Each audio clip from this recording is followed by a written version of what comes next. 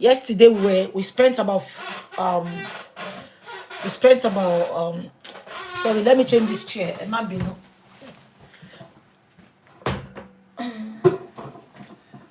Sorry. Yeah. Yeah. Welcome everyone. Happy Sunday. Welcome on board. Good afternoon, good morning, good evening.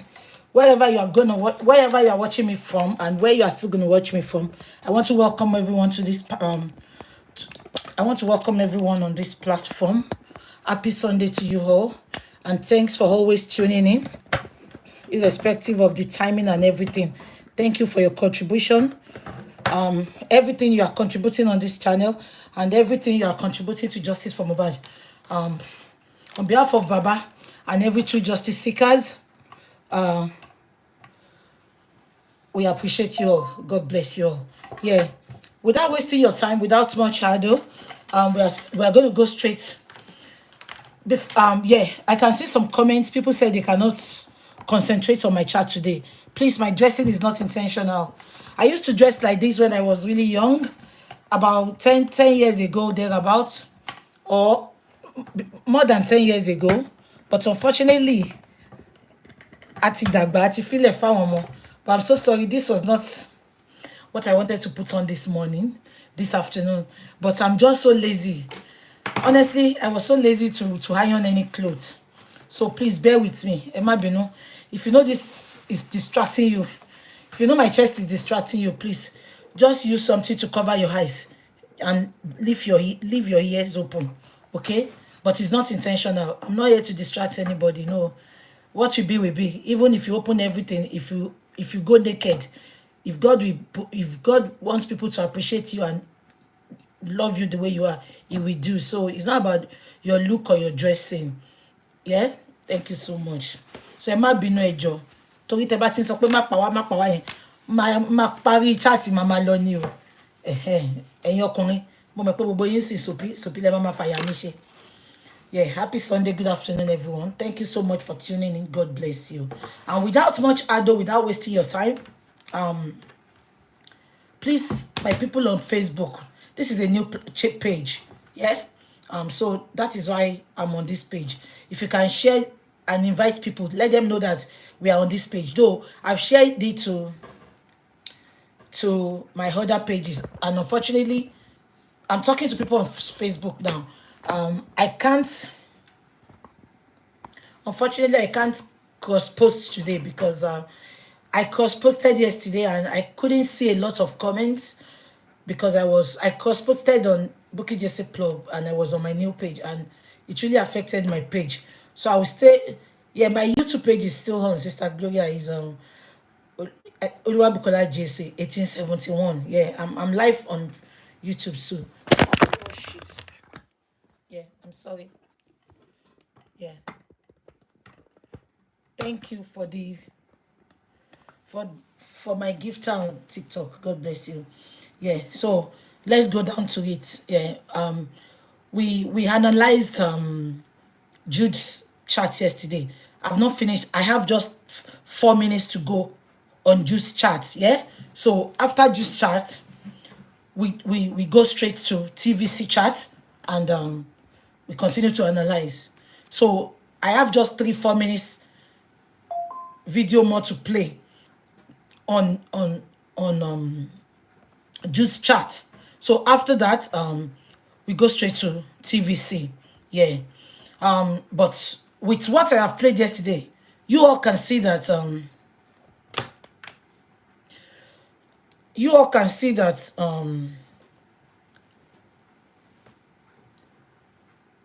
Ashana had been exposed.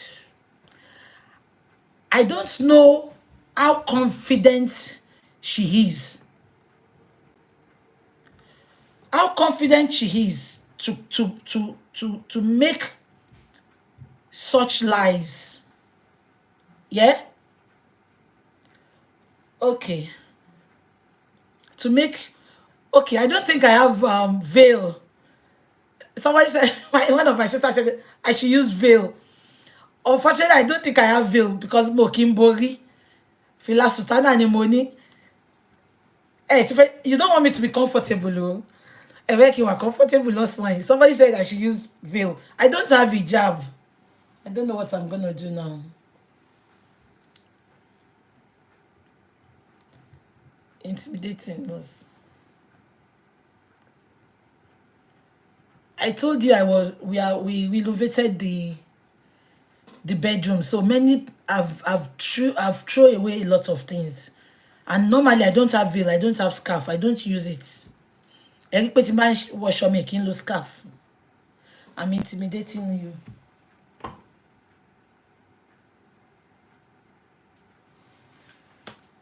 Kill a machine say.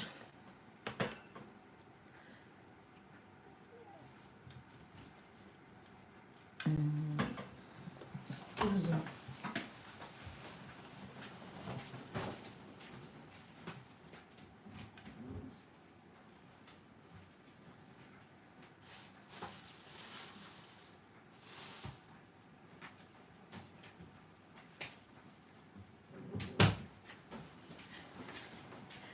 Misha dele data we obuga. Eh? Wear t-shirts. Me, I can't go upstairs. So. Eh? But, okay. Don't worry. Mando. Shut it down.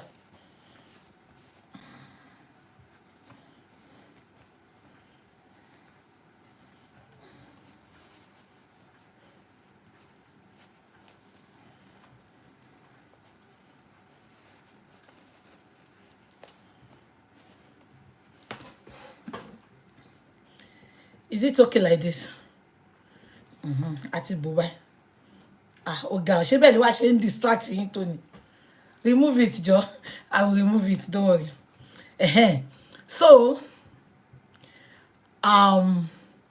so what happened was, yeah. So we are gonna go there now. She continue saying. So let's play the video now. Yeah. That is Jude's video. Yeah, the last part of Jude's video. And I have some things. I want to address Jude more before we go into TVC chat. Yeah? So please, bear with me. It's just 4 minutes video from Jude. Then we go to... If you love coffee. Emma Beno. Yeah. So we're going to Jude's thing. Yeah? Yeah. Yeah. I want you all to listen to it. Oh, man, you know. But no. This is the... Yeah. Yeah. Listen to her. Then I will tell you all. Yeah. And Nehemiah and his crew made life unbearable for your husband. They cannot deny that fact. That one thing they can... Up to this moment, nothing was done to it. Right. You know, the fact that... You're talking about the whole Nehemiah. Yes. The fact that, like, the bullying part, you know, the bullying part is part of the reason why the whole world came out for justice. Yeah. Can you hear this manipulated nitwit? She said, and I quote, the bullying part is the reason the whole world came out for justice. Unfortunately, Ashana, can you imagine? So can you say this has been strategized? She said, and I quote, she said the bullying part is the reason the whole world is ridiculous. Yeah, just let me leave it. It's not giving. If you can't watch me now, watch me later, please. Yeah, don't worry.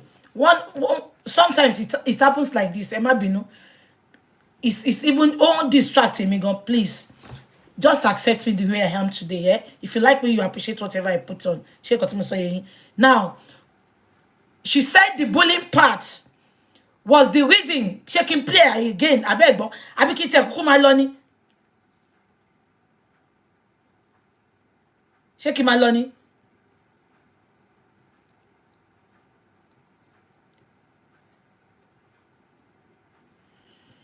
What I listen leni you. She ka ba lo kin wa ni ola. Because so that be I don't have a veil. If I have veil, I will put it. Yeah? I don't want to put this. is napkin. Yeah, I will not read. Let's read. Let's listen again, please. Yeah. Oh yeah, Emma You know, and the story would not be interesting if, at the end of the day, there was no justice for his father. You know, the fact that he was bullied, by his oppressors, that alone is another thing that is outside. And up to this moment, nothing was done to it. You know, the fact that... Excuse me. She said the fact she was bullied and nothing was done to it. Please, we want to ask Ashana. All this while Mohbad was bullied before he died, what was your contribution? What did you do to his bullying? Instead of you looking after him while he was bullied or reported the incident to the police, what did you do? You kept mute. Instead of you staying with him to report the bullying, rather you went on the streets of Lekki, on the streets of Ikorodu, on the streets of where you sold shawarma. You started cross-fucking, you started dating, you started sleeping around. And you are talking about bullying. Are you a wife or a knife? Look at this lady. I'm always telling you that Mohbad's death has been orchestrated. It has been pre-planned. Because at the end of the day, they said a boy died. From the 30 minutes video we have been watching, listening to the interview, there is no way you have accepted that. There is no way you have accepted that you did something wrong. In all the interviews we have been listening to, both from Iya Mohbad and Baba Mohbad, they stated, and I quote, and even Mohbad's friends, they said from Monday till Sunday, you are always fighting Mohbad. The relationship was toxic. You are always breaking bottles, cursing him, blackmailing him that you will finish him the way Little Cash life was finished. And you are here sitting down, lying that the fact that he was bullied and nobody did nothing about it. What do you want us to do? You started the bullying yourself. You sold Mohbad out to the enemies. You opened the door for the enemies outside, Ashana. You bullied him from morning till night. You will bite him. You will curse him. You bullied him financially. A 26-year-old boy has no account. And you are sitting there telling me they bullied him. Bully wolo jupe. Come bully him financially. He can't give direct money to his parents, to his friends, people in need that are around him. He has to go through your account. Make it make sense, Ashana. Evil witch. You're talking about the whole Naira Marley thing. Yes. The fact that, the bullying part, the bullying part is part of the reason why the whole world came out for justice. Yeah. Now, let me quickly say this. She said the bullying part was the reason the whole world came out for justice. Unfortunately, you got it wrong, Ashana. The reason the whole world came out was because Iyabo Ojo, your director, your scriptwriter, make the world to believe that Naira Marley by Mohbad. Not knowing that Iyabo wanted to use you to fight Naira Marley. Am I communicating? Now let me analyze it for you. We all heard Ashana yesterday when she stated that it was the injection the nurse gave. It was the injection the nurse gave Mohbad that led to his spine. Please, can you confirm if that's true? Can you confirm, please? Am I communicating? Yeah? Are we on the same page? She stated yesterday that Mohbad died due to the injection she got.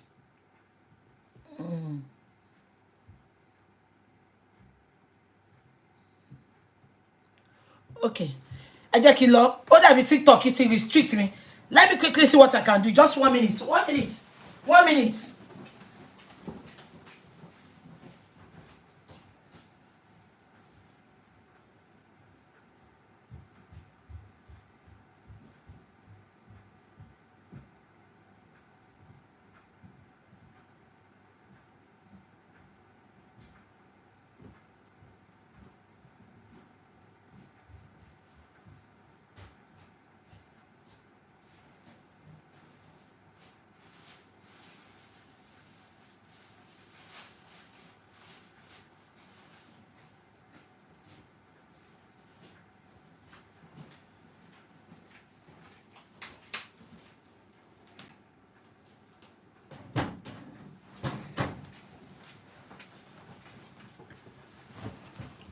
Motiri scarf.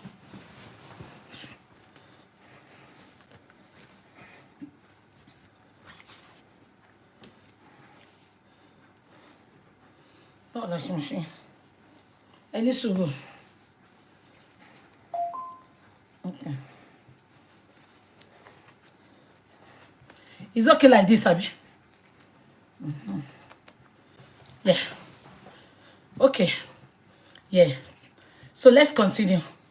Now, you all remembered Ashana said in an interview with Jude yesterday, she stated, and I quote, she said, Mohbad died due to the injection he was given. Yeah? She said about 3 things. She said Mohbad died due to the poison Adura cooked Indomie for Mohbad. Yeah? She said Mohbad died due to the wound he sustained when they went to Ikorodu for the gig. Am I communicating? Now, where I had a problem is when Iyabo and Tonto Dike, when they went to Ashana, Wumi, what was the story Ashana narrated to them? Please, we need to know this. This is really, really important. What they went to Ashana, isn't it? They went to Wumi. They went to her to support her because she lost her husband. Yeah? Now, this is my question. Was it Ashana that told them that it was due to bullying Mohbad by Naira Marley that led to his spy? Or she told them all this and they planned to put the killing of Mohbad on Naira Marley? We need to know that. Or else, the way Iyabo Ojo came out to say, cancel Naira Marley, that is the way we are going to be saying, cancel Iyabo Ojo, cancel Iyabo Ojo. She's a parasite to the public. She's a disaster to the public. She's a COVID-19 to the public. Because if you have a personal vendetta with somebody, you have to sort it out. You don't have to use that to come and destroy somebody's life. Am I communicating? Now, if this was the story, I don't believe this story anyway, Ashana's story. But if this was the story Ashana told the Iyabo Ojo, and the Iyabo Ojo came out to manipulate the public, her character is supposed to be questioned. I am not surprised anyway. That is what she does. We all could hear her in the public space on a live TV. She said, and I quote, she said, if I don't like you, I will bully you. That was what she did. Don't get me wrong. I'm not saying Naira Marley is innocent. But I have not seen where they gave me a picture of Naira Marley bullying him. Am I communicating? That is number one. If Ashana said Naira Marley bullied him, before Mohbad got to Naira Marley's place, the bullying had started when they got married. Iya Mohbad said it. I have everything here on the record. She said it on Punch, to the extent that she had to curse Ashana in one of... I'm going to play the video. She said she prayed that Papa Lolo, nothing will happen to Papa Lolo. But Ashana, the type of woman Ashana is to her son, that is the type of woman Papa Lolo is going to marry. Iya Mohbad said it, and I am going to play it for us to listen to. But that is not the bone of contention. My question now is, why did Iyabo Ojo distracted the public, lied to the public, and said, cancel Naira Marley for what she had no evidence, for what she had no tangible reason to come out with that? Am I communicating? Now, what I'm now saying is that, and after a while, we all now remembered out of how she was talking. She stated, and I said, she said, Naira Marley, you that I've been looking for since all these dates. You used to give my children drugs. You used to send them on errands with drugs. Iyabo Ojo said it. Yeah? Iyabo Ojo said it. So why will she say it? Now, since Ashana had made that big revelation that it was an injection that killed Mohbad, we have not seen Iyabo Ojo come out to talk. We have not seen all these fake activists. We have not seen all these fake celebrities that has come out to talk about it, to question Iyabo Ojo for distracting, for lying to the public. Yeah? For lying to the public to make us to believe that it was Naira Marley that planned what killed Mohbad. Let's continue. Yeah. And up to this point, the police actually promised us that they were going to, that they will be brought to book and all of that. But up to this point, nothing was done. Do you understand? Look at this idiot. She said the police promised them that the people that is storing online, please, I need some people to be blocked on this TikTok. Their comment is irritating me. I can tolerate it sometimes, but I don't want to see many people on this platform. Toyin, if you're online, please. Is Ish online? Senator Ish, if you're online, please send a request. Let me add you as my Ish, send a request. Ish. I can't see his request.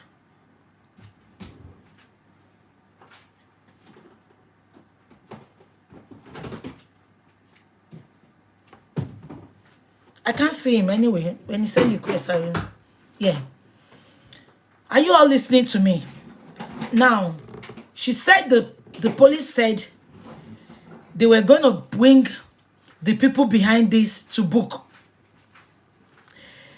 The police refused to do their job.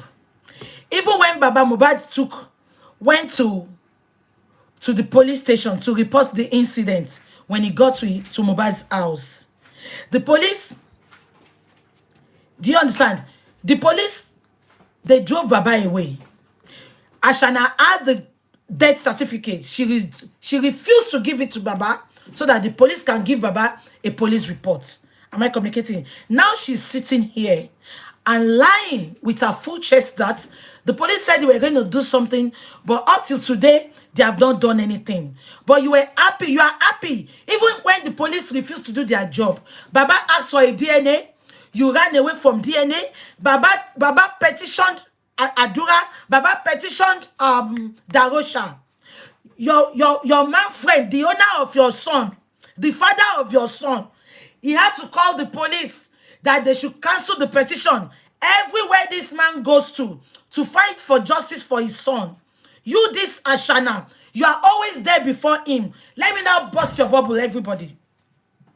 Let me tell you one big secret tonight. You know the telecommunication, Nigeria telecommunication, yeah? Where all the call recording is stored, yeah? I had an opportunity to speak with somebody there, yeah? I had an opportunity to speak with somebody there. Genuine person, I can tell you that. You know, I will not come here to lie to you. Now, the person came back to me and said, he said, BJ, I am not going to lie to you. On that computer, they have put a restriction that nobody should give anything, call recording, to anybody relating to justice for Mohbad. I just don't want to bring this evidence out because it's going to affect the person's job. The person might even lose his life. You know how Nigeria is. But I am telling you this authoritatively. They said, the guy said, even if you give me 10 million, I cannot bring it out. Because immediately I bring anything out there, they will know that, it has been computerized. They will know who log in to, they have to log in with their own password and everything. Am I communicating? Kelly, these people, they are bent on us not getting justice. But if truly we serve a living God, Baba Mohbad will get that justice. Am I communicating? Do you understand what I'm saying? And what people, they went to the extent that more money on it, telecommunication company in Nigeria. Yeah? Baba went to the telecommunication company. Sorry, not Baba. I spoke with the person. The person told me that even if I give him 10 million, nobody can do anything. Now, unless we have a court order, which San Wahab is going to request for that, every of Mohbad's call log is going to come out. Every of, Ashana is giving us time. So, despite the fact that all the time she's giving us is not correlating, is not corresponding. Yeah? She gave us time in that interview. So, we are going to check the time. Check the time Mohbad did this, Mohbad did that in this time. We are going to check everything. But I am telling you now, yeah, court order will counter it. I know that. I'm just telling you. I am just telling you the extent these people had gone. So with this girl sitting here and lying to Jude and pretending she wants justice, they have blocked everywhere. But I know with God behind us, and with God supporting Mr. Wahab, we will get that justice. No, please don't tell me less information. What is information in that I'm telling you? She information on the most of it. Even if I don't say they are gonna get it through the court, Wahab knows what he will do. Wahab is not a baby lawyer. So that's what I'm telling you. Any baby lawyer you are employing, you are just wasting your time. No baby lawyer will bring justice for you. Let me be honest with you all now. So we thank God we stand with San Wahab, and we thank God we have eradicated Olori Buku Eniyan Soro. Yeah? I'm just telling you this. So stop saying information, because Mama irritating you on here. What is information about that? I'm just referencing this for you to see how far these people had gone with Ashana. Am I communicating? Now let's continue. So you agree that whole bullying is part of what led to the death? You don't have to kill somebody with sword before killing them. I'm not gonna lie to you. They cannot deny the fact that they made life so unbearable for my husband. And she said Naira Marley and Sam Larry. No, she said they cannot deny the fact that they made life unbearable for Mohbad. Now I want to ask a question. We all saw where they tricked Mohbad to a place. You all remembered. And Mohbad was trying to escape, and he was saying, Ashana is with them. Ashana is with them. Look, Ashana is with them. Can you all remember? Can you all remember? Yeah? Now, she is saying that even if Mohbad was not killed physically, the bully did most of it. But we saw one of the videos where you were there that Mohbad was saying, Ashana is with them. Ashana is there. Let's go, Ashana is there. Abi, we saw everything that came online. So, Cynthia, no one beg, God bless you. So, what is she trying now to say? This is what the public made her to understand. This is the lies she went to Gistova to tell. And they cooked everything up to give to the public. But with the intelligent public, we refuse to buy those nonsense. Let's continue. Screw made life unbearable for you. They cannot deny that fact. That one thing they cannot deny. You know, a lot of people might be everywhere to support them in bashing me, so that I wouldn't talk the bullying aspects. But the few ones that are online cannot be erased. And Liam will go up to say all of those things. And I just pray that boy will not grow up to be traumatized. Because imagine seeing... Ẹgbọ́n nǹkan tó sọ. Òun gbàdúrà pé that boy will not grow up to traumatize. Ṣọmọ tó ti ń dúó ẹ lójú ẹ. Ọmọ tó ti ń kọwọ́ bò ẹ ń dì lójú ẹ. Make it make sense. The boy will not be traumatized if only the boy saw the battle you fought to get justice for his father. If Mohbad is his father, which is not. That is why you can't be bothered. That is why you are not concerned. Because you know that is not his father. Because if truly Mohbad is his father, you will fight with your last breath to get justice for Mohbad. Am I lying? If truly, because you are always saying, Papa Lolo, you pray Papa Lolo will not see everything online. It is permanent online. Yeah? She's referring to Papa Lolo. Yeah? But what I'm saying is, the only way Papa Lolo will not be traumatized is when Papa Lolo go up And if truthfully Papa Lolo is the father, which is not, come we bossy me leti ba ipon ma pa mi se, èmi a ma sọ fún yín ní gbagba ìgbà pé Mohbad kọ́ ló ní Papa Lolo. Papa Lolo will only be traumatized if she asks, when you are telling her the story, the story later, and you will say, Mommy, with all this that happened, how did you manage to get justice for my father? What are you going to say? I cursed your grandfather. I never supported justice. I insulted people supporting justice. What are you going to say? Are you this daft at 20-something? You got to carry massive money, can't do it, go cross fork. Every other thing, go kailara. Am I communicating? Amaso amadaru ko momo. Jojo fiyen sile. Ta ba ro mo ri aro mo leyin adìẹ. Ta ba ro mo ri aro mo blessing bimo.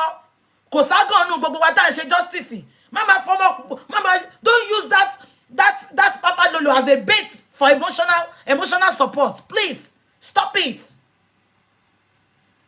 Oshiwoni gan. Oshiwoni. Billionaire tó bímọ Nàìjíríà gan wọ́n fi ni wá lára. Èwo ló ṣìwèrè. Ibo lọmọ ele tí ń bọ̀ tẹ́tí ẹ jẹ́ ká gbádùn. Oh, àtìkàtẹ̀ tó sọ before 2 words. Papa Lolo. Ọmọ tarúgbó ti kékeré yẹ. Ẹ jẹ́ ká máa play lọ.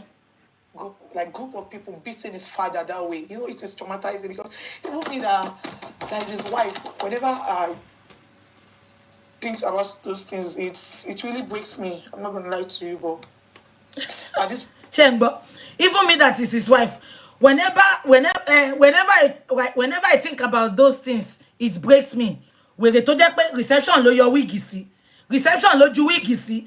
Ó wá mú kọ́kọ́ shoot tó wọ̀. Ó change sí slippers ìyá Mohbad. Àwa ló fẹ́ máa deceive. We have passed all this. We are not stupid like your followers, your supporters. Let's continue. At this point, I'm fighting for my life and the life of my child. So, and his father is not even like his father has been on. Can you hear that? I am fighting for myself, my son, and myself. Did you hear her mention Mohbad? I am fighting for my son and myself. Did you hear her mention Mohbad? Can you see she doesn't care? If Mohbad was truly the father of that child, will she make that such utterance? No, for me. Will she make that such utterance? You claim now that they bullied him to death. You claim that the nurse gave him injection to death. And you are now making the same statement that, as I am now, I'm only fighting for my son and myself. Oh my God. Look at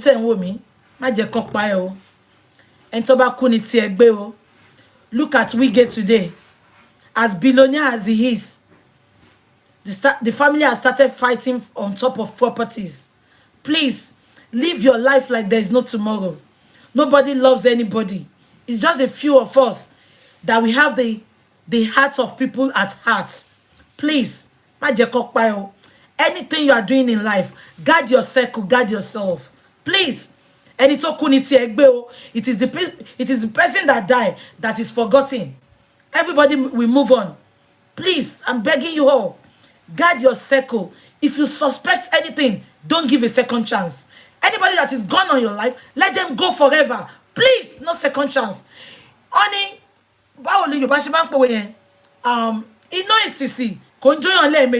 two lights does not hurt in 2 times. I don't give second chance, honestly. Especially when you are bad and wicked to me. If they don't have their chance the first time, the second time they are coming to finish you, to eradicate you. They can never love you. They can never like you. I'm telling you this now. I've always tell you, Mohbad's story is just a story for us to learn. Yeah? It's just an eye-opener for everybody. Never give anybody second chance. Especially when the person is so wicked to you. Very, very wicked. Because there's an adage that says, once beaten, twice shy. A wicked person will always be a wicked person. Don't let them tell you it is Satan's work. Èṣù ni. There's nothing like Èṣù. On enter konika to shekani. Ika won sheni. For my English speaking people, somebody who teach wickedness and the person brought out that plan. That person is just a wicked person. Enter konika to shekani. Ika won sheni. Am I communicating? Look at this girl. She said, all I'm fighting for is my son and myself. Let her make it make sense. And at the end of the day, you'll be saying, husband of my youth, husband of my youth, husband of my youth. Yeah? Let's continue. Amalia side, like he has been talking, he has been speaking for them. Thank you, sis. He has been trying to save them. Why do you think he's doing that? So who am I? I don't know. For any reason best known to him, I don't know. I really do not know. I really do not know. So Essentially, you're saying that the justice for Mohbad hasn't been gotten. up to this moment. And the justice for Mohbad that the father and is asking for is not the same justice for Mohbad that the public is asking. It is not. Yeah. And you're essentially fighting on two fronts. Yeah. You're fighting for justice for your husband. Yeah. Again, and then you're having the people who are supporting his oppressors, as we call them, attacking you. Yeah. And you're also being attacked. Sorry. Yeah, Moyo is hovering. Moyo is hovering, please. Sorry.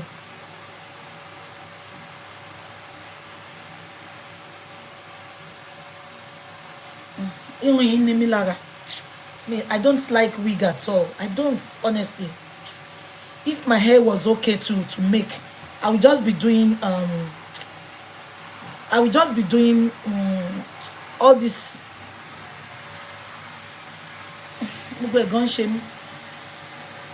Yeah, please, 1 minute. She's hovering, so that's why. Emma Bino. Oh, hovering, please. I don't know. Somebody said, why is Moyo always distracting us? I don't know. Biyo wun lawon wun mi ran sí mi.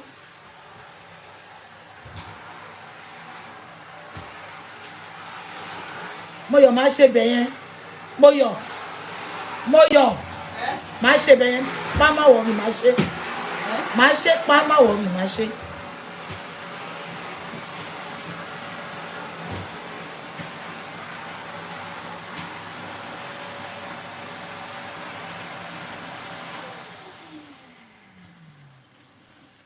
Yeah.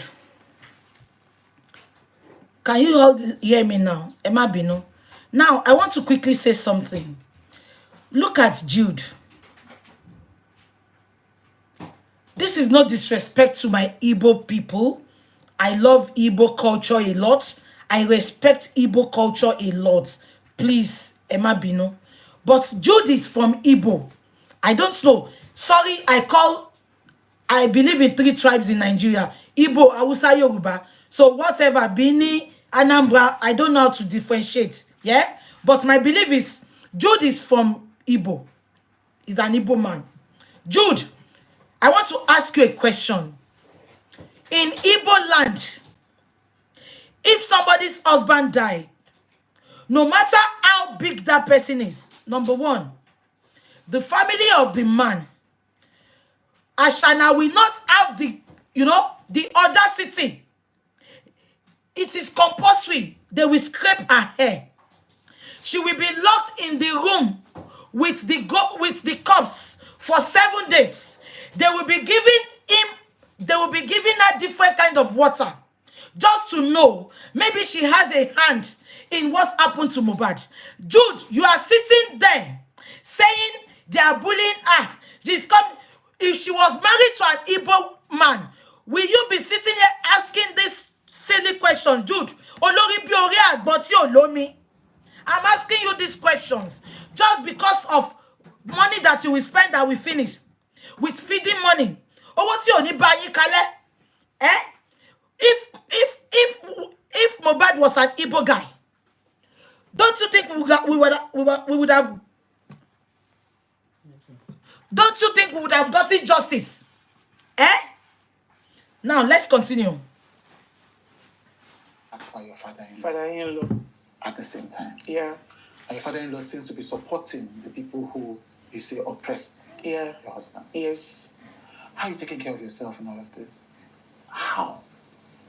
Is it like you mean financially? Yes, financially, emotionally. What is your support system? How are you taking care of yourself?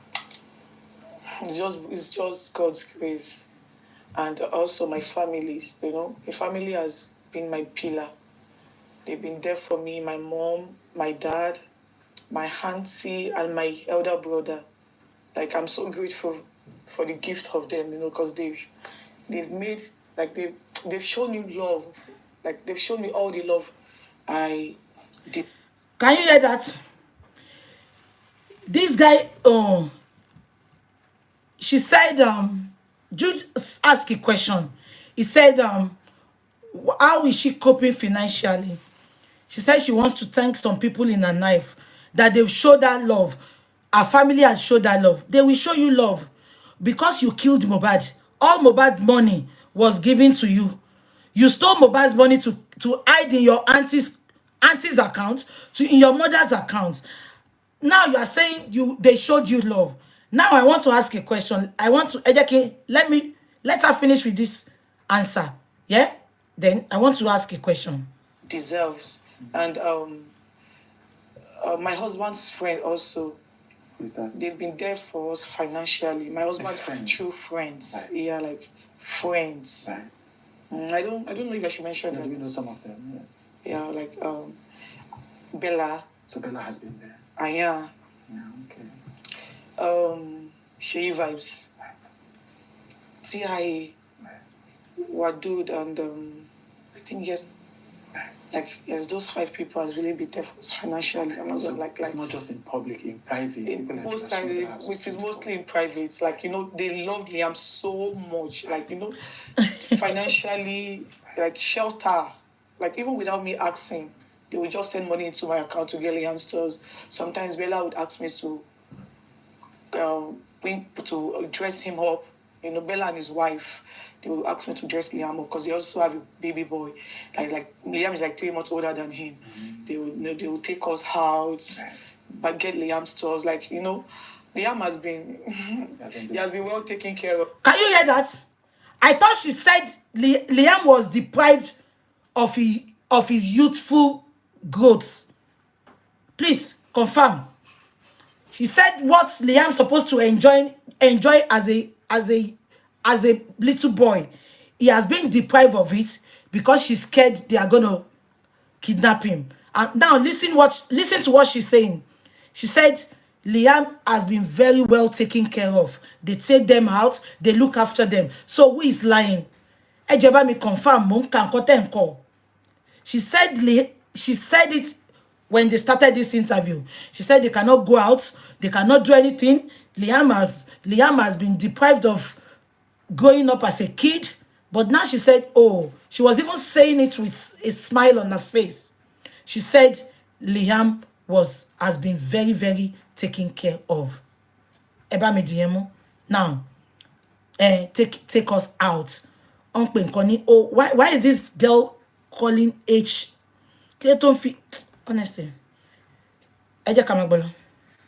Care of by them. Like, I'm blessed to have them. Now, the interview had finished. They said, who has been supporting you financially, morally? She said, can I mention names? Yabojo. I know after this chat, she will probably come to you or you will go to her just to prove a fake point, as we always know you to be. Yabojo. She didn't mention your name. Kilo Shele. Queen Madam Olosho. She didn't mention your name. I thought you should be on the #1 list. With the way you took bullet for this girl. With the way you took bullet for this girl. Baba Mohbad, wherever you are, God bless you. Baba, we particularly say, Gbogbo yi. Iyabo Ojo.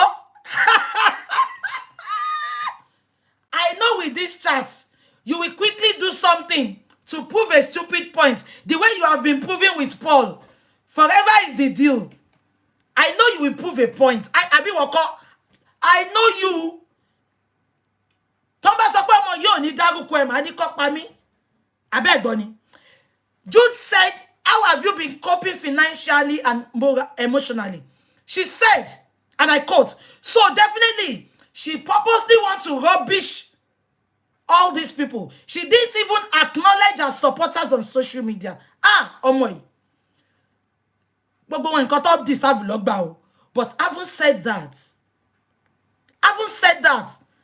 ẹni tó jẹ́ Ashana, you are evil. Ẹni tó ṣiṣẹ́ ọjọ́ kan fún ẹ tó fi support ẹ, you should appreciate them. Look at these people. Are bloggers on social media. You don't have to mention him, but she purposely said it. She doesn't want to, put everybody. She doesn't want all of them to feel she acknowledged them. Jude said, and I quote, Jude said, how have you been? 1 minute. Jude said, how have you been coping? She said, can I mention names?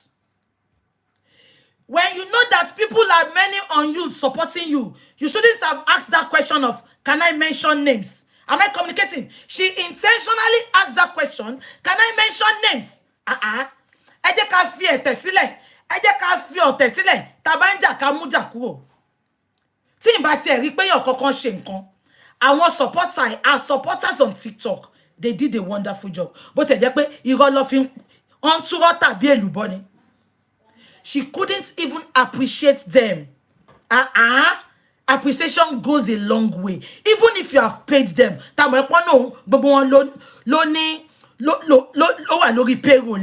Even if you are paying them.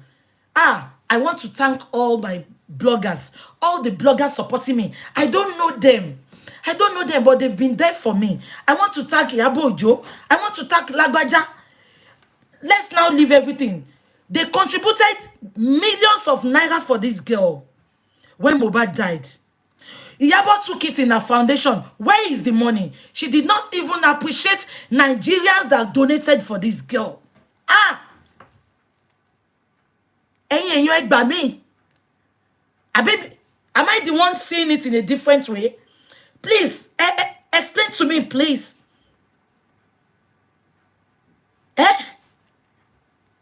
Iyabo is always coming out. Iyabo made us to understand that she's not doing any DNA. Baba have to pay for 3 DNA. I can't attack her. She's like my child. Iyabo.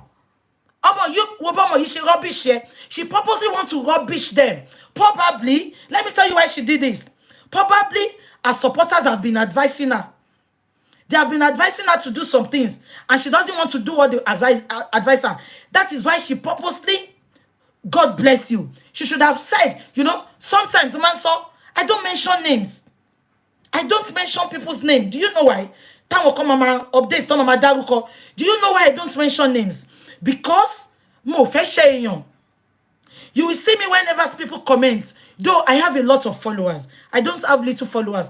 But when you see people comment on my pictures, on my chats, I appreciate you all generally. Because if I should start replying people under their posts, I will not remember everybody. Mo de ma share àwọn kan.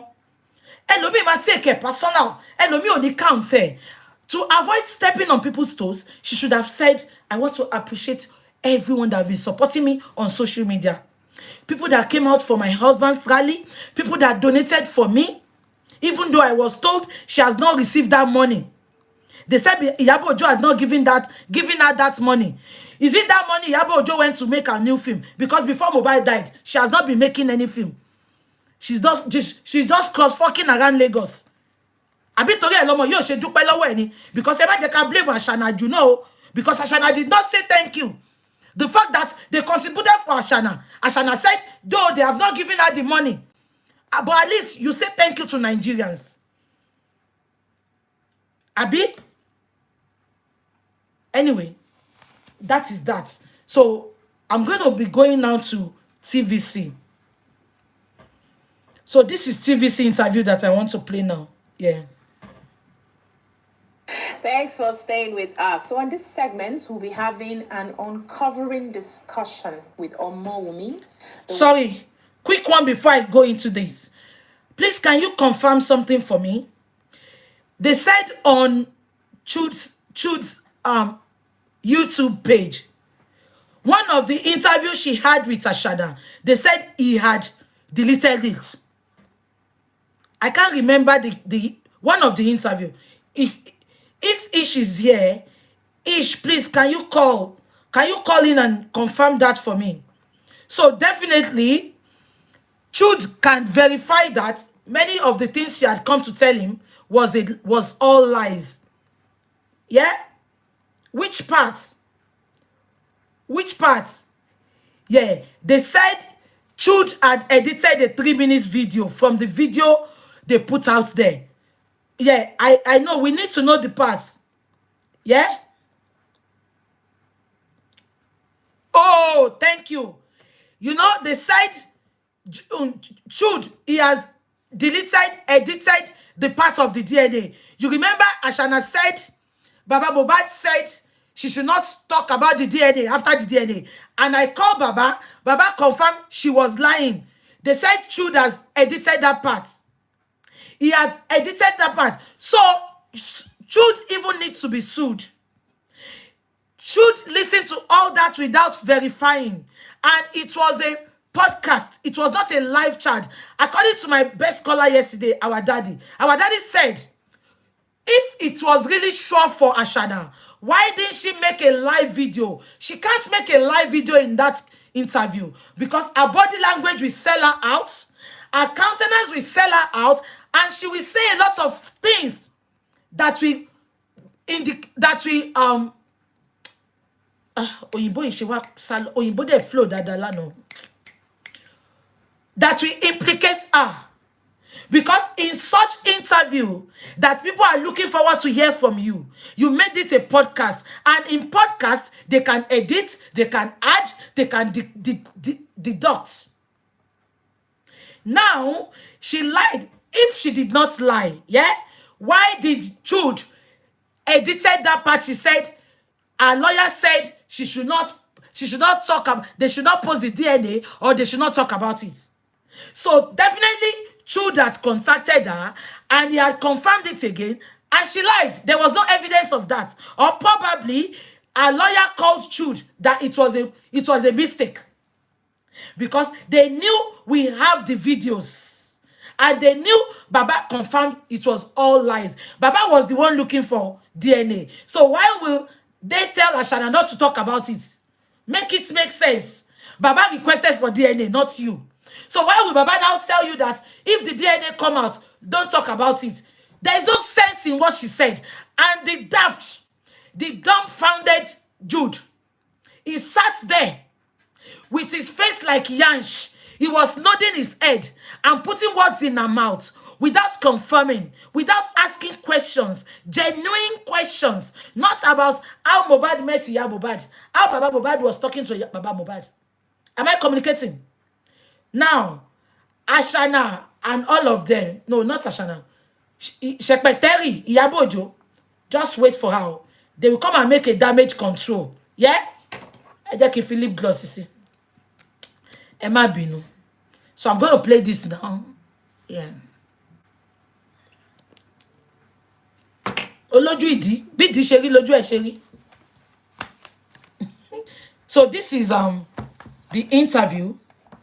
Let me play it. Justice for lip gloss. The wife of late music sensation Ilerioluwa Aloba, popularly known as Mohbad. She'll be letting us into her world. She'll be unearthing everything she knows about the highly controversial death of her husband and how she's grappling with life 18 months after. Welcome to the show, darling. Yes. Now, the views and opinions expressed in this live broadcast are those of the participants and do not necessarily reflect the editorial policy of TVC News or TVC Communications. We just had to put that out there. So welcome. Thank Welcome. you. My very first question is, how have you been? How are you doing? And how has it been so far? Yeah, glory be to God, because, it's been God's good that kept me to this moment. So I would just say it's God. It's just God's grace. Okay. Yeah. Okay. And also the genuine people around me. Okay. Yeah. They've been supportive. Yeah, they've been supportive. So give us a... Can you all see that she's stretching that word? Genuine people. Is Shekpeteri not genuine? Is Eledi Olabanji not genuine? Are her supporters on TikTok, are they not genuine? Why is she emphasizing on genuineness of the people around her? Genuine people. I can't blame this girl because all of them are on a payroll. Payroll. She was paying them. I think that is why she refused to mention their names. And look at how she's saying it. Genuine people.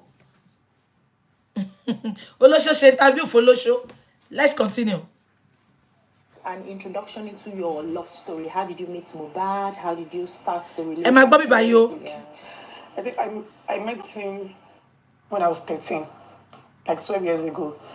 It was a to-go store. I don't know if you know to-go.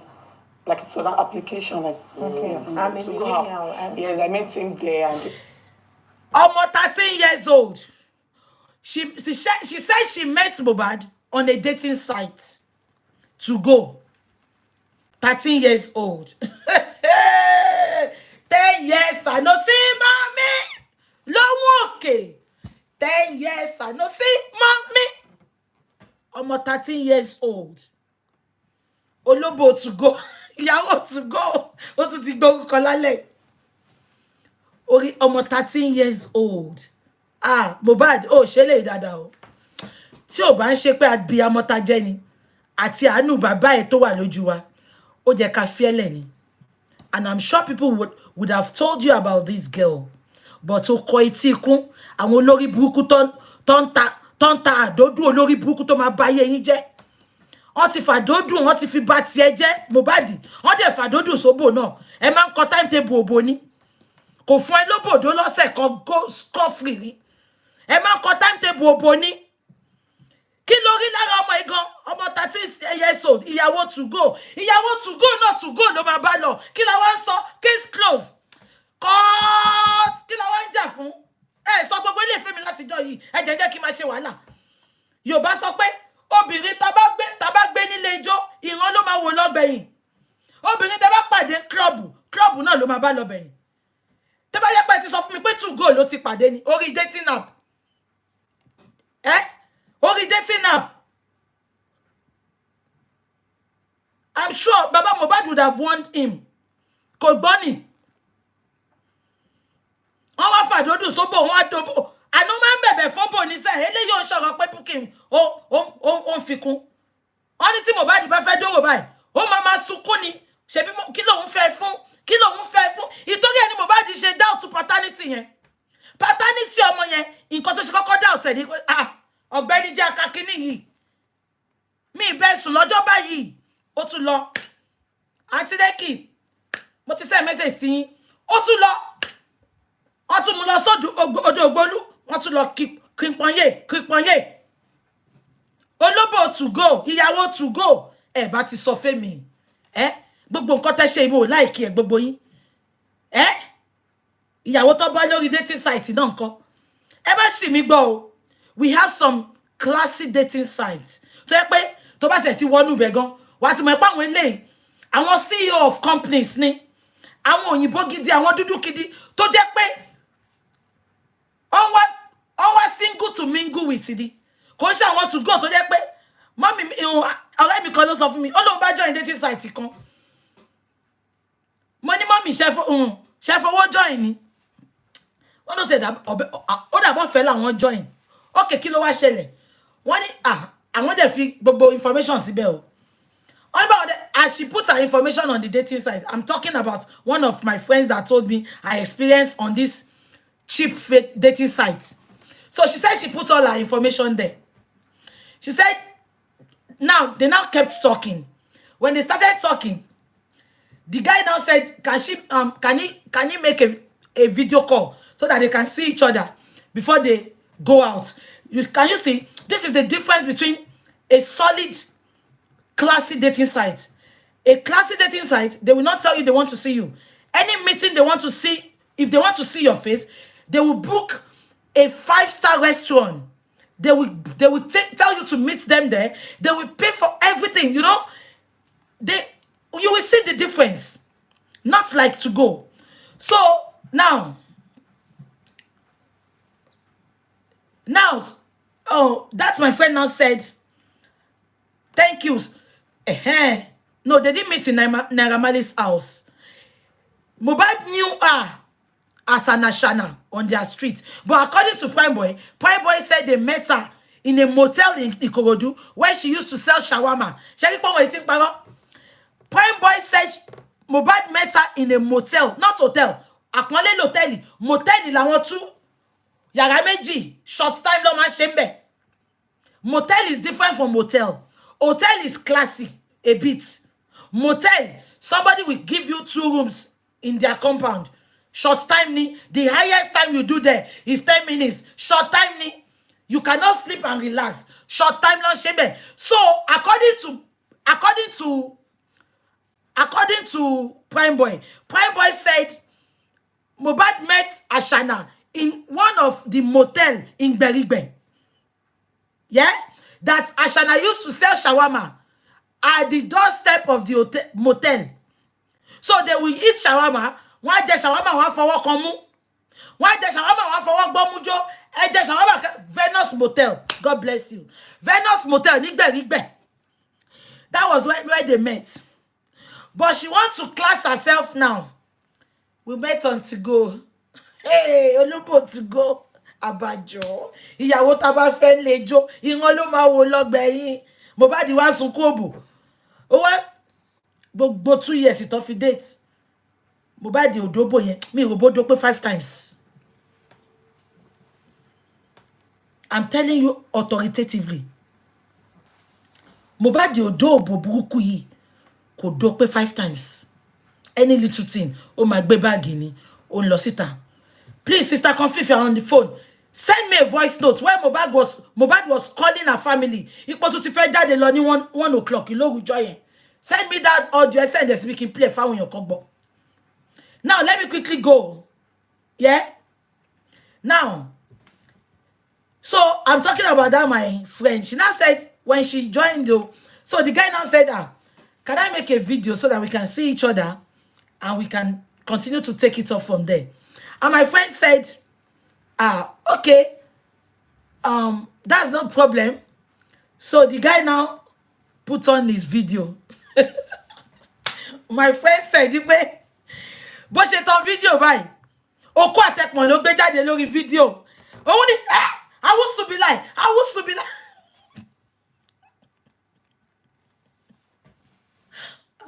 Ọlọ́run. Wèrè pọ̀ lórí íńtánẹ́ẹ̀tì o. Ọlọ́run. Ó ní káwọn ṣe fídíò káwọn lè ríra wọn, káwọn appreciate àwọn. Kò sọ pé kí tún jáyé sí, kò ń ṣe dúdú o, òyìnbó ni o. Òyìnbó ló hùwà burúkú yìí o. Ó ní bó ṣe fídíò báyìí, ojú ẹ̀ ló ń retí. Ló gbẹ́pọ̀n àtòkó yìí síta bó tẹ̀ yẹ pé okó bàbá jẹ́gẹ́jẹ́gẹ́ ni. Ẹ jẹ́ ká máa gbọ́ lọ. Yeah, ẹ jẹ́ ká máa gbọ́ lọ. And we became friends. I used to be a rapper. And he sings too. Ẹ gbà mí. Ẹ wo bó ṣe. Does Ashana think what she's saying is truth? Now, listen, can you hear? Ashana said, I used to be a rapper, and you know she sings too. But she showed you any. I used to be a rapper, and you know he sings too. When Mohbad started singing, we all saw Mohbad's picture from when he was singing, when he was nobody, when he was with his dad. Am I communicating? You said you have been a rapper. Ashana, give us freestyle. They're supposed to ask her, can we hear some freestyle as a rapper? You said you are a rapper. We have been seeing Mohbad's video when he started singing. Ashana, we have not seen one video of you being a rapper, of you holding a microphone. Eh? Ashana, with this your Igbo voice. With this your Igbo voice. Eh? Ashana. What? Hey, okay, I got it. Shawarma rapper. She raps shawarma. I got it. I used to know. She meant she raps because she said, I used to be a rapper. And you know he sings. You know this girl? She's living in the world of fantasy. She just wants to put herself and her son to us to accept it by fire, by force. You know what's never happened in her life? She's just living in a lying world. How come you call yourself a rapper? In Koto Je? In Koto Je? Shawarma rapper. Okay, Mohbad told us his story. We saw Mohbad when he was young, when he was singing. Ashana, I challenge you to give us one picture that you were rapping. And look at this dumb skull sitting with her. They couldn't even ask her to give them freestyle. Abi, rap Asha le fún one freestyle.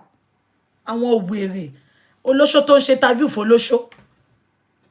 We got serious, like we started as friends. And, the relationship was... You were never friends. Now, let me tell you. Mohbad used to see this girl on their street. She's one of those girls on the street that, when girls that, I won't call them sugar daddy. You know those married men on the street? They will take her, go to that Venus motel. One shaje. So, Mohbad man fojú òkè wọ́n gbà yẹn pé, ọmọ yìí, àwọn ẹgbẹ́ bàbá òun ló ń tẹ̀lé big girl. Let me put it like that, yeah. She's a, God bless you. She used to be a cheerful giver on their street. Yeah? So Mohbad used to see her. Ṣé kí Mohbad gan, ó dàbí bí yédì ló di ni kò yé mi. Nǹkan àlejò gbogbo àdúgbò. Nǹkan àlejò àwọn ọkọ ìyá oní pepper soup nígbẹ̀rígbẹ̀. Òun ni wọ́n dẹ̀ tún fi òpó fẹ́fẹ́. It's so unfortunate. Ẹ̀yin ọmọ yìí tó bá ń bá yín sọ̀rọ̀ kẹ́ máa gbọ́. Honestly. Yeah, I'm not calling that big girl. I mean, big girl fún Mohbad mo ń sọ. Now she said they were friends. Let me explain it to you. Let me elaborate it more for you. Mohbad knew this girl, and Mohbad was wishing he wants to date her. This girl is always condemning Mohbad, cursing her, until when Mohbad won his first prize. You remember that competition he went to? You remember the money he realized from there, he gave it to his father because he said his father was the one that was there for him. Sheroti, even the organizer of that concert, then he spoke well about Baba Mohbad. He said Baba Mohbad has always been there for his son. That even during that concert, Baba brought Mohbad there. Mohbad was so little. Yeah? Immediately this girl saw that Mohbad won that concert. She moved close to Mohbad. She besuma. She carried it to Mohbad. Are you connecting the dots? Now she said they used to be friends. They were never friends. They were never friends. Let's continue. It was just based on friendship from the beginning because I was little and he was 15 then, I was 13. So, and, You were little, but what's in the banana? I want egbe Baba Mohbad. You were little. You were to egbe. I like that Mohbad fẹ́ tẹ́ kọ́kọ́ máa ṣe nǹkan tẹ́ fẹ́ ṣe. Ìgò kókì lọ́kì bọ̀dí ẹ̀. Ó wọlé sọ̀rọ̀ ni kò tiẹ̀ kò há rárá. Ìgò kókì lọ́nà kọ́kọ́ kì bọ̀dí ẹ̀ pé because ó máa sọ pé ọmọ kékeré lòun o, ọmọ kékeré lòun o, ìyá Túndé lòun jáde o, ìyá Túndé lòun jáde o. Mohbad bá dẹ̀ ọmọ yìí o jẹ́ kí ó ní bó ṣe máa ń try ẹ̀ láti mọ̀ bíyá wọ́n ti súnmọ́ àbọ̀n ti súnmọ́. Wọ́n ní ìgò kókì tí Mohbad kì bọ̀ báyìí. Ó dàbí pé ìfàmì jábọ́ sí kànga ni. Abegbo, you know I was little. I was 13. So ọmọ 13 tó jẹ́ pé gbogbo àwọn bọ̀dá àdúgbò, àwọn bọ̀dá ṣẹ̀fẹ̀, gbogbo àwọn ọkọ ìyá oní pepper soup ládùúgbò, ọkọ ìyá ológì, ọkọ ìyá oní túwó, gbogbo wọn ló ti dótọ́ ládùúgbò. Ìwọ sọ pé I was little. Ṣàkíyèsí ẹ̀ máa ń ṣe bí okay sis, I'll check it. Ẹ jẹ́ ká máa gbọ́ lọ. still goes on. told me he likes me and, you know. Ah, Just, oh my more heart. Erin got to shame me. He told me he likes me. Ọlọ́run sọ̀kalẹ̀ kó wá payé rẹ̀. Ṣé ti wo fídíò tí mo wo ìṣá? Ṣé rí bó ṣe ṣe ṣá? You know, this girl. Tẹ́ bá rí ejò. Tẹ́ bá rí ọmọ yìí. Ó jẹ́ kẹ́ pa ọmọ yìí kẹ́ tó pa ejò. Àbí ẹ̀gbọ́n kan tó ń sọ. Ẹ rí bó ṣe ń act. Mo wá rí àwọn ọmọ kékèké, àwọn ọmọ tó yìí fi pátá super tej, tó yìí fi ti táyà lórí Instagram. Mi sọ àwọn olóríire followers tèmi o. Ìgbà tó ń show video yìí lórí Instagram. Àwọn ọmọ yẹn wá ń comment. Oh, you will know she's still in love with Mohbad. That is why she gave us that act. You know, I was little. Olóṣì ọmọ pokodo of federation olóṣì onífẹ́ Mohbad ó dẹ̀ fòbòdún for good 2 years òbò tó jẹ́ kó máa dó wàá gbé lọ Lẹ́kí wàá gbé lọ Kàtẹ́ wàá gbé lọ Onírù wàá gbé lọ Bábìṣì wàá gbé lọ Lẹ́kọ̀ọ́. just continue our relationship till we became married and God blessed us with a baby boy. Okay, let me add to that question. There were also allegations of maybe you stepped out during the course of the relationship and the marriage. Stepping out meaning you had somebody else by the side. Who is that? Yeah, that was true. Oh. Yeah, yes. No, it was a baby relationship. Like, I think we started off with... Mo like girl yi. E wo question to throw sí yẹn. Only there was an allegation almost 13 years old that during the relationship with Mohbad, you stepped out of the relationship. Only, I mean, you dated another person. She couldn't lie. She said, it was true. The relationship was a baby relationship. At 13 years old. 13 years old. Relationship officially when I was 17. Okay. Then I was in the university. And then it was in, what is it called? It was in Oshun while I was in Djibouti. So our relationship was not really stable, you understand? But as time goes on, I think we got really serious 2018. So from 2018 till 2023. There was no stepping out during that period. You were serious with Yes, we were serious. So, ladies, okay, so we say really very young and old, and you know, since this issue started, how have you been able to cope with your in-laws? What have the issues between you and your in-laws? What can you say? How has it been?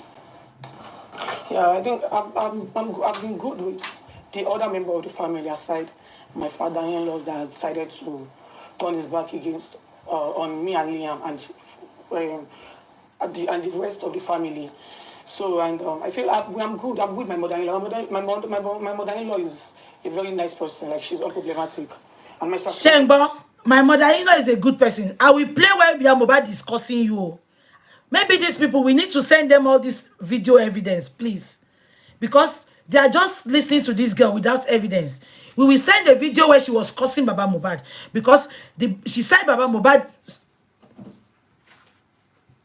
disliked her, but she didn't tell them she called Baba Mohbad 1 week after Mohbad died to curse that man.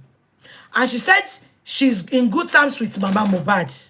Mama Mohbad is not problematic. She cannot be problematic because she supported you to kill Mohbad now. She knew what's happened. She's covering for you. She will not be problematic. My sister-in-law is also good, but she doesn't want to get involved in this case because she's not happy with the way things are going. Can you hear her? My sister-in-law, which was Blessing. Now let me tell you something. When all these problems started, Blessing called her father. Blessing was the one that broke the news to Baba Mohbad. And Blessing told Baba Mohbad, and I quote, Blessing said, Daddy me, Emma worry. Everything to show you me, Kim Mohbad Itoku, everything that I witnessed with this girl before Mohbad died, I am going to support you. We are going to find justice for my brother. That was Blessing's words when Mohbad died. What went wrong? Why did Blessing kept mute? And look at her now, saying, I don't have a problem with my sister-in-law. You had a problem with her because all of you didn't want to tell Baba Mohbad.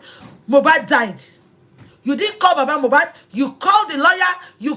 All Mohbad's friends were there. You called all the ex-musicians. They were there. Nobody called Baba Mohbad. It was Blessing that told Baba Mohbad, Daddy, my dad, Mohbad died this morning. Pretend like you didn't hear anything. Just hold on to it. That was why when Iya Mohbad told Baba Mohbad, they were going to Mohbad's house. Iya Mohbad, they now called Iya Mohbad. Iya Mohbad said, Baba is beside me. They said, tell Baba to go back. Tell Baba to go back. Mohbad is okay. Now my question is, Adibi Baba Mohbad went back home that 7 o'clock night. What are they going to say? Are they still going to say Baba Mohbad told the nurse to go? Baba Mohbad that did not set his eyes on the nurse. Let's continue. Going and there's, it is just a little what she can do. Can you tell us about the case itself? What the controversy? The case that is ongoing. Okay. And your own take about it. Like I should tell you how it happened. The event surrounding the terror. Yeah. So the whole thing started at the show. The last show he went to at Ikorodu. No, not necessarily his death. Okay. After his death. After his death, yeah. The controversy around, is it the DNA? There's conversation against the money that was contributed, and why exactly is your father-in-law against the current situation that is happening here? Yeah, I think number one, the family is not in love before the demise of my husband. Yes, but my husband has a way of trying to settle the whole thing amicably. So after his demise, it was just from one family dispute to another. And my father-in-law, myself, is actually my friend. He's like a father figure to me. And but before my husband's demise, we had some issues, like just a family feud. But I feel like he's been trying to convince people with the family issue. Do you understand? I hear a lot of people, based on their emotion, thinks everything that they say is just centered around the justice for Mohbad. But deep down, the few ones that knows, and the families knows that everything that has been going on after my husband's demise is all about the family dispute. Do you understand? Yeah. And also the DNA issue is one thing that, that brings so much pain into my heart, because it sounds funny, like, how did we get here? We started from justice for Mohbad. And one way or the other, there's somebody somewhere on social media that thinks he has right to just interfere into family issues, started the DNA narrative. And, a lot of people get along with it. And my father-in-law, which happens to be the elderly person, like, I expected him to at least, even though he needed a DNA, I actually believe that he should found a way to address it. Do you understand? Talk to you maybe privately? Yeah, he never did exactly, but instead it was just going online talking about DNA. Look at this girl. She said, instead, even if Baba wanted the DNA, Baba should have at least contacted her. Please, can you help me to ask her? Did you even give Baba the chance? Ojo en yo, talk about the but shame me. But ojo en yo video. Do you understand? She said, instead of Baba to call her, yeah, she said she went to school. And Omiyale said she did not go to a university. This girl can lie for Africa. She did not, because I remember Omiyale said it, that she was sending money for her to go to school. But she did not go. Instead, she went to stay with Mohbad. I remember Omiyale said that. So why is she now lying about university? This girl.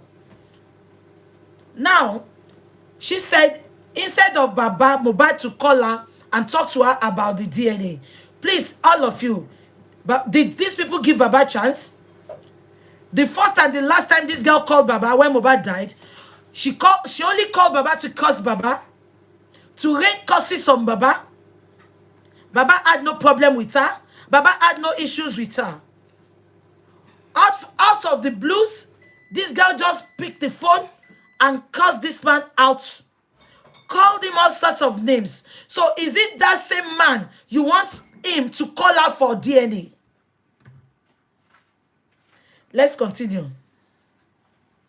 I even had to call him. I put a call to him, like, sir, what do you want? Like, what exactly? Like, how do we get? Can you hear how this girl is lying? All of you, you heard Baba Mohbad said it yesterday that since the last time this girl called me to curse me, she has never called me again. And she sat with Jude yesterday. She was lying with her chest. I called my father-in-law 5 times. I called her. I called him. I said, Daddy, Daddy, Daddy. Look at her saying it. Saying it in the public again. That she called Baba. Why is this girl lying? If this girl has no skeleton in her cupboard, why is she not straightforward? Different lies. She's just bringing different kinds of lies. Let's continue. You get here. Can you just leave this aside and let's focus on why the whole world are out? Like, this is just for, like, what exactly do you want from me? And even when I called him, he didn't talk about the DNA. Like, he was just talking about the family, the properties, the land property my husband got for me, and I was expecting him to talk to me as a father. Now, listen to me. Listen to me. This girl, she has planned everything. Can you hear what she said? She said even when she called Baba, Baba did not ask her about the DNA. Baba was talking about the property Mohbad got for her. Now, please, parents that are watching me now, I beg you in the mighty name of God, even if you are not a parent, Jehovah will provide for you. Now, Mohbad of 26 years old boy, he bought you property. You that had nothing, you contributed in his life. He bought you property. All your life with Mohbad was disaster. All your life with Mohbad was unrestful rest of mind. He had no rest of mind. He was jumping from one problem to another. You sold him out. You slept around. You brought a bastard to the house. Mohbad at 26. Please, a 26 years old boy that came from nobody. What is gonna be his priority? Please, I want you all to talk. A 26 years old boy, what is gonna be his priority? Is his priority going to be to buy a landed property for this girl? Why are these people like this? Ashana, oh, they berupo bibo. Ashana, oh, berupo bibo. You said you called Baba Mohbad. I want to see the recording because you are good in recording people's voice. Bring that evidence that you spoke with Baba Mohbad. We need that evidence. 26 years old boy that came from the slump, from the ghetto, that was nobody. He abandoned his father. His father was living in abject poverty.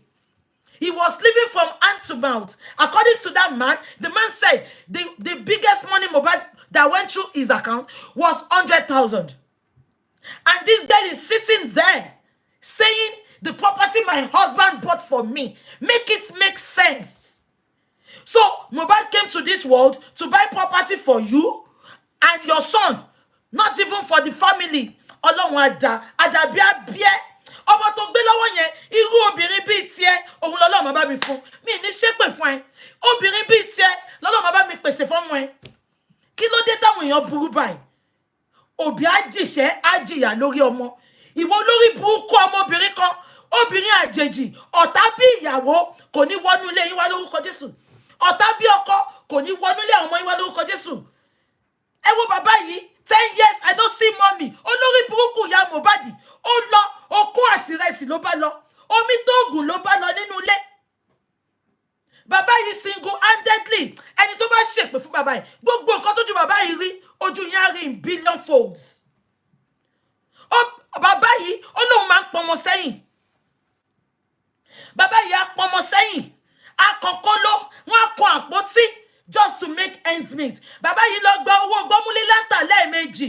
Ìtòkó fẹ́ràn ọmọ lọ sí good school. Òbí mélòó ló máa rò nínú trenches tó wà yẹn? A ní kán lọ sí Jákàndé school ni. Bàbá yìí lọ gba owó gbọ́múlé láńtà. Ó ní káwọn ọmọ òun lè jẹ́ èèyàn láyé. Ọmọ yẹn wá dàgbà tán. Mo dẹ̀ ti gbé àwọn fídíò kan síta rí, ṣé rántí? Mohbad story. Mo gbé fídíò kan síta ńgbà kan. Ó sọ pé my father, bàbá ẹ̀ ló dá ọkọ̀ nù fídíò yẹn. Tó ń dúpẹ́ lọ́wọ́ bàbá ẹ̀. Bàbá yìí wá jìyà tán. Olórí burúkú obìnrin àjòjì kan wá wọlé. Ó wá ní ó ra property fún ẹ at 26 years old. Ó rà fọ́mọ ẹ. Ọmọ tó yìí, ọmọ pẹ́nu, ọmọ tó jẹ́ ọmọ oṣù kan. Ọmọ tó jẹ́ ọmọ oṣù kan. Ẹ̀yin abiyamọ tẹ́ ń support support ọmọ yìí? Ṣé ẹ gbàdúrà irú ìyàwó ìfọmọ yín ọkùnrin? Àbí ẹ gbàdúrà irú àgbélébù burúkú yìí? Ẹ gbàdúrà ẹ̀ fún ara yín kó wà nínú ilé yín. Ẹ jẹ́ ká máa ronú. Ọmọ tó wá láti trenches, ọmọ tó yẹ pé wọ́n ń tẹ ẹ̀rọ̀fọ̀ wọlé ni. Ọmọ tí oúnjẹ ilé ò bá tààrọ̀ lẹ́nu wọn. Ìbá ṣéǹjì tó wá ní ṣá. Ṣé ẹ ti ó ti mọ̀ pé òun no ẹ bá mi bí Àṣànà. Ṣé Mohbad ti mọ̀ pé òun fẹ́ kú ni? Wígwe gan mo rò bí ó kàn máa ṣe wíìlì sílẹ̀ ni. Kò dẹ̀ ní ṣe pé òun fẹ́ kú Wígwe tó jẹ́ billionaire. So ìbá tọwọ́ kọ́bọ̀ tí Mohbad ń rí. Ìbá tọwọ́ kọ́bọ̀ tí Mohbad ń rí ṣá. Àṣànà tí kútẹ́lú kùkùté bàbá Sùwé bàbá lòlò. Òun ló máa fi ra nǹkan fún Àṣànà ò ní kúre. Ìṣẹ̀dá ò ní jèrè. Ikú máa pa gbogbo àwọn supporter ẹni. Gbogbo àwọn aláàánú ẹ̀ ikú máa pa wọ́n ni. Bàbá ọmọ ẹ̀ tó jẹ́ kó pa Mohbad ikú máa pa ni. Ẹ jẹ́ ká máa gbọ́ lọ. Daughter-in-law to daughter-in-law, like, what do you want? Like, talk to me, stop going out there to talk about it. But he never did. I called him several. He never said anything regarding the DNA or anything. What he was just telling me was about my husband's property. If I feel like I have anything with me, I should just undo everything over to him, or else he would go out to destroy me. Oh, wow. Yes. Wow. Can you hear that? He said Baba told him, you think, Ashana, you have bloggers, but Baba Mohbad have God. Let me tell you people something. When Mohbad died, did you hear what she said? She said Baba called her and said, if you don't hand over all the property Mohbad bought for you and your son, I will go out there to destroy you. Please, I want to ask everybody, not until recently, when we started Justice for Mohbad, all through Baba's life, Baba knows, Baba was not on WhatsApp, Baba was not on Facebook, Baba don't know what is called blogger. That was why he made a lot of mistakes. So when Mohbad died, we are blaming Baba then. So why is Wumi now saying, Baba said, if you don't give me everything, I will go out to destroy you? Where? Baba does not know us then. Even at that time, we were condemning Baba. We were cursing Baba. So who are the Baba's bloggers then? Baba has no supporter. Baba has no bloggers. Baba was just sat in that filthy room, that dirty room, sweating, looking unkept, looking wretched. Meanwhile, one Olori Buko Obiri Ashitani, she sat here and saying, Mohbad bought a property for me and my son. Why the father is living in abject poverty? So when did Baba call you? We need that recording. You said yesterday when you had an interview with, when you had an interview with Jude, you said, and I quote, you said you recorded the part Mohbad was calling Baba Mohbad to come to their house to lie on you. We need this recording. No, I don't want to follow one pay, because all what you are saying is lies. Baba called you and said, if you don't give it to me, I will go out and destroy you. Baba. Wallahi. That man is not evil. Gbàgbé pé mo support bàbá yìí. Tí n bá ti rí discrepancies lára bàbá yẹn ni, má ti fà sẹ́yìn. Ipe bàbá yìí wà justice. I swear with my living God, you know I will not deceive you all. I will say it as it is. When Baba was not serious when we started this justice, I came out and I said it. Where I made a mistake, I apologized. But where I knew I was not making a mistake, I said it. And if you all can notice, ever since then, Baba sits tight. Baba was very serious. And we cannot blame him then, because he has no experience of social media. He doesn't have social media's life. They had no experience of what is called social media. Baba was helpless then. Look at this girl. Baba that had nobody then. All Nigerians were cursing him. You say Baba call you. Does Baba even have a phone? Even the phone that man was using. I was the one that told that my auntie to get a new phone for Baba. Baba's phone was rubbish. Baba has no internet on his phone. He has no WhatsApp. He has no Facebook. If you all can remember, it's those boys that came to record him the first day Mohbad died. When he was saying, look at my house. You remember? Those were the boys that used their phone. Baba has no good phone. Níbi tí ọmọ yìí tó kọ ẹ̀yìn òbí, àwọn òbí Mohbad tó kọ ẹ̀yìn wọn sí wọn dé, tí kò rojú ráyè tọ́jú àwọn ọmọ ẹ̀, tí kò rojú ráyè tọ́jú àwọn òbí ẹ̀. Tó lórí burúkú ẹ wá jókòó síbí sìn, tó ń sọ pé the property he bought for me. Ṣó lórí burúkú ni ẹni? Ẹ̀yin obìnrin, ẹ̀yin ọkùnrin tẹ́ ń wò mí lẹ́ni. Obìnrin tí ò bá ti níṣẹ́ lọ́wọ́. Mi wá sọ, any iṣẹ́ can be iṣẹ́. But please, to my fellow men that are watching me tonight, any woman that has no job, even if it's a cleaning job, if it's a cooking job, if it's a 1 naira job, any woman that has no job is a red flag. She will sleep around, she will bring a bastard to the house. All she wants is your wealth. Am I communicating? Any woman that has no job, even if it's a 1 naira job, if it's a £1 job, make sure she's working. An idle mind is the devil's workshop. If this girl was working, she will understand what it means to make money. She will not mismanage money like this. She will not mess up Mohbad's life. She will not be talking about property. If she had worked for money in land life, she will not be sat in the public talking about somebody else's property. That property will be secondary. It will not be your priority. I said it yesterday. If you had a job, if you have worked in your life, to know how what it means to make money. If you know what it means to make money, you will not be talking in the public space about property. A working class lady will not even talk about the property. She will leave that property and say, F off, Baba. I don't want it. I want my peace of mind. This is Mohbad's son. You will come back to beg me. You will not sit down there, but I'm a drag the case here for 3 years. She will not get any property because you are jobless, because you have no job.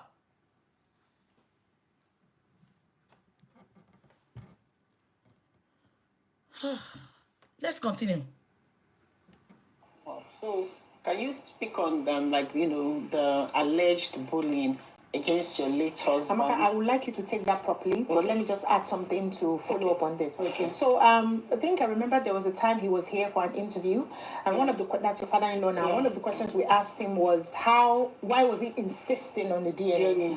And I remembered him saying that because the son had told him at some point, or told a friend at some point, that the baby was not his. So do you think he has a right to ask for the DNA, knowing that somebody has mentioned something like, likely this baby may not be his? Or as a father, I think, legally he doesn't have the right. Okay. But because I feel like I have nothing to hide. So I feel like... Look at this. I don't any lawyer on Mali. Public channel. She said, the lady said, do you think the man has the right to ask for DNA because of the prostitutional way she has been acting? She said, legally. She said, legally, he's not supposed to ask. Please, in a homicide case, what are the basic principles of investigations? I'm talking to the learned people. In the homicide case, what are the 5 important things to ask? DNA is number 1. And do you know why the DNA comes in if the man has a child? Am I communicating? If the man has a child and the man has a property, the man has an estate, DNA is number 1. If the man has no child, DNA is out of it. Number 2, everybody around the guy, the father, the mother, that is if the child is, the man is well-to-do. Even if he has nothing, he's a poor man, they still have to check everything. Forensic, his calls, his phones, his friends, even extended family. They will ask them questions. Let me give you a scenario. A friend told me a story. He and the friend, they have been friends for years. The friend live in London. The guy live in Birmingham. Now, his friend that lives in London was stabbed on their street. Eyewitnesses was there. He was stabbed on the streets of London. Do you know what this police did? The friend that lives in Birmingham, the fact that the police saw it that the guy was stabbed, they came to Birmingham to ask questions. They came to Birmingham to ask the guy, when did this guy said, and I quote, he said, Sister Buki, I have seen my friend now for the past 10 years. We only talk on phone. For you to see how far in a civilized world, in a sane country, how stretchy they make their investigations. Look at this moron. Look at this girl sitting down there. Kò jọ mí lójú. Ẹ wá àwọn association tó jókòó tì náà. I think these ladies are a bit red. They should correct her that DNA is important in a homicide case because there is a suspicious before Mohbad died. And I've always told you people, I said, any musicians that is singing, it's very rare for you to see musicians that sings that are not singing with their life experience. Maybe 1 out of 100. Go and ask musicians. Musicians sing from what they are going through, from their experiences, from what is happening to them.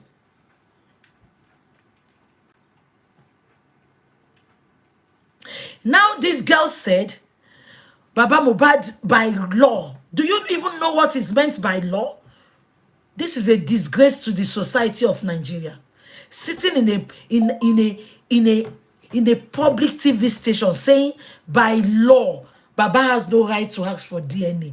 Ṣé lórí burúkú ṣé ṣẹpẹtẹrì ní tíṣà ẹni afọ́jú márọ̀rìn ọ̀lẹ́tẹ̀ láàfáà.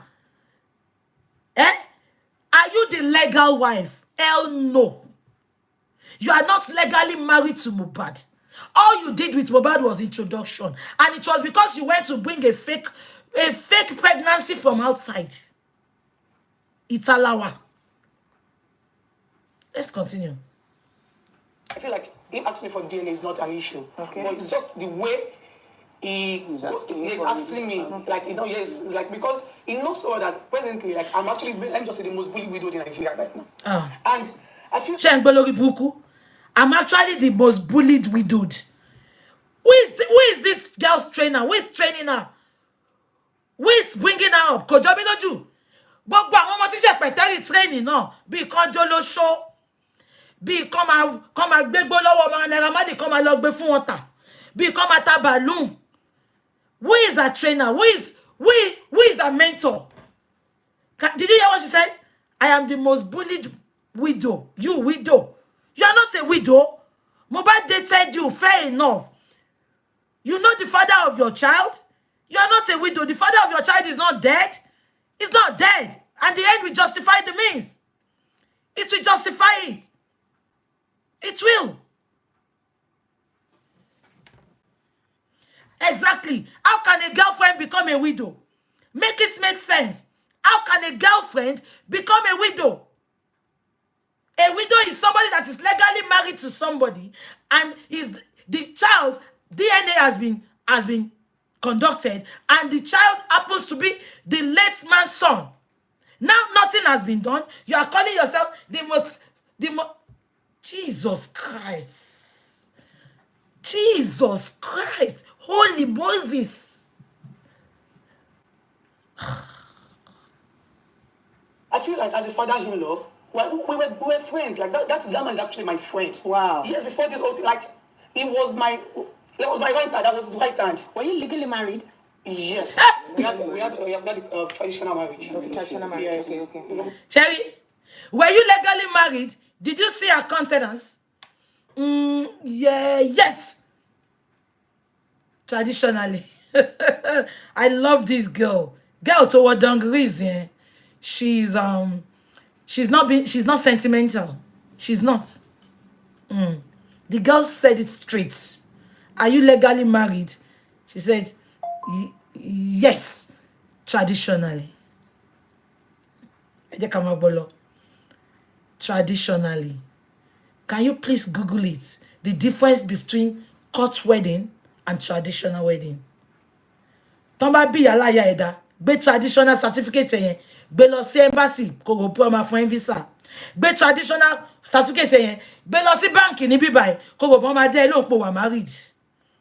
Worldwide, the only certificate they recognize is a court marriage. Just say you know. Kò lè jọ mí lójú. Ìgbà tó jẹ́ pé ṣẹ̀pẹ̀tẹ́rì náà olórí burúkú. Bàbá jẹ́gẹ́jẹ́gẹ́ ló lọ. Ìgbẹ̀yìn ayé bàbá jẹ́gẹ́jẹ́gẹ́ ló lọ gbé tì. Aláyé bàjẹ́. Tó bá ti ròkùn tó ti rọ̀sàn. Wọ́n rí bí palẹ̀ mọ́ òbò sí mọ́. Wọ́n wá lọ máa wẹ́yẹ tó máa gbé tì. Ó gbọ́n títí ó gbọ́n fún Dino Melaye. Ìyẹn ya lúkèwé olórí ibú. Ó ya lúkèwé. Bí àwọn bá ti pa Dino náà báyìí kan náà fẹ́ jogún Dino. Ẹ jẹ́ ká máa gbọ́ lọ. We're not legal, so it's just That's legal enough. That's your wife. Your wife to the family. Of course I am, yeah. Yeah. So, at first, when this DNA narrative came out, I told you, like I said before, I called you, but wasn't talking about it. I wasn't talking about something else entirely. And it was, I saw you went in an interview talking about the DNA. And I was like, at first, you said because the Nigerians wanted hits. Okay. Later, he moved to saying my husband's friend where they told him that he only had sex with me once. Like, why would I tell him that I'm pregnant? That once one sex can never lead to pregnancy and all of that. Meanwhile, this. Can you hear it? When I told you now that this new tweet, she deprived Mohbad of sex, you think I was lying? Mo ṣá sọ fún yín sìn. Mo ní ó fi òbòdù Mohbad. Ẹ rò bí mo parọ́.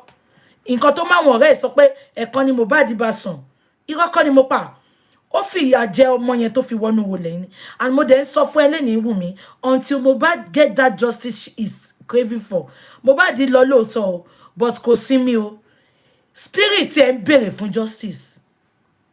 And until he gets that justice, he's not going to rest in peace. It's not a cause. It is not a cause. Until Mohbad get that justice, kò tí rest in peace. Spirit ẹ̀ yìí ń lọ kiri. He wants that justice. Ìtorí ẹlẹ́mí yẹn ṣe bà ní bàbá ẹ̀.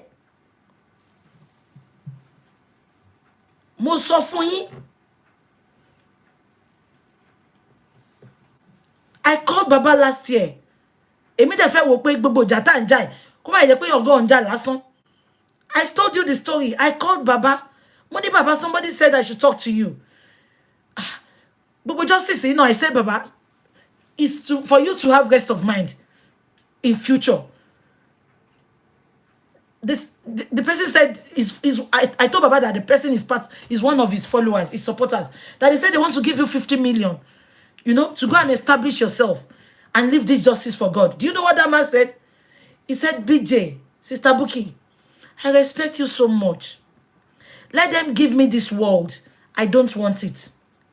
He said, and I quote, he said, thank God I have been living a wretched life before my son died. That's what touched my heart. He said, I have been living a wretched life before my son left this world. This girl made my son to abandon me without helping me. I lived all my life for my children to be somebody in life. So that 50 million is not going to bring my son back. My son is like my twin. Baba said, BJ, please tell them I'm grateful. They should use that money to seek for justice for me. They should use that money to support me to find justice. Not giving me not to find justice. I said, Baba, are you sure? I said, when justice go, you need something to sustain yourself. He said, Sister Buki, please, the money is not my problem. It is never my problem.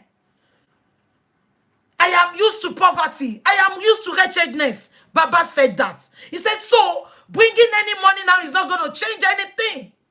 It is not. They cannot kill my son and tell me to keep quiet. Baba said it. I wept that day. I said, okay, Baba, I will get back to you. Look at that man. He's a contented man. Contented man.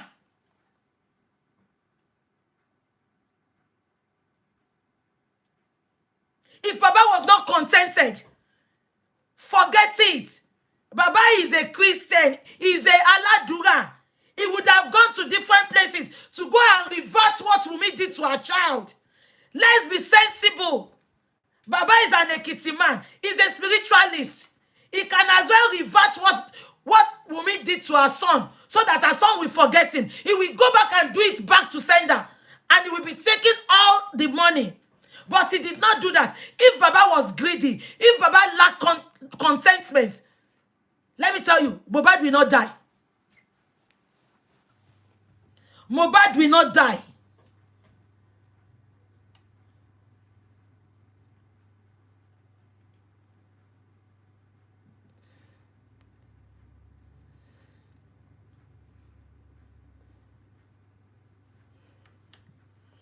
Am I communicating? If Baba was greedy, Mohbad will not die. Can I shock you all? When the man said that was that day, I dropped the phone and I told God. I told God, I said, God, even if it is the last breath in me, I will stand with this man till he gets the justice he wants. I told God that day, money was long. Tó bá jẹ́ ìràwọ̀ kan ló kù lókè. Tó bá jẹ́ èmi kan ló kù láyà mi. Gbogbo ọ̀nà tí bàbá yìí máa fi rí justice máa dúró tì. Kí gbogbo ayé fílẹ̀ máa dúró tì. Is it because I'm not telling you stories? Is it because I'm not telling you all stories? A lot had happened to me. Spiritually, physically, psychologically. Did you see me dropping from justice? No, because that was my promise to God.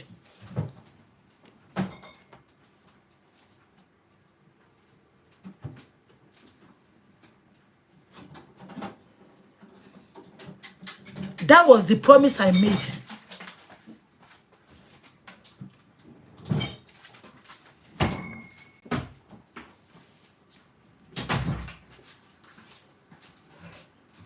That was the promise I made. Statement tí bàbá yẹn sọ ńjọ́ yẹn. Because I thought to myself, I said, we are fighting. Do we even know what this man wants? Maybe this woman is just doing all this because we are supporting him. Maybe inside him, maybe he wants settlement. He said all those things. Ọkàn mi gba ọgbẹ́. So when you see me shouting and when I'm doing this justice for Mohbad, when you see me shouting and Timon Fitara, you know, Timothy Sorongba me, Timon Sokun, it's not pretense. I don't need to pretend to anybody. I don't need to convince anybody. You are not feeding me. Hey, bomb me now, to ban bomb me ko toju we. Itara ló ń ta mí. When you see me being passionate with this justice, because I talked to this man, I have seen it. I have seen it all. I have seen where he's coming from. I have seen that he desperately wants that justice.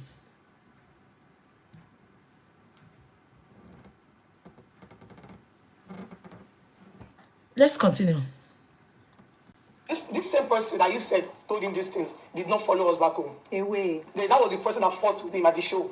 So how come this same person Is the one. is the one insisting that told him? Because the same person did not go to the house with us. It was just me. Hey, keep quiet. Prime Boy did not say. Prime Boy did not say it directly. Spending was in the cell with Prime Boy, and Spending made a big confession. Spending made all those confessions that Mohbad wanted to throw the boy in the water. Mohbad, you started fighting because Mohbad asked you who was the father of your child. You were so scared, you had to carry the baby to the show. So it was not Prime Boy. It was what Spending told them in the prison. Reason you never dragged Spending. Reason you never mentioned Spending's name. Because you knew Spending was part of the plan.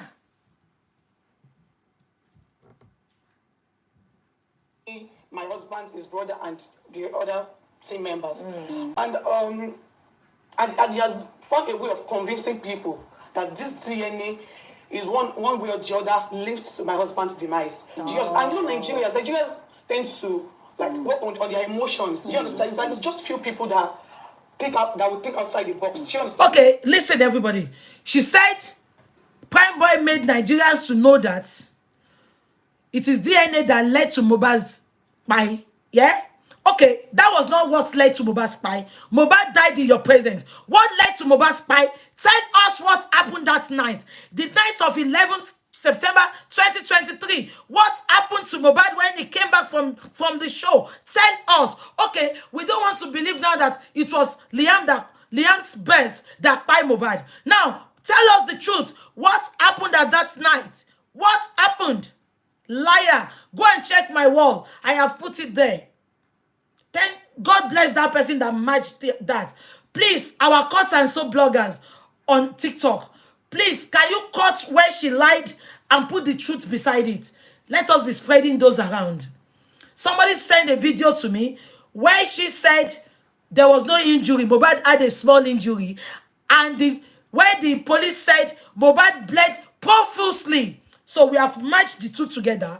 I have put it on my platform. I have put it on all my social media except YouTube. Please, we need to be, put it together, our lies and the truth. Our Cut and Sew. Please, start doing that, please. Ebabawa join Nepo. People will see the truth. She said Mohbad had just a minor injury, but the police said Mohbad bled profusely. So who is lying? Is it the police or Ashana? And he's been trying to convince people in one way or the other, saying I'm promiscuous, I'm this, I'm that. And most people do not even know that he was even the one. Mohbad did not tell you are promiscuous. Baba Mohbad did not say you are promiscuous. Never. It was when you got to court. Everybody was there. Please bring out the CTC. The lawyer asked you when you were at the coroner inquest, Ashana. She said, since you married Mohbad, as another man slept with you, you couldn't say no. You didn't say no, you didn't say yes. You kept quiet. And in my own language, when you keep quiet when the question is asked, quiet means consent. The lawyer asked you again. He said, have you slept with Sam Larry before? You did not answer. You kept quiet. Quiet means consent. So why are you not saying, Baba said you are promiscuous? Ọmọ tí mo fẹ́, transformer lekini. Ṣé Baba no kọrin yẹn ni? Is it Baba that sang that song? That you turn yourself to transformer. You've given light to every man in Lekki. Is it Baba that sang the song? Mohbad is singing from experience. Anytime you fight with Mohbad, you will carry your weekend bag. You are fighting with a man. You are going to sleep in a motel. Who are you going to sleep with in the motel? Even if you fight with Mohbad, you can go to the second room and sleep. You can go to your son's room and sleep. Why are you carrying weekend bag to go to a hotel? Who are you going to meet in the hotel? You are going to meet your baby father in the hotel. Anytime your baby father is in town, he will tell you to have a fight with Mohbad. I will play a video for you now. I will play a video for him. 1 minute. I want to play a video for you.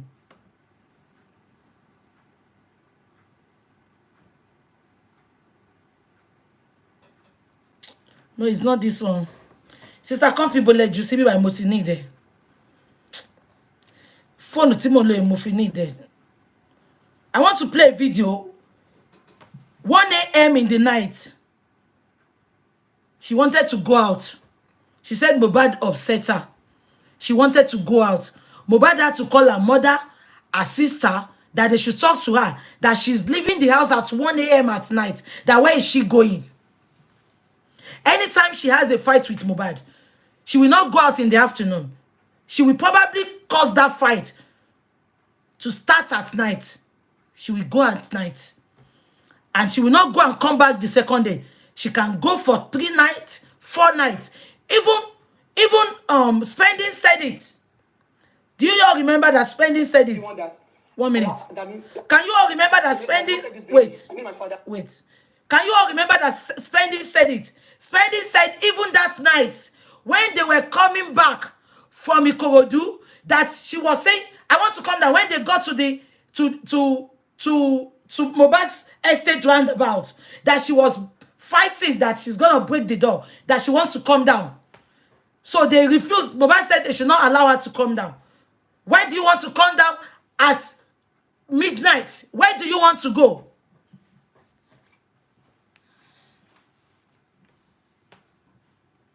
Let's continue.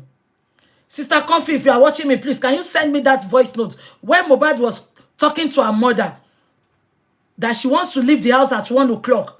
Please, I need that video. People need to listen to this girl. They need to know who this girl is. Please, my sister, send it to me.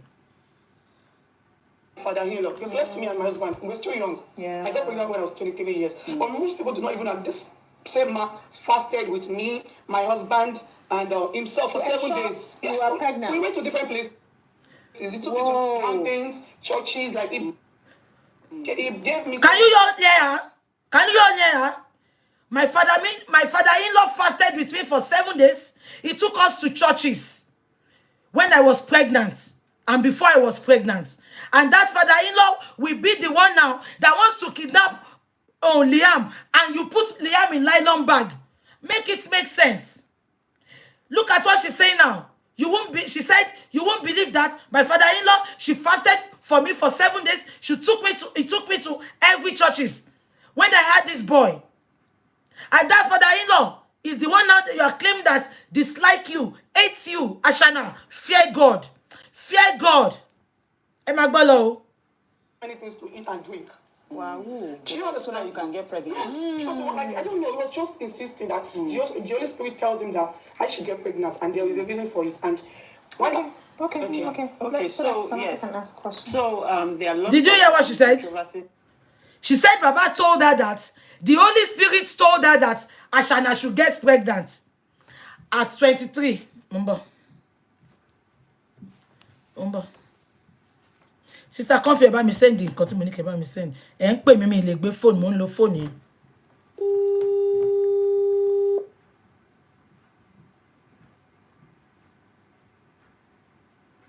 Hello. Daddy mi, ẹ jọ̀ọ́ ẹ má bínú. Mo mọ̀ pé ẹ má bínú. Ẹ má bínú sí mi. Ẹ jọ̀ọ́ sà. Mo kàn fẹ́ àwọn kan ń bínú bí báyìí. Mo ń ṣe show yẹn wọ́n ń bínú. Wọ́n ní báwo ni bàbá máa ṣe nǹkan bẹ́ẹ̀ yẹn. Mo ń try láti convince wọn, but wọn get ẹ. Mo fẹ́ kẹ́ fẹ́ nara yín sọ sà. Mo ń play video kan sí níbi tọ́mọ yìí ti lọ ṣe another interview. Ó wá sọ pé ẹ̀yin lẹ ń force òun kó òun lóyún fún Mohbad pé ó lè sọ fún òun pé Holy Spirit ẹni mi mímọ́ sọ fún yín pé kó òun lóyún, pé there is a reason kó òun lóyún fún Mohbad, pé tó lè ṣe mú òun lọ sórí òkè. Bàbá ẹ jọ̀ọ́ sà, ẹ má bínú o. Mo fi gbogbo nǹkan tó ń dùn mọ́ yín bẹ́ẹ̀. Ẹ jọ̀ọ́ ṣé lóòótọ́ ló ṣẹlẹ̀ bẹ́ẹ̀? Because àwọn èèyàn on something pé bàbá gan ló fà á, kí ló tí bàbá ṣe máa tì sí irú nǹkan bẹ́ẹ̀ yẹn. Èmi dẹ̀ mọ̀ pé kọ́ ló pa bàbá ẹ jọ̀ọ́ ẹ bá wa ṣe yọ̀nà ẹ̀ sà.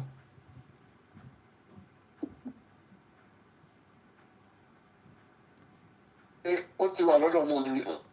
Kí lẹ wí bàbá?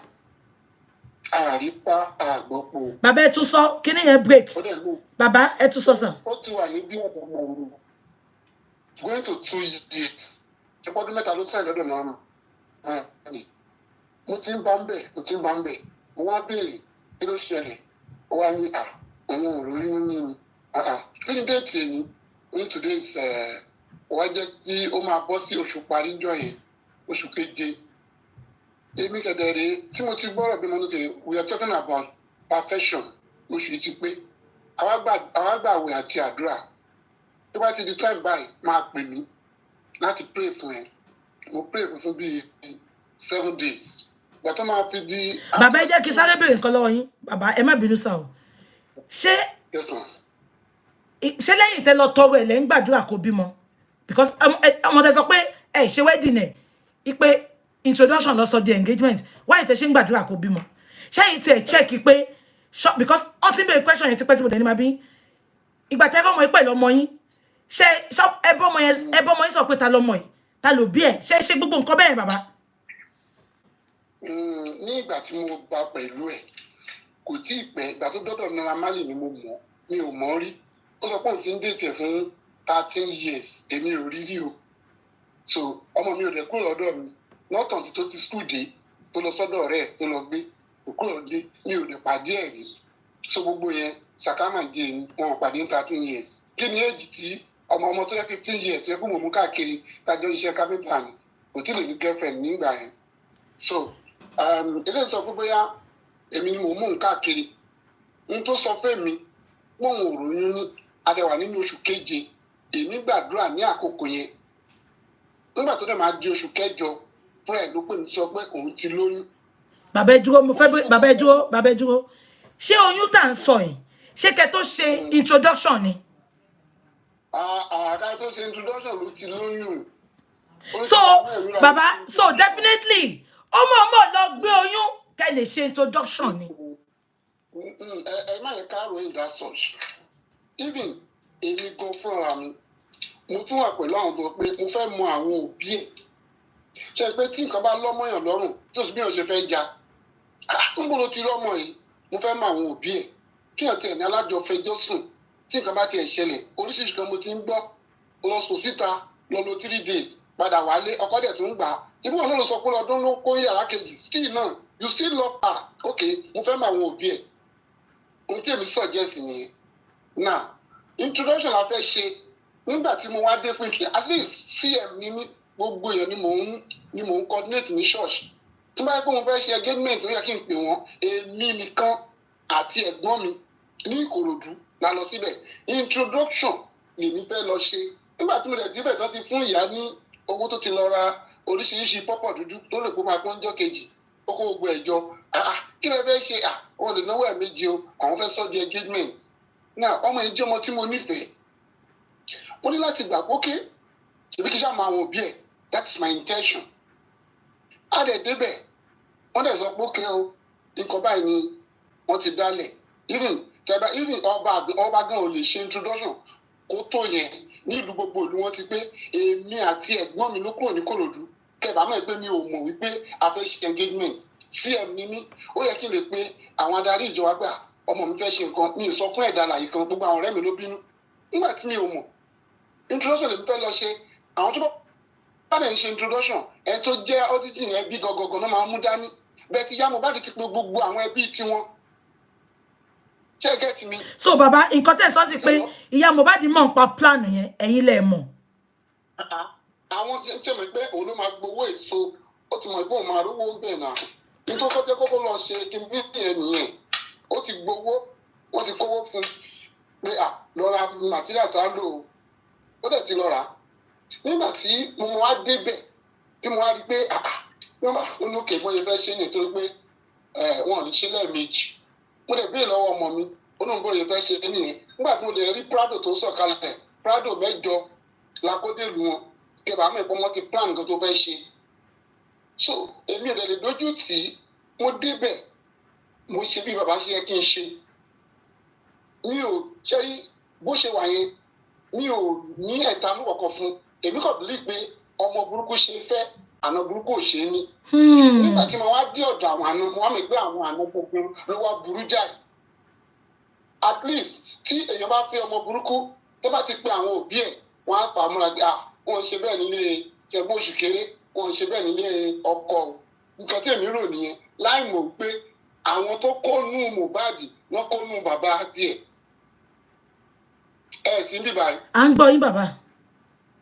bàbá yẹn náà wọ́n ti kó fún tiẹ̀ lọ́sẹ̀ pé mo sọ pé wọ́n kó fún Mohbad ń jọ sí wọ́n ní bàbá yẹn ní tí mo mí Yorùbá ni mo lò àwọn tó ṣe Mohbad bẹ́ẹ̀ yẹn wọ́n ti ṣe bàbá yẹn náà bẹ́ẹ̀ bàbá yẹn ò ní láárí kankan ẹ lọ béèrè ilẹ̀ tí Mohbad rà sí ìlú wọn lọ́sẹ̀sẹ̀ lọ́ fi ń kọ́lé fún 2 acre.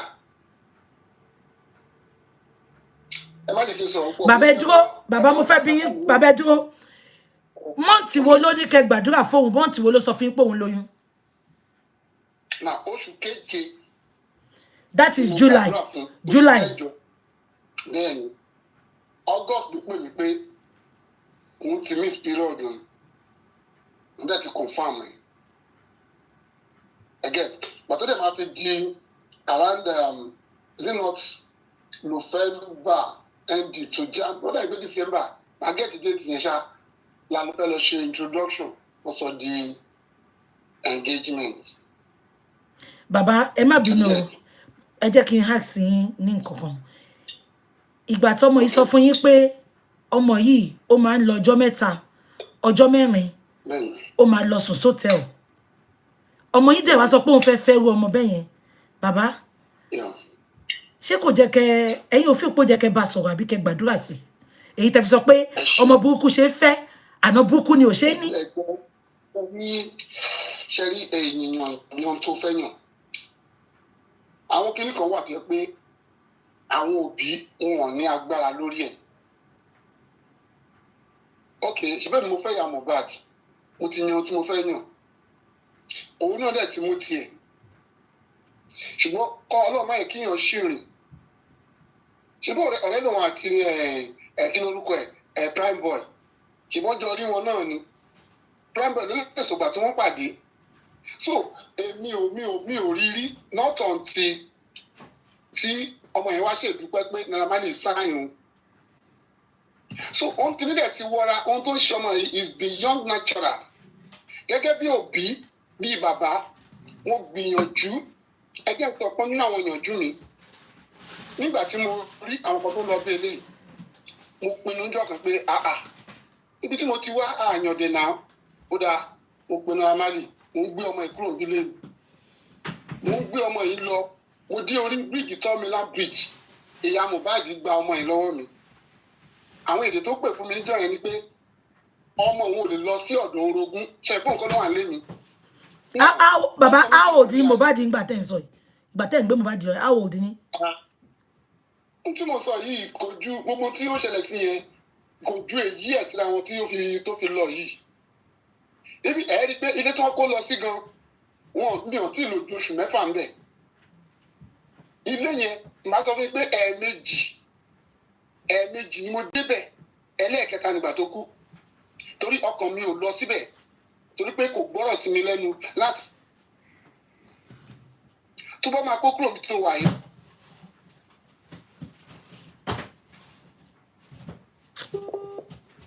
Á bí mi pé dájì, ilé tó wà lọ́ọ̀kan yìí, mo ti sanwó ẹ̀, ó kò kí n san balance.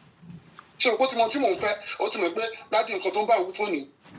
So àwọn kan yẹn lájọ sọ gbẹ̀yìn pé ilé tó ń fẹ́ rà san balance mú bò àgbàdúrà sí. Kì í ṣe bóyá àjà, but fún àwọn kọ̀ọ̀kan tí mo kàn ń bá wí, ok, ìwọ ló rí ẹni tó ló fẹ́. Ok, ìyàwó ẹ̀ ló dókó yàrá kejì, ìwọ náà ló tún gbà á. Bàbá, ibẹ̀ ló jẹ́ kẹ́yìn ti mọ̀ pé kò ń ṣojú lásán. Ibẹ̀ ló jẹ́ kẹ́yìn ti jáde sí. Ẹ gbọ́, nígbà tí mi fẹ́ hàtà as bàbá, ṣé mi pé ilé ayé ìfẹ́lẹ́, ok, tí mo wá gbé Mohbad lọ, at the end, kí nǹkan tó ṣẹlẹ̀ sí ìwá ṣẹlẹ̀, èmi mo gbé wá sí ọ̀dọ̀, ó ní òun ò gbé ọmọ lọ sọ́dọ̀ orogún, ẹ gbọ́ èdè yẹn. Ó dẹ̀ wà ní ọkọ tiẹ̀, ṣùgbọ́n ibi tó gbé lọ, I don't know, bẹ̀tọ̀ ọmọ yẹn débẹ̀ náà ò lè wọlé síbẹ̀, ó wá lọ sọ́dọ̀ ìbùkún. Ẹ má di ọ̀rọ̀ mi o, Maizin ló drive, Maizin ló tẹ̀lé débẹ̀. Ṣùgbọ́n ní ìgbà tó máa tún débẹ̀ pẹ̀lú pé a tún gbé ọmọ ìsá fún Àṣànà. Fúnra Mohbad ló tún tẹ̀sí ẹ̀. Ibo tẹ̀sí ẹ̀ pé ibi tó ń wà lélẹ́yìí. Ṣé mo ká ní pé ọ̀dọ̀ mi ni? Ìbá le díẹ̀ pé ta ló rán ẹ wá síbí? Ọ̀dọ̀ ìyá ẹ̀ ló tírèsì ẹ̀ lọ́lọ́. Ibi ìyá tó wò pé èmi ni mo tún tírèsì ìyàwó pé kó máa lọ sọ́dọ̀ ọmọ mi lọ́hùn. Níbi tí mo ti mọ pé nǹkan báyìí ṣe ọmọ yìí.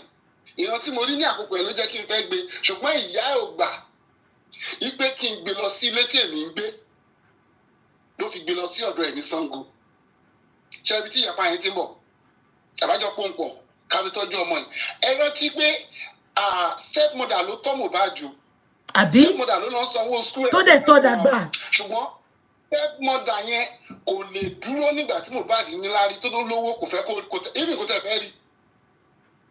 Àwọn ọmọ tó bí síbì kan ló ń pè ní àbúrò Mohbad. Àwọn ọmọ tí stepmother bí fèmí orí wọn bíi pé kì í ṣe àbúrò Mohbad bẹ́ẹ̀ Mohbad ò táwọn nù mo fi gbogbo àkókò sọ fún yín pé even ọmọ first daughter ẹni sọ pé stepmother tí ò kí ẹ̀yìn Mohbad ra fóònù fún ó kù bóyá bíi 12 days tó máa kú ló pè mí ló ra fóònù fún ọmọ yẹn iPhone. So Mohbad ò ta ẹnìkan kan nù ṣùgbọ́n ìyá ẹ̀ ló sọ pé òun ò gbọ́dọ̀ dọ́dọ̀ ọmọ òun. Ìyá ẹ̀ ló mú nímú pé bámúbámú la yó àmọ́ bébí pọ̀ ọmọ ẹnìkọ̀ọ̀kan. Ìyá ẹ̀ ló ti rìn. Mo sọ pé tí ọmọ ìbò ṣe ń ta yìí àwọn kóòṣì wà lábẹ́lẹ̀. Irú girama àwọn kóòṣì ni. Ohun tí wọ́n tọ́ wọn náà ń sọ síta yìí òun kọ́ ló ń sọ̀rọ̀. Ṣùgbọ́n èmi ò ní parọ́ mẹ́nikẹ́ni láyé. Bẹ́ẹ̀ni. Torí pé irú ọ̀rọ̀ ẹ̀mí mi pé máa sọ ń sìn mò ń jẹun lọ́wọ́. Ṣùgbọ́n tó fẹ́ pé lọ́nu mo fẹ́ kùkù ni mo lè ní kẹ́ ẹ pè mí padà. Bẹ́ẹ̀ni. Kó tako àwọn bọ́ sẹ́yìn. Òótọ́ lèmi máa bá yín sọ. Èmi mọ̀ yín. Bó ṣe jẹ́ nìyẹn.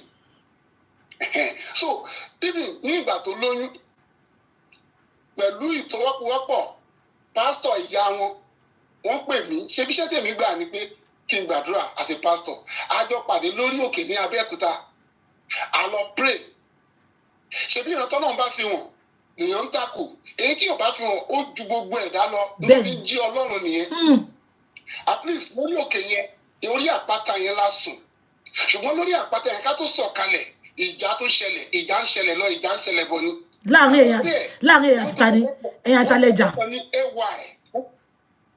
Òun ìyàwó Mohbad àti ẹni tí wọ́n pè ní AY tó jẹ́ pé ẹ̀gbọ́n sí Mohbad. Torí pé ìyẹn advice ẹ̀ pé gbogbo nǹkan tó wà lórí fóònù ẹni ìyàwó ẹ̀ máa rí. Òun ṣọkùnrin o ìyàwó dẹ̀ get. Ẹ jẹ́ mọ̀ pé ọjọ́ kejì ni bọ̀bọ́ yẹn lọ. Ẹni tí ìyàwó ẹ̀ bá ti lé ó lè dúró. Ọ̀rọ̀ sì ń bọ̀ lórí 3 minutes kíní tí wọ́n ní wọ́n rí tí wọ́n ṣe kíní yẹn. Màá sì sọ̀rọ̀ nípa ẹ̀. Èyí tí eléyìí fi ń sọ pé gbá lòún rí gbá kan lòún rí. Èmi rí. Bọ̀bọ́ tí wọ́n ṣò yẹn màá bá yín sọ̀rọ̀ nípa ẹ̀ later. Ok bàbá èmi àti yín máa sọ̀rọ̀. Nígbà tí ìyàwó tó detect wípé òun náà fẹ́ máa ń ṣe nọ́mọ̀nọ́mọ́ ó máa lọ ni. Nítorí bá ti sọ fún Mohbad ṣe. Ẹ ti get. So irú ẹ̀dá tó bá lò nìyẹn irú èèyàn tó jẹ́ nìyẹn. So eléyìí gbé káàkiri òun rí 3 seconds orí kìíní kan nìyẹn.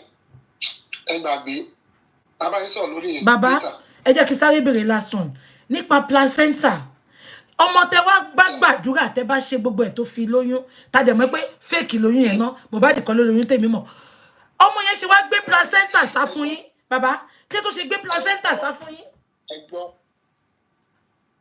Ẹ gbọ́ ní òkú ọ̀la tó fẹ́ lọ bímọ òun àti ìyá Mohbad ń jà ṣé ẹ gbọ́ mi. Bẹ́ẹ̀ni sà. Torí ẹsẹ̀ ìyá Mohbad kò wọ́n bẹ̀ ìjà tí wọ́n wá jà yẹn ló dẹ́rù bà Mohbad ló wá pè mí dádì ìyàwó àti ìyàwó máa ti ní clash ìyàwó débi sìn ó béèrè ìyàwó òun sọ pé ó ti lọ sọ́dọ̀ mọ̀mọ́ ẹ̀ the next thing tí ìyá Mohbad máa sọ ni pé oògùn tó lọ ṣe á jẹ́ fún ẹ o ọ̀rọ̀ yẹn sound somehow gẹ́gẹ́ bí ìyá sí ìyàwó mo gbéra ó di ọ̀dọ̀ Mohbad wá sọ pé ìyàwó òun ti lọ sọ́dọ̀ ìyá ẹ̀ at least tọmọbìnrin bá lóyún náà ọ̀dọ̀ ìyá ẹ̀ ló yẹ kó lọ á lè take care ẹ̀.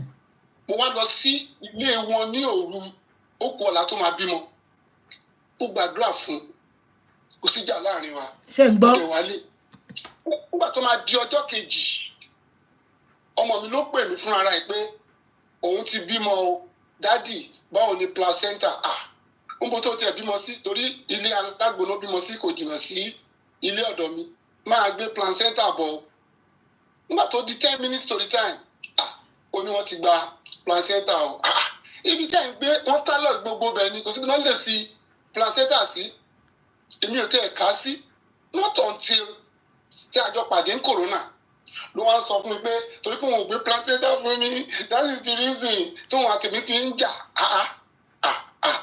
èmi máa tẹ́ ẹ ronú sí gbogbo bẹ̀ yẹn ó dáta ló wá gbé placenta fún ibi tí a ti bẹ̀rẹ̀ sí sọ̀rọ̀ nípa DNA nìyẹn ọkàn mi ò lọ síbẹ̀ àwọn tó wà níta bóyá ó ti sọ àṣírí kan fáwọn yẹn làwọn yẹn ti ń gbé káàkiri ọkàn mi ò lọ náà tọ̀ǹtì tó fèsì mi báyìí pé torí pé òun ò gbé placenta fún mi mọ́mì ní jẹun lọ́wọ́.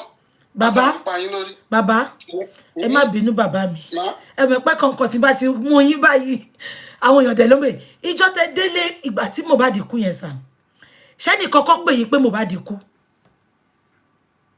Ẹ ṣe ẹ tún fẹ́ kí n bẹ̀rẹ̀ láti bẹ̀rẹ̀ nìyẹn. Ẹ má bínú dádì mi. Ìyá Mohbad ló pè mí pé ọmọ mi wà lọ́sibítù o. Bó ṣe pè mí yẹn tó máa bá wà lọ́sibítù kò yẹ kó tó yẹn. Kìdíwé tó fi pè mí ìpè ìjáyà ó dáa jẹ́ ká pàdé ní bus stop ọ̀dọ̀ òjìnà sọ́dọ̀ mi ká jọ lọ. Mo dẹ̀ lọ dúró sí bus stop. Bus stop yẹn ó ti tún gbé èèyàn kan sẹ́yìn tó ń jẹ́ pè ní Ìyá Túndé. Àwọn méjèèjì wọn ò wá wo ọ̀dọ̀ mi ṣe bóun ló sọ pé kí n dúró sí bus stop. Bus stop wọn wá kọjú sí ẹ̀gbẹ́ kejì àwọn méjèèjì. Ó ti yẹ kí èèyàn kan kọjú sí èmi àti ẹ ló sọ̀rọ̀. Àwọn pípì ló ń lọ yìí ìpè tó dẹ̀ pè mí ìpè ìjáyà ni. Ó dáa n bá wo ẹnìkan ládùúgbò pé ó yá mọ́tò yìí ni mọ́tò pick-up mo yá máa tẹ̀lé wọn ṣe pé ọ̀kadà máa yára ju mọ́tò. Mo tún pè ya Mohbad wọn gbé kọ. Now wọ́n wá ti dórí omi ó kù èèyàn kan. Èmi ti pẹ́ kí èmi tó débẹ̀ ẹnìkan tó kù yẹn ló jẹ́ kí n lè bá wọn níbi tí mo ti ń gba nǹkan tí màá fi wọ orí omi kọ́ọ̀lù ìbùkún wọlé. Ẹ ló dádì mi Mohbad máa ti kú o. Ó dàbí pé wọ́n gbá nǹkan mọ́ mi létí. Ó dẹ̀ pa fóònù. Mo dẹ̀ wà nínú boat. Mi ò bá wọn sọ anything mọ́. Ìyá Mohbad wọ́n á receive. Ara ẹ̀ tí ń yọ ti ń response treatment. Gbogbo ní ká máa bọ̀. Wọ́n júwe Ọ̀ṣápá London bus stop ló ní àti bus stop ti bí hospital tó wà. Ibẹ̀ ló ń darí wa lọ. Nígbà mo dé bus stop tí mo dẹ̀ wo gbogbo bọ́n ṣe ń pè ya Mohbad wọn ò pè mí. Ẹ rántí pé ìbùkún tó já mi sí i Ṣàngó ló ń gbé kò sí lẹ́kọ̀ọ́. Nígbà tí wọ́n dé bus stop mo sọ pé a ti wà ní bus stop o. Ìyá Mohbad pé Darusha wọ́n sọ pé ẹ padà sílé pé ara ẹ̀ ti yá. Èdè akọrin ń bá gba fóònù lọ́wọ́ ìyá Mohbad. Bus stop la wà dádì ẹ wà ń bẹ̀ ẹ padà sílé. Tẹ o tó bá ti padà sílé so a máa rí yín àbí kẹ wá bì kan kẹ lọ́ọ̀jì sí hòtẹ́ẹ̀lì kan. Èmi mo sọ fún ìyá Mohbad pé ọmọ yìí ti kú. Torí èdè tí wọ́n lò pé ara ẹ̀ ti yá o ó ti ń response treatment. Bus stop tí a wà yẹn ó fẹ́ẹ́ tì mí sí kọ́tà. Kò jẹ́ kí èmi lè sọ pé bóyá ó ti gbọ́ tẹ́lẹ̀ ní òun parọ́ mọ́yàn. Ibẹ̀ yẹn láti pinnu gbókè à ń padà sílé tí Mohbad ń gbé. Láti bẹ̀rẹ̀ nìkan bí aago 7 ká tó dé ọ̀dọ̀ ilé tí Mohbad ń gbé ó ti di tó 10. Ilẹ̀ ti ṣú torí ó drop wà lọ́nà. Àwọn mọ́tò ni. Súngbà tí màá fi débẹ̀ irú nọ́ọ̀sì sọ pé mo rí sí mi ò rí nọ́ọ̀sì rí o. Èmi àti nọ́ọ̀sì ò sọ̀rọ̀ rí o. Ìyàwó ni mo béèrè lọ́wọ́ kí ló ṣọkọ ẹ tó ní ó rí àti sí treatment ni ẹ máa gbé lọ sékìtì. Ṣé ọ̀rọ̀ tó sọ èso jọra wọn? Ibẹ̀ bí rẹpísẹ́ǹtì Davido ti wá tó sọ pé dádì ọ̀gá òní kò fún mi ní 2 million. Èmi ò lè gba 2 million. PA mo ní wọ́n sí Darusha gẹ́gẹ́ bí ẹbí wa ó tún jẹ́ PA òun rèé wọ́n transfer owó sí. Ṣé ń gbọ́ mi? Àwọn bí bàbá. Darusha ló pe ambulance. Ṣùgbọ́n ó sọ̀rọ̀ kan ní alẹ́ ọjọ́ yẹn. Nígbà tí ó ní ó dẹ̀ kan ṣe autopsy ọmọ yìí o. Ó sọ n tó bá tíyàn bá sọ màá ló sọ. Ṣùgbọ́n ó kàn mí pé wọ́n pin wọ́n á ṣe ẹja gbé lọ sí. No bàbá ẹ dúró. Darusha sọ pé ó jẹ́ kán ṣe autopsy. Bọ̀ ẹ sọ pé gbà tẹ́ débẹ̀ wọ́n ti fi òwú sí nímú wọ́n ti ẹ̀ bá mọ̀ ẹ̀. So autopsy ẹ̀ wọ́n fi play yín ni bàbá wọ́n fi play yín ni. Yes òun ló ti ẹ̀ bá ó confam ẹ̀ lórí status ẹ̀ pé òun lòún ẹ̀ ń bá wọ́n ṣe ti bàbá òun. At least kan tó ẹ̀ bá mi èèyàn ó yẹ kó tó bí 12 hours to 18 hours kàtó pé kò tó di èdè ní ìdánwò tó ti kú. Now àjọ dé police station ni àti Darusha àti ìyàwó àti Ìyá Túndé àti ẹ̀gbọ́n Wùmí àjọ dé police station. Nígbà tí a dé police station Darusha ló kọ́kọ́ bọ́lẹ̀ torí ara mi ń gbọ̀n. Nígbà tí Darusha lọ tó ń bọ̀ tí mi ò mọ tí ó mú jáde mo bá wọbẹ̀ mo ṣàlàyé ara mi wọ́n dẹ̀ ń kọ pépà fún mi. Ẹnìkan dẹ̀ wá from another office ló ní kó má fún mi ní police report yẹn. Wọ́n ní kí ló dé wọ́n ní ta gbogbo mo ti report nígbà tí ìṣẹ̀lẹ̀ ṣẹ̀ tọmọ kú.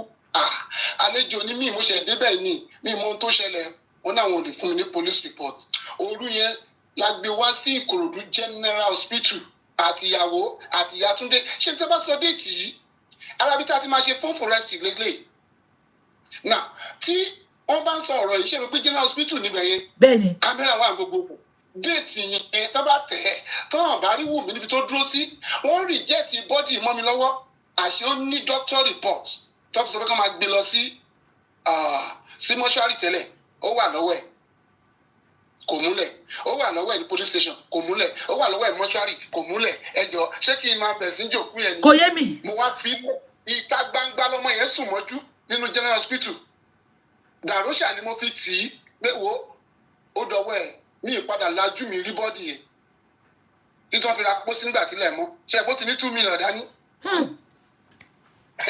So mi ò lè lajú rí gẹ́gẹ́ bí Yorùbá títí wọ́n fi sí kọ́nà bí tí wọ́n fi mí sí bí síìtì kẹta síbẹ̀ mi ò gbọ́dọ̀ lajú rí gẹ́gẹ́ bí bàbá sọmọ but nígbà tí wọ́n sin tán àwọn tí wọ́n bá mi ibi tí mo wà even ọjọ́ yẹn nígbà tí ìyàwó dé wọ́n mú ìyàwó wá bá mi ibi tí mo wà mo tún ṣàdúrà fún ni mi ò ronú. bàbá ẹ jẹ́ kí n sáré sọ kankan bẹ ibi àdúrà tẹ̀sọ yẹn ó nígbà tó mú débi tó ti fẹ́ sí Mohbad ó ní ẹ̀yìn àti ìyàwó ó ní girlfriend yìí lẹ́ni yẹn ó ní ẹ close pé ẹ ní relationship moment tó ń sọ ó ní ẹjọ́ plan ẹ fẹ́ kidnap Liam lọ́wọ́ òun ó lóun láti gbé Liam sínú nylon bag láti sá lọ́mbẹ̀ bàbá kí ló ẹ mọ̀ ẹ pẹ́ lè má rí ná so ẹ gbàdúrà fún ìgbà tó wá. àbí kí ni mo fẹ́ ṣe. ó wá sọ pé ó ní ẹ fẹ́ kidnap ọmọ mọ́hun lọ́wọ́. ẹ wò ó mọ́mì kò sí ohun tó jọ bẹ́ẹ̀. èmi náà mọ̀. kidnap ọmọ ẹ̀yin ò mọ̀ pé ohun tó ń ṣẹlẹ̀ isma ibi tí bá dictate pé ọmọ mi lọ́mọ yìí mo máa tún padà sue wọn because ọmọ yẹn náà ń gbé kọ́rùn kiri náà lọ fi ń ṣe ṣóun Ìbàdàn kí ni èjì ẹ̀ ọmọ oṣù 5 náà ń gbé lọ sí ṣóun tó ti lè sọ ìgò. ṣé mi pé gbogbo tí wọ́n ti ìyẹn tó bá jí ọmọ mi mo gbọ́dọ̀ mọ̀ tí ń bóyá pé kíní ìṣẹ̀lẹ̀ sí èmi bàbá Mohbad máa ṣe ju kan tí mò ń ṣe lọ. À ń sọ̀rọ̀ nípa ìjẹ́ tó bá jí ọmọ mi ní ọmọ yìí gbogbo ibi tí wọ́n gbé dé yẹn wọ́n máa ti sùn wọ́n pé ohun tó lọ fi ṣe láàárín ṣé èjì ọmọ yẹn wà níbi tó ti ń gbé kọ́rùn kiri.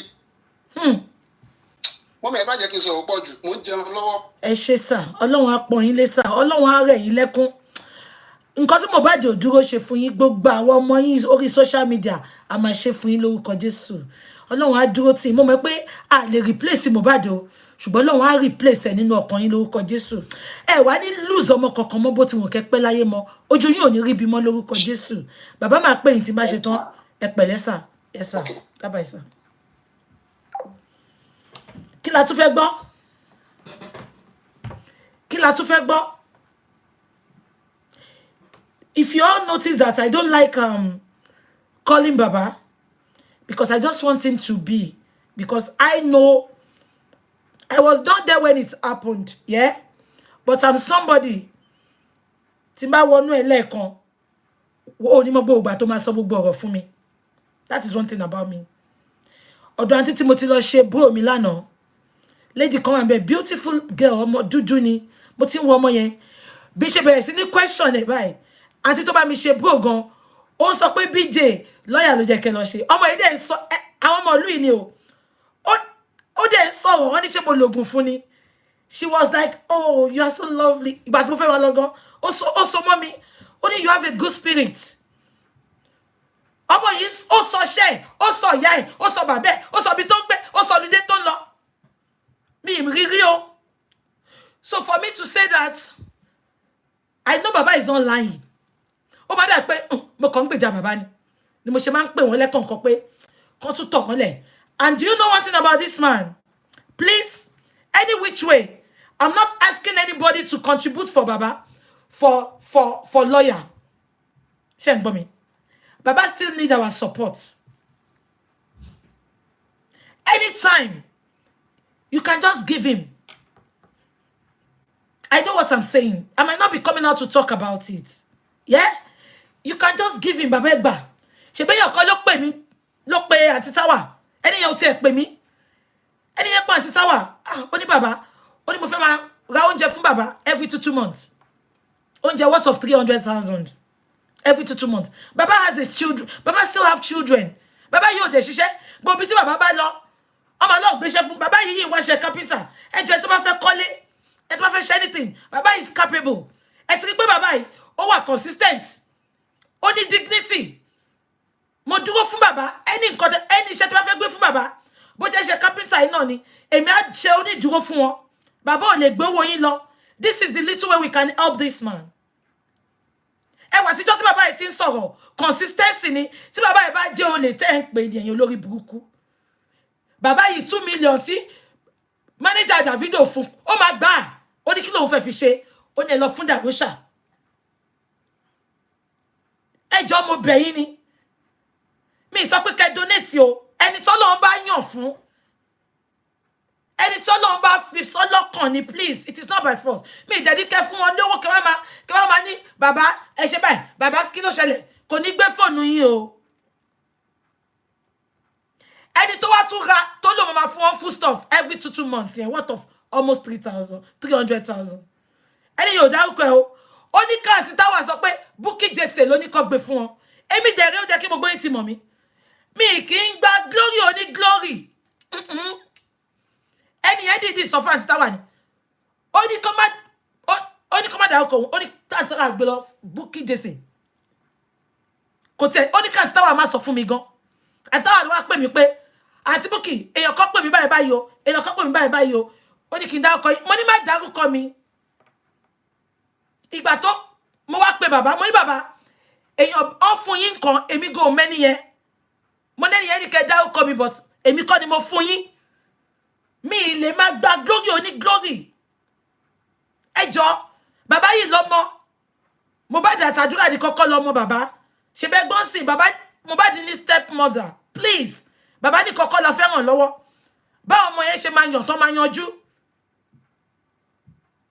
gbogbo ọlọmọ bí Nàìjíríà ṣe rí sìn àbí kò tí mo sọ yé yín this man is not lazy bàbá yìí tún lọ ó ń lọ báwọn èèyàn òun lè bá wọn ṣiṣẹ́ tí bàbá bá dé anyway nǹkan tó tẹ̀ wá ń dùn mí nìyẹn anyway tí bàbá bá tún dé sìn wọ́n ní bàbá Mohbad à lè gbéṣẹ́ fún yín o ẹ̀yin kẹ̀ ẹ lè ṣe carpenter mọ́ o bàbá bá yí owó gbogbo yẹn they are not so he needs our support.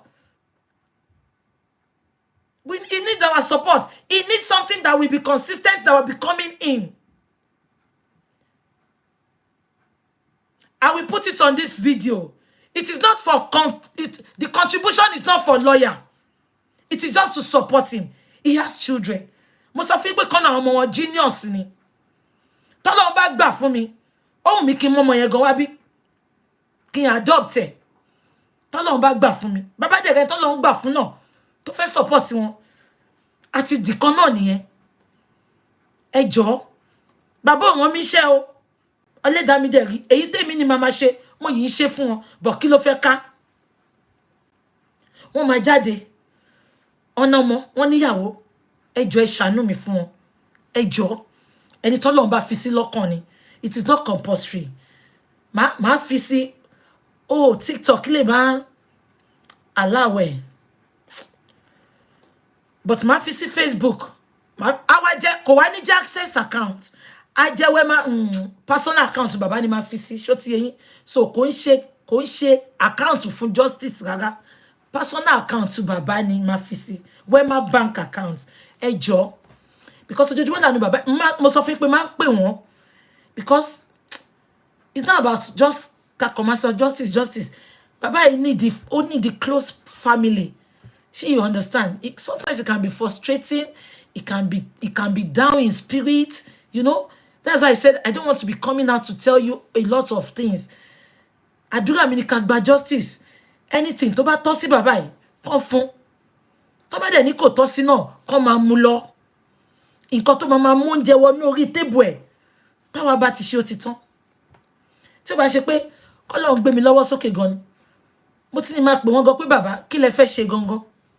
Kí lẹ fẹ́ ṣe tó máa mú oúnjẹ wọlé fún yín because àwọn tó ń fún wa igan tó bá yá wọn ò ní fún wa mọ́ consistency nǹkan tó máa jẹ́ kí oúnjẹ wọlé sórí table tẹ́ máa fi tọ́ àwọn ọmọ tẹ́ máa fi tọ́yàwó òun la fẹ́ ṣé bàbá tó jẹ́ pé gbà tí ò sí social media gan tó bá fún lówó ó lọ ń kọ́ kóló ó ń feed family kò tọrọ jẹ bàbá yẹn ló wá fẹ́ máa rubbish pó lè ní bàbá wà after property Ashana bàbá tó ń wò yìí ò mọ̀ pé kò lówó lọ́wọ́ lóòótọ́ ṣùgbọ́n ó ní dignity ó ní dignity ẹ wo bàbá yẹn kò dẹ̀ parọ́ ó ní mi parọ́ mọ́yàn bàbá yẹn ni wọ́n wá ń ṣe yamayama àdàbí abíẹ́. Yeah, I will discuss that with him. I just said this pé mo rò pé mo fẹ́ bá wọn sọ̀rọ̀ pé kí wọ́n fẹ́ ṣe tó mama mú oúnjẹ wọlé. I'm not saying it publicly. I will discuss that with him. But you all know that I cannot do it alone. He didn't send me to you. Mo fi Ọlọ́run tí mo sìn búra ní alẹ́ yìí. Tí bàbá bá rán mi sí anybody yín kọ́ ló ń jẹ mí yà o. Ẹ mọ̀ pé mi ń gbéra bí ṣépè o. Tó bàbá bá ní kí n bá wọn sọ nǹkan tí mo sọ yìí kọ́ ló ń jẹ mí yà. Okay, only mo lè fi account sí comment section. Ẹ jọ̀ọ́ ṣé ìṣíwà nbí kó bá mi type ẹ̀. Màá fi sí ẹ bá mi fi sí comment section. No, ẹ má jẹ́ ká fi sí kẹ́lò mi má lọ fi wrong number sí. Ṣó ti yé yín?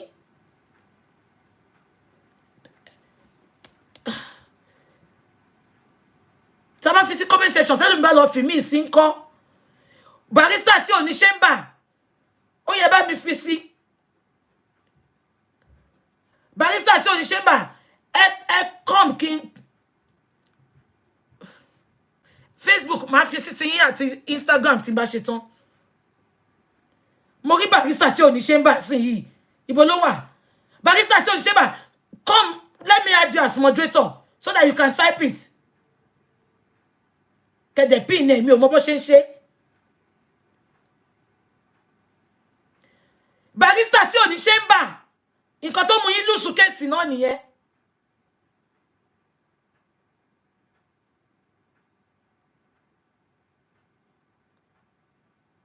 Báwo ni máa ṣe àdì yín barrister? Ẹ má bínú gbogbo yín. Ayé máa sọ̀rọ̀ lọ. Barrister dà. Barrister, àwọn náà pera wọn lọ́yà. Àwọn ènìyàn ṣòro. Barrister mi ò mọ̀ ṣe o torí ó kọ̀ gborúkọ tí mo ń type wá síbí ni o. Mi tẹ̀ wọ́n bí ṣe máa ṣe léyìn sìn. Barrister mi ò mọ̀ ṣe o.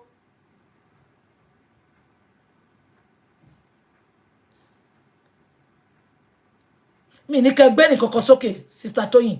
Mo ní kẹ́ kọ Wema Bank bàbá. Ta ló mú yàn sókè yìí? Báwo máa ṣe drop ẹni? Disconnect.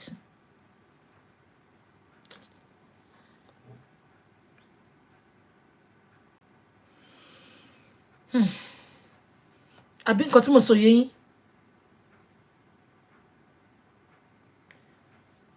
Barrister, ṣé mo ní kẹ́ gùnkè ni?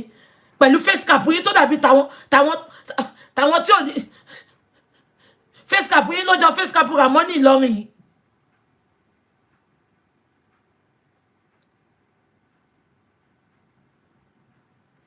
Ẹ jẹ́ àpò best caller.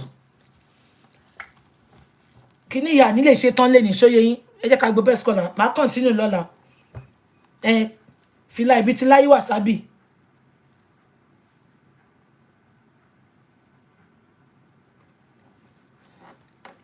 Number. Ẹ jẹ́ kí n pè kíni bàbá fún yín. Ẹ jẹ́ kí n pè fún yín kẹ́kọ́. Ẹ jẹ́ kí n pè bẹ́ẹ̀ yẹn. Màá dẹ̀ tún pin ẹ̀ tí bá ṣe tán. Mo ń bọ̀. Ẹ jẹ́ kí n pè kíni bàbá fún yín. Ẹ jẹ́ kí n pè fún gbogbo yín kẹ́kọ́ sílẹ̀. Ṣé gbọ́?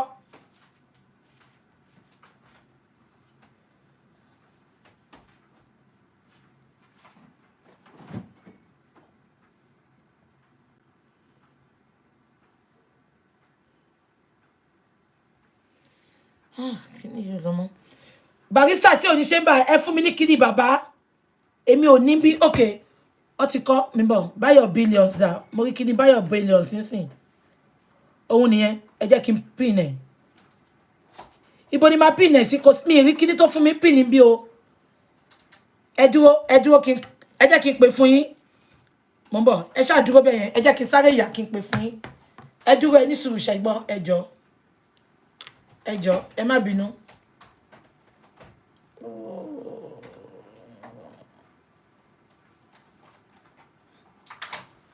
Okay. Ẹ jẹ́ kí n pè fún yín ṣẹ́gbọ́n. Èèyàn kan sọ pé òun fẹ́ sponsor ọmọ bàbá. Ẹ get in touch pẹ̀lú mi. Buy your billion. Ẹ tún kọ́ kí n yà kí n pè fáwọn èèyàn. ẹ kọ́ kí n yá.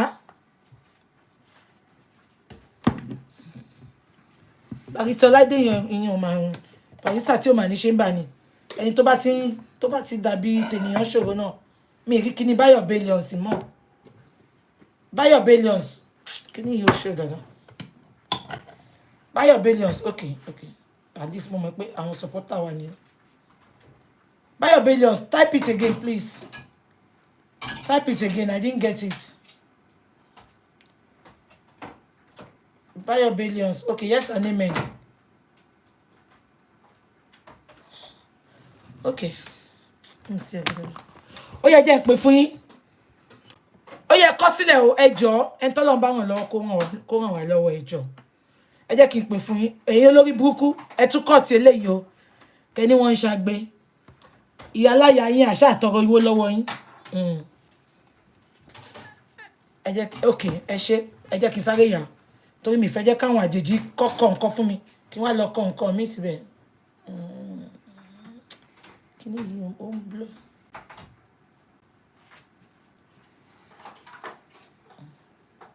ń bọ̀ kí ni yìí ẹ̀dọ́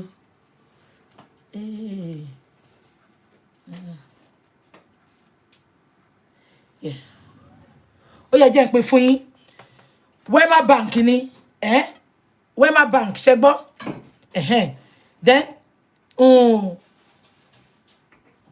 àkáǹtì yẹn ni 0 2 3 4 5 6 7 8 2 1 okay mo ti pin ẹ bí báyìí náà ẹ̀yin ti Facebook mo ti pin ẹ jẹ́ bá mi support ẹ̀yin Facebook ń bọ̀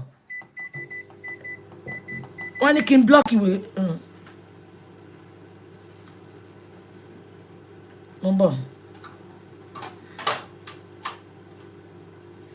mo ti pin ẹ ẹ̀yin ti Facebook mo ti pin ẹ ẹ̀yin ti YouTube bẹ́ẹ̀ ṣe ń sá fún gift nìyẹn o ṣe rí YouTube ẹ jẹ́ sọ fún yín bẹ́ẹ̀ ṣe máa fún wọn gift ṣe rí bí ọwọ́ ọ̀tún yín yẹn ẹ ráwọn bèbí ń bẹ̀ ẹ click ẹ ìwọ tó bá ti káàdé bá wà register sórí fóònù o tó bá click ẹ ó máa fún ẹ ní iye owó tó lè fún wa £5 £2 £3 or bó bá jẹ́ náírà náà ó máa fún ẹ ní denomination yẹn síbẹ̀ so click bèbí yẹn wá click nǹkan tó fẹ́ fún wọn kò ní ìkolo káàdì ẹ bèbí kan wà ní ọwọ́ ọ̀tún ẹ̀yin YouTube tó bẹ́ẹ̀ ṣe ń sá fún bílíìnì nìyẹn ẹ̀yin YouTube ẹ máa ṣe YouTube láwà ní bá ṣe máa sanwó ẹ̀ ń sá fún bílíìnì ẹ̀yin ti Instagram ẹ máa bọ̀ ń bí tọwọ́gbọ́n lẹ́yìn náà ń dá ẹ máa bọ̀ ní TikTok ẹ máa bọ̀ ní Facebook gbogbo alájọ wà nù ẹ we are in it together ọlọ́run adé bá mi pèsè fún yín ẹ ní sanwó yìí kẹkábàámọ̀ ẹ jẹ́ kí n tún pè fún yín àwọn YouTube yẹn ẹ máa gbọ́ we don't have how to pay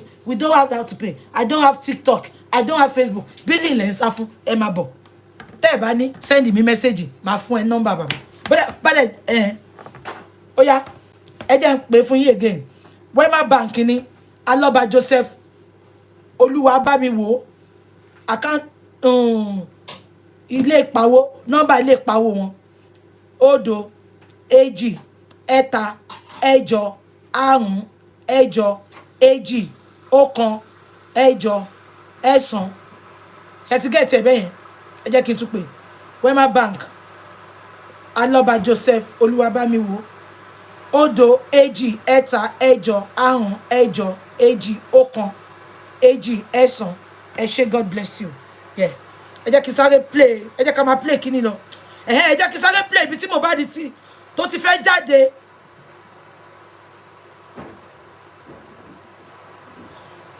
ìgbà tó ń ṣe èrè kọ́ lọ bìí aláya wọn l'accountability ṣé mo sọ fún pé owó justice for Mohbad lélẹ̀ àwọn olóṣèlú l'accountability sọnù sister Comfy mo ní kọ́ sẹ́ndì kọ̀kọ̀ sí mi mo fẹ́ blame kọ̀kọ̀ fún yín ni o a lè blame bàbá àbí gbogbo yín ẹ̀gẹ́ ìtì ẹ̀ ni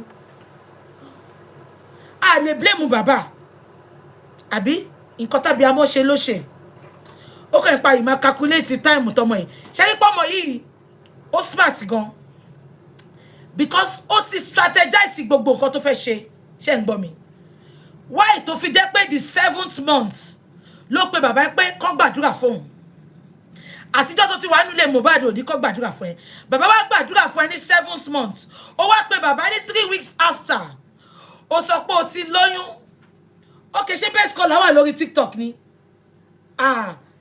kí lorúkọ wọn ṣé ká pè best caller síbí ni àbí ká gbé sórí TikTok ẹni kọ́ request again ṣé lọ́yà tí ò ní barista tí ò ní ṣe bá fìlà ẹbí tí Ramoni Ìlọrin kí lè ṣe bẹ̀tẹ̀ kan jókòó sórí fẹ́ǹsì sitting on the fence.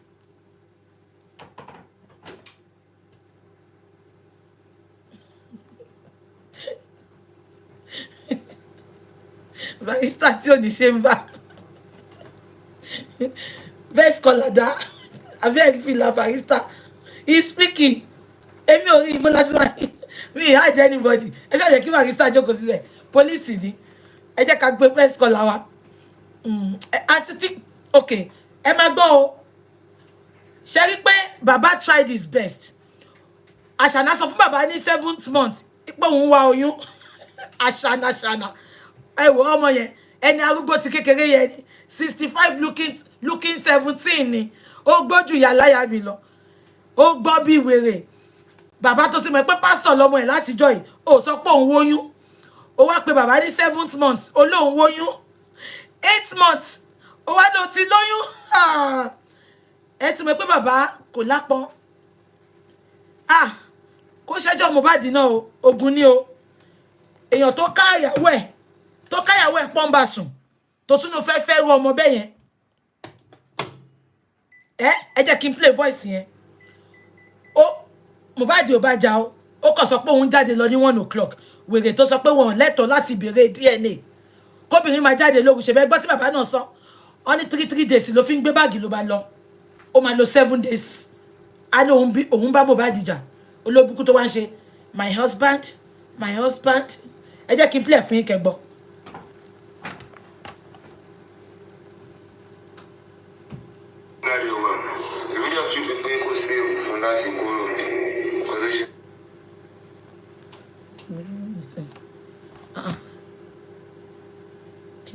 So one of them are poor, but let's see how you are poor. If I put you tell them I'm poor, so one of them are poor, okay, they know why you. Because you should. You 1 o'clock, you 1 a.m. blue. You could see. I mean, more consumption on the pay. Because you got to show them, you could drive fast, but it's not already. But I just saw the job, but I just saw them coming in there to take care because. To be like you, but I'm something you build on a guru by to be content in my shit. Ṣé gbọ́ nǹkan tó ṣẹlẹ̀? Hey, Mohbad pé àǹtí ẹ̀. Ó wá sọ pé Àṣànà wants to leave the house. I just thought I should call you.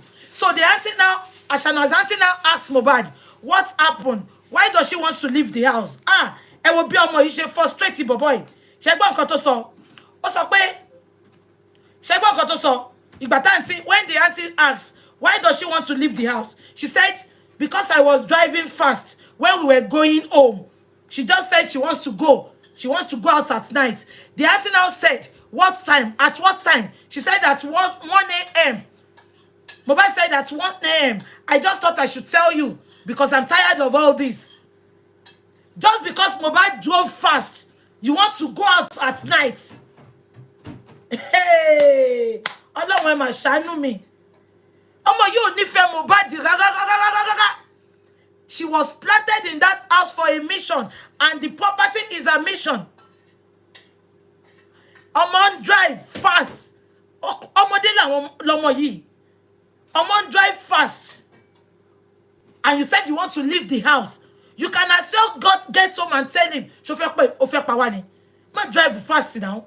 Why driving fast? Why driving fast? Tó ṣe di pé mo fẹ́ kúrò nílé ní 1 a.m. Let me play it again. Olórí burúkú tó ṣe by law. Baba Mohbad has no right to ask for DNA. Abolórí burúkú ni. Lẹ́yìn kan yọ òbò ẹ̀ndì ẹ̀. Oníṣìná, onínọ̀bì, apẹ̀rẹ̀ àjàṣẹ́. Bí àkàtì ẹ̀, kàṣù ló pọ̀ fún barista tí ò ní ṣe ń bà. Ẹ jẹ́ ká tún play.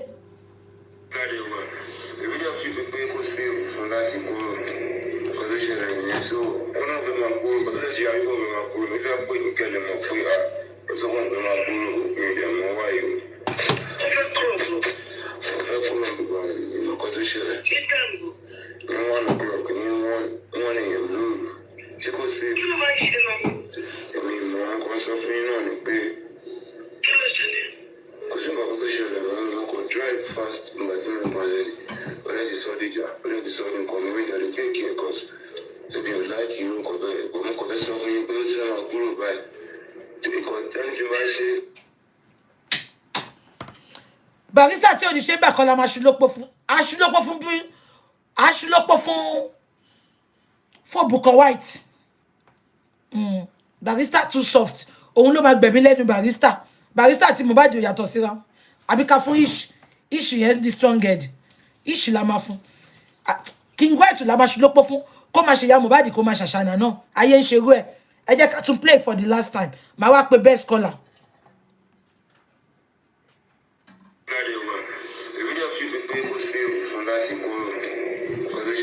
So one of them are cool, but let's see how you are cool. If you're putting Kelly Mafia, so one of them are cool, maybe I'm more why you.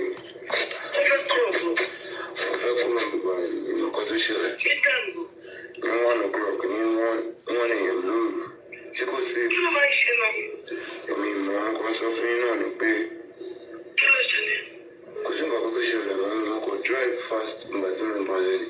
But I just saw the job, but I just saw them coming with the cake here, because tóbi ò láìkì irú nǹkan bẹ́ẹ̀ bọ̀ mo kò fẹ́ sọ fún yín pé ó ti náà máa kúrò báyìí tóbi kan tẹ́ni tí bá ṣe. Mohbad ṣẹ́rí naturally Mohbad is calm looking at Mohbad bàbá ẹ̀ ló jọ ẹ wo bó ṣe ń sọ̀rọ̀ Mohbad ló nífẹ̀ẹ́ ọmọ yóò nífẹ̀ẹ́ ẹ wo bọ́mọ yín ṣe fìyà jẹ fẹ́ Mohbad ẹ mà níṣobìnrin nífẹ̀ẹ́ ẹ̀yin ọkùnrin ẹ̀yin obìnrin náà níṣọkùnrin nífẹ̀ẹ́ ẹ wo bó ṣe ń sọ̀rọ̀ ó ní mo drive fast.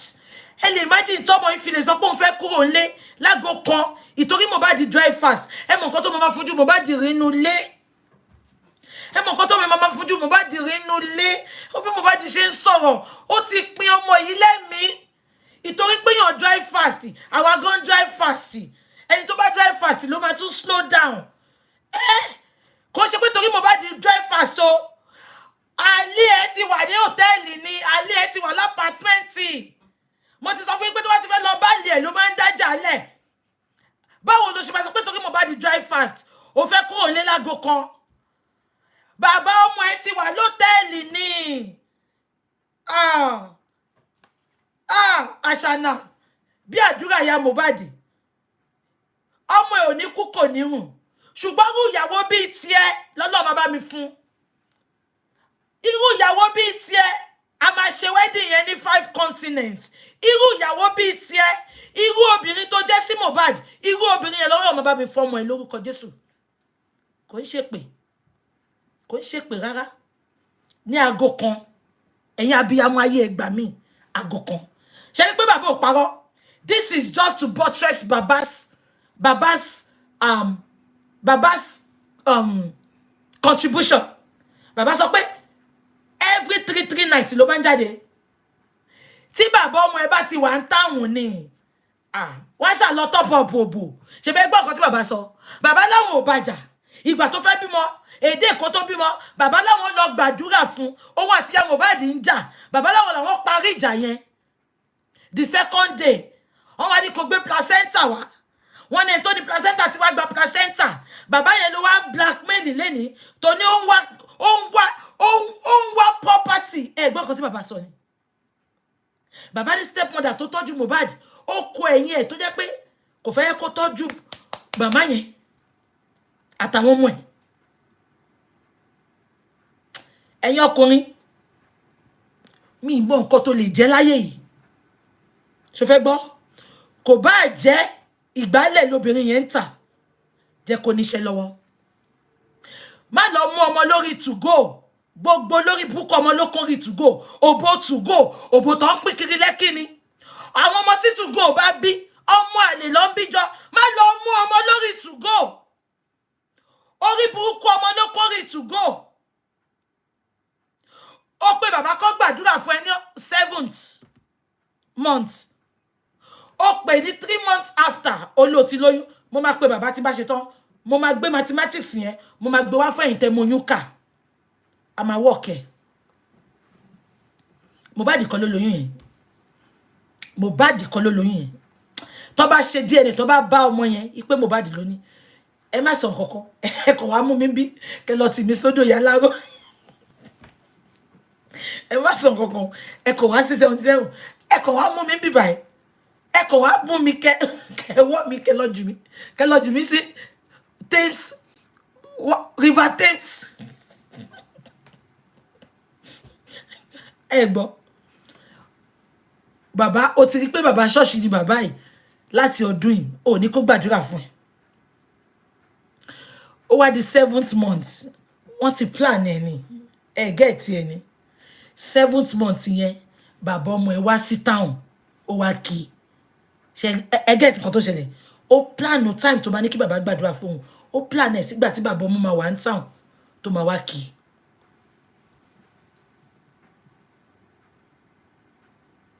òun ni lady yẹn béèrè ṣé wọ́n ti pé lady yẹn béèrè lady TVC yẹn béèrè statement kan only we heard that when you were in relationship you left the relationship and you went to date another man ẹgbọ́rọ̀ tó pa ó nígbà yẹn àwọn ò tí serious baba go nice baba ní Ashana èmi àti baba ewé ti pẹ́ lára ọṣẹ èmi àti wọn àti dọ́ṣẹ́ baba ní Ashana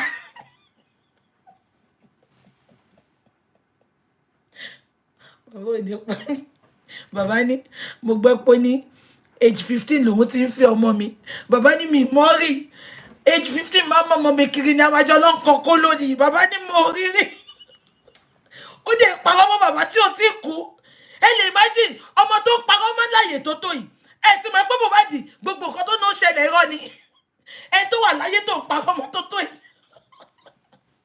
bàbá ní ẹ gbà mí age 15 mo máa ń mọ́ ọmọ mi lọ́wọ́ àmà lọ́jọ́ ń kọ́kọ́ lónìí mi mọ́ rí bàbá Mohbad go nice ọ̀rọ̀ wọn máa ń pa mí bàbá ní ẹni tó gbé 3 second video dání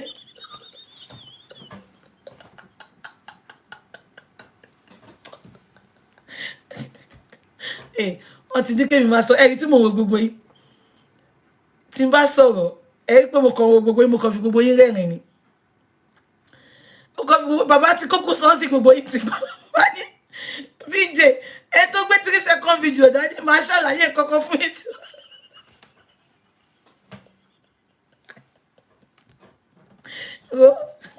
abẹ́rẹ́ tó lọ forí kó skibi tó lọ dáwò sọnù kan èmi máa ṣe ṣòfò gbogbo yín tẹ́ bá wá sọ̀rọ̀ pé nìkan gbà yín o kẹ́yà fi ṣe sónú ẹ̀kú ni o bàbá ti sọ́ọ̀sì ẹ jẹ́ kó máa pọ̀ létí yín o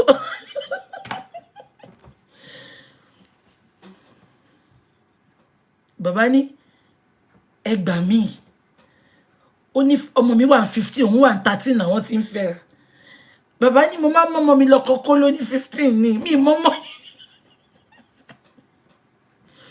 ṣẹ́rí ẹ mọ̀ nǹkan tó pa Mohbad ṣe ń gbọ́ ìyá Mohbad pẹ̀lú ẹni tó pa Mohbad ẹ wo gbogbo story tí bàbá sọ pátá ìyá Mohbad has been a disaster in Mohbad's life ìyá Mohbad had been a parasite bí a ká ní Mohbad ò gbà yá yẹn padà ni Mohbad lè má kú ẹ wò bá tí bàbá sọ pé ìgbà táwọn ti rí pé nǹkan tó ń ṣe Mohbad ò ṣojú lásán wọn náà wọn lọ mú ọmọ yẹn ń bẹ̀ wọ́n ní ìyá Mohbad yarí pé no ọmọ mi ò lọ sílé olórogún ọmọ mi ò lọ gbé lọ́dọ̀ stepmother meanwhile stepmother ló tọ́ Mohbad kó tó kúrò lé ìyá Mohbad oníkaba children nǹkan tójú ẹ bá rí wàá wá omi lójú òní rí you are evil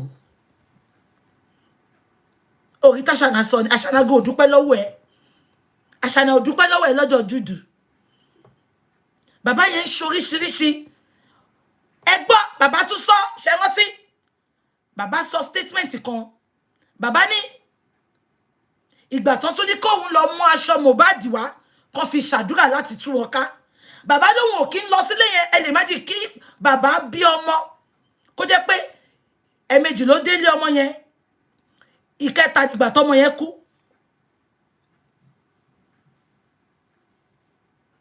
Because mo sọ yẹn.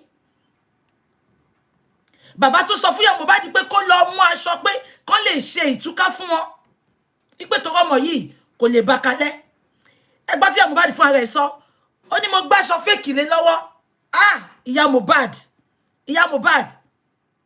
Ẹjọ́ ń bẹ lọ́hùn. Ẹjọ́ ń bẹ lọ́hùn. Ó ní ká bá children ni. Ẹ rí ká bá yẹn, ó wá mú white belt, ó fi so. Ẹ jẹ́ kí n pè, ẹ jẹ́ ká sáré pé best color. Ó ló máa kí best color gan ti sùn. Ah, mi ríro eléyìí o. Gbogbo ẹ̀yin tẹ́ ń wò mí àtọkùnrin àtobìnrin. Ẹ ní ṣìfẹ́ o. Ṣé ti rí, mo máa sọ kíní kan. Tí ọkùnrin àbóbìnrin bá ti ṣìfẹ́, tọ́n bá ti ṣe mistake in marriage, it takes the grace of God. It takes the grace of God. Ẹ ní ṣìfẹ́ o. Ìfẹ́ tẹ́ máa ní sí ọmọbìnrin àbọ́mọkùnrin tó yẹ pé ìfẹ́ tó máa pa ọ̀tá yín ni. Ìjọ tó bá máa jẹ́ bẹ́ẹ̀ báyìí, Ọlọ́run á pín yín níyà. Hatred yẹn máa dé tẹ́ máa ní kó máa lọ ni. Lórúkọ Jésù bó ṣe máa rí nìyẹn o. Ọlọ́run wá fún yín ní spirit of discernment. Lórúkọ Jésù. Because tó bá pé bàbá ò rò pé bàbá dẹ̀ sọ nǹkan kan. Bàbá ní ọmọ tí mo nífẹ̀ẹ́ ni. Bàbá ní abiyamọ ni mí. And it's true. Gbogbo àdúrà abiyamọ ni pé kó mọ́ marry, kó bímọ, kó settle down. Ẹ má jẹ́ ká parọ́. Ọmọ tó tẹ̀ tí ń ṣe dáadáa, tọ́wọ́ ẹ̀ tí ń gbé sókè díẹ̀díẹ̀. Àdúrà gbogbo ìyá ni, gbogbo òbí ni. Tí bàbá ò dẹ̀ mọ̀ pé ikú oró, ikú òjijì, Fádèyí olóró ló wọlé tí Mohbad wá. Ó dẹ̀ ń lọ sí TV station, ó dẹ̀ lọ ń parọ́. Bàbá ní ẹ gbà mí. 15 years old ni tó sọ pé òun mọ ọmọ mi.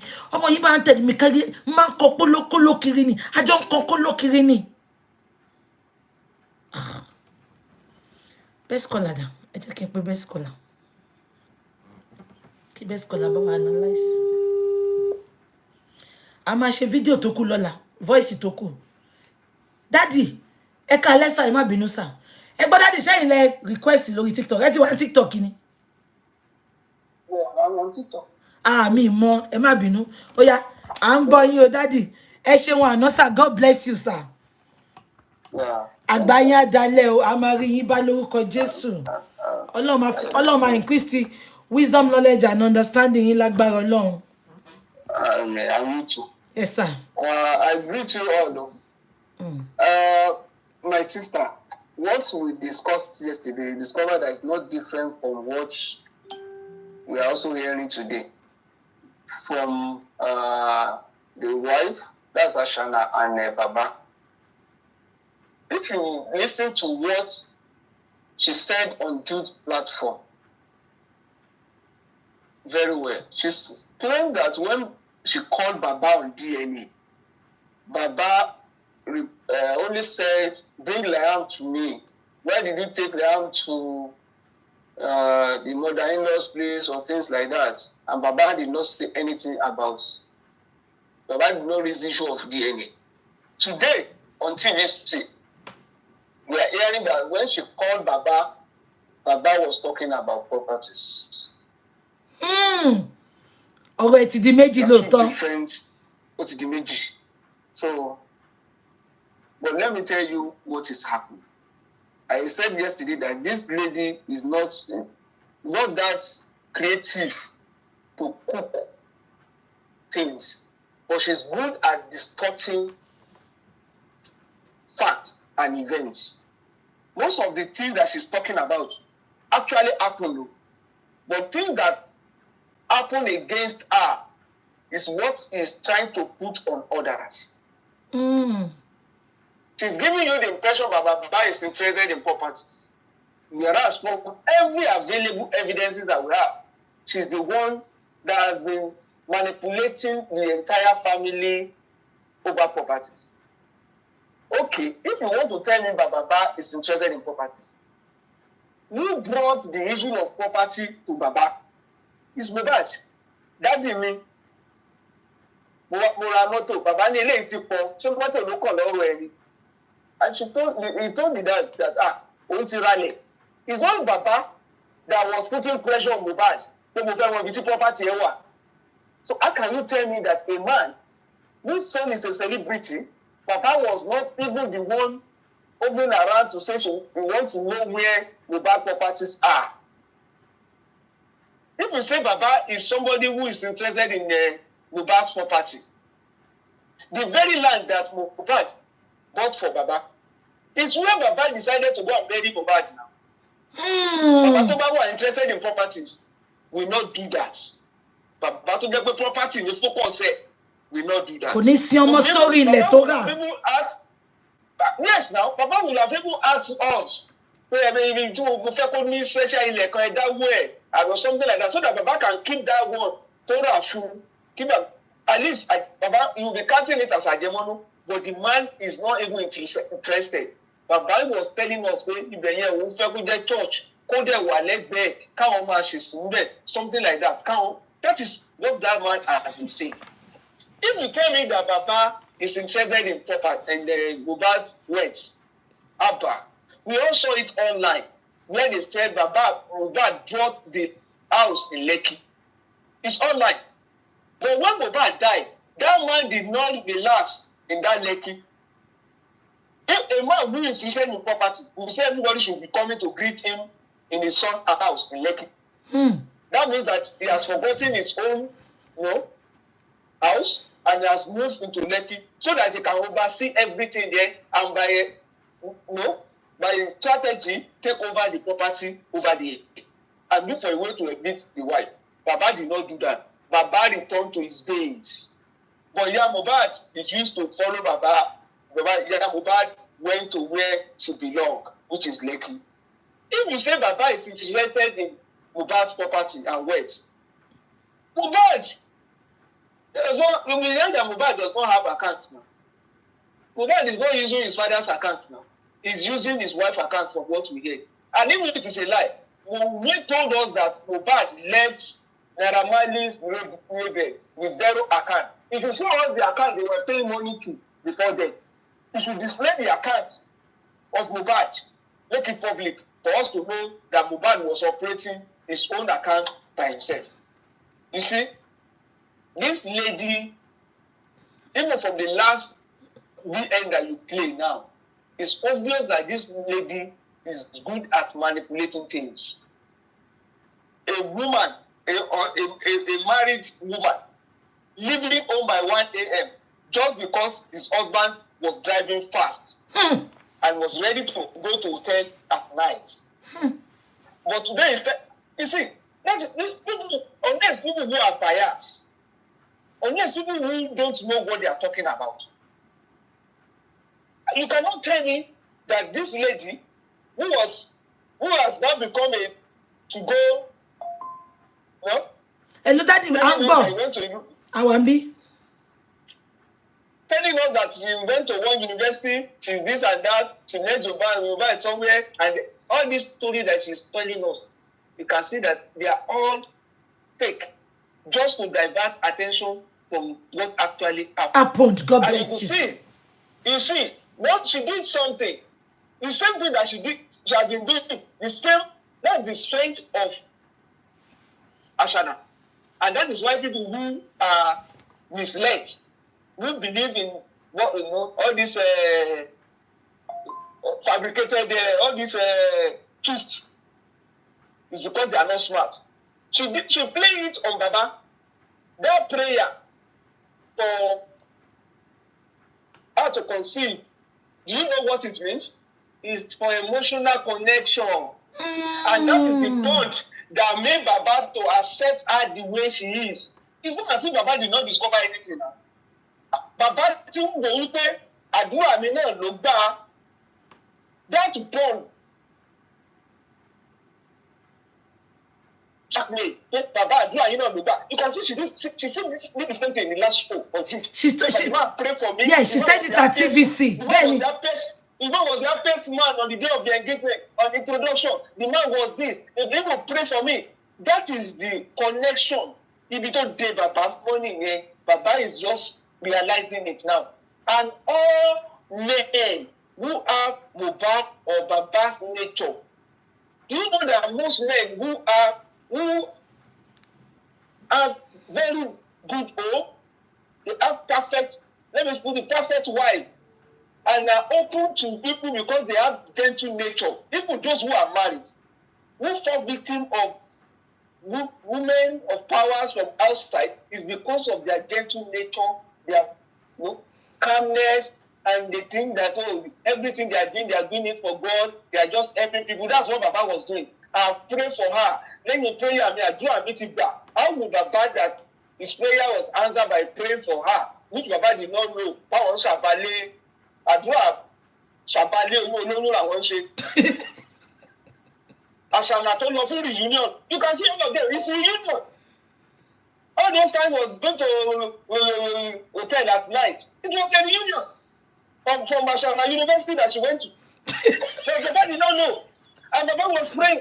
Baba was happy. That connection is what made Baba to accept her the way she is. So everything she was doing thereafter, Baba was happy. Baba did not see it. Even when Baba knew that it was unnatural. Daddy, go deeper. Go deeper. So anything tó ń ṣe bàbá ò lè wo bẹ̀bọ̀ because Baba bí ní pé wọ́n ti gbàdúrà fún. Ó ti dé Baba Monday. Let me tell you one thing. If you are a Christian, àwọn ọmọ tó wà ń tà sí tó bá fẹ́ di ẹ̀ mọ́lẹ̀ ìdí Christianity ẹ̀ náà máa di ẹ̀ mọ́.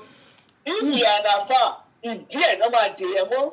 Wọ́n ní pé dájú akọ̀wé àjọ kan náà ní Salama ní pẹ́ẹ́pẹ́ẹ́kẹ́tì kíní kan ẹ ṣàbọ̀wọ̀ ṣàdúrà. Nígbà tó náà bá ṣàdúrà aládùúrà ń gbà ní nàá. Ṣé kò ní máa nọ́tò ẹ̀? Go deeper. Ṣé kò ní máa nọ́tò àdúrà ẹ̀? You can now see ìgbà tó lọ sí Kòròdú. That's why I told you that this lady has planned everything ahead. This show that he's doing now, this public stunt that he's doing now, this interview going on is for a purpose. Yeah, lady, there is a reason for that interview. Èmi náà ti rí bẹ́ẹ̀ náà. Baba, even ìyá Mohbad, underrated her. Adura and the rest, and all those who are in the house who refuse to talk now, underrated her. They will be shocked at what this lady can do. They will be shocked, and she's going to eat them hard.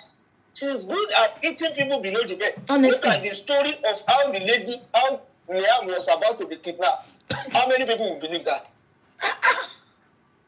If not those who cannot think straight, but Baba did not even know anything. There was not from Baba account of events now.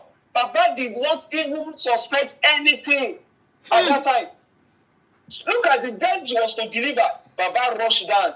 Baba prayed. If you look at the issue of placenta, Baba did not observe anything, but she has moved. She has planned everything ahead.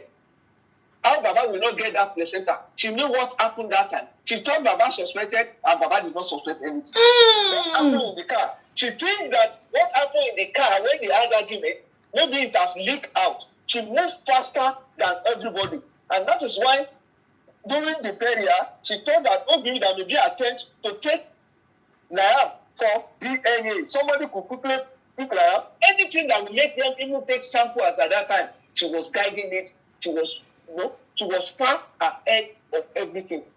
When Boy called her that she wanted to come to the house, this lady knew that Boy coming to the scene will affect everything they are planning in the house. Boy is Mohbad's friend. Boy is not somebody. If you look at Boy later, it's different from all those who were living in the house. Yeah. Those living in the house, check out all of them. How many of them were made? How many of them? If you engage spending, I've engaged spending before. Does spending look like somebody who has it up there? Actually, Benny, Daddy, sorry to intervene. Daddy, Eddie, sọ fún mi. Only Ashana, we only keep those that are dumb like her, fast thinker, reasoning people. Oh, my name was Danoni. Eh, gbogbo wọn náà tó máa gbélé ni. Ẹ wo spending ẹ bó ṣe rí. Gbogbo wọn daft. Prime boy by age, by intelligence is faster. He's a street boy too. So how do you expect that they will not allow Prime Boy to come to the scene? And that is why she kept Prime Boy away from the scene. From the beginning. Even the nurse today, you can see all the twists and everything. This lady knows what it is. And that is why I'm shocked that even the journalists this one even try.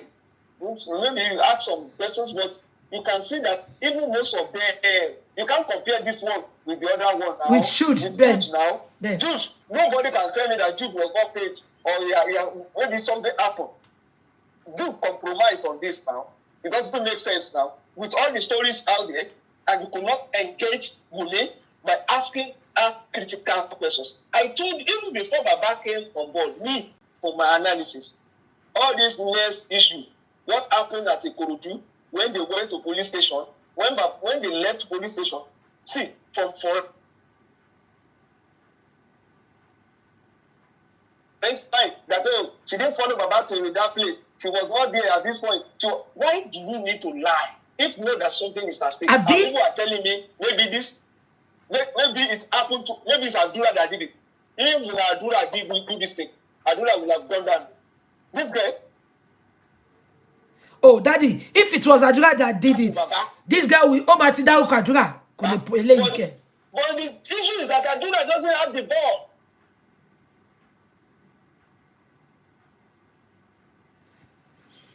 Peanuts. Does Yamoba look like somebody that you need to give promise 100 million? No! Yamoba, if he wants to write 100 million on paper, can still read it. Does he know what somebody can do with 100 million? Just tell her, I'm going to take care of you. I'm going to go, okay, what's it talk?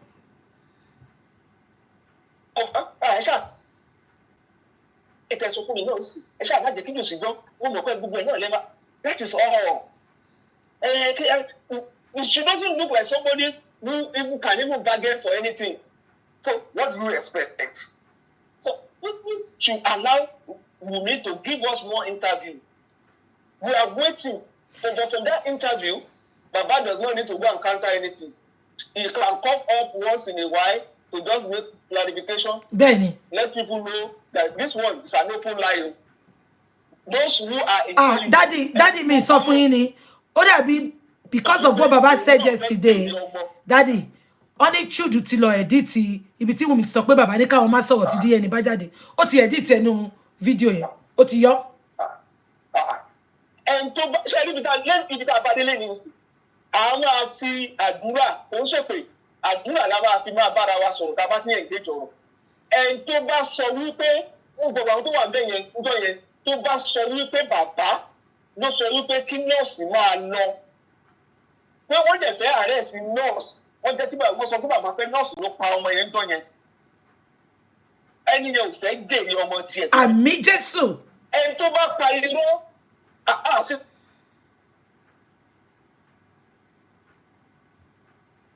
Ẹni tó dẹ̀ bá irọ́, tó bá irọ́ tó ń pa mọ́ Baba, wípé Baba yẹn mọ̀ ń pa ikú ọmọ ẹ̀, àti wípé Baba yẹn ó fẹ́ kidnap Liam níjọ́ kejì.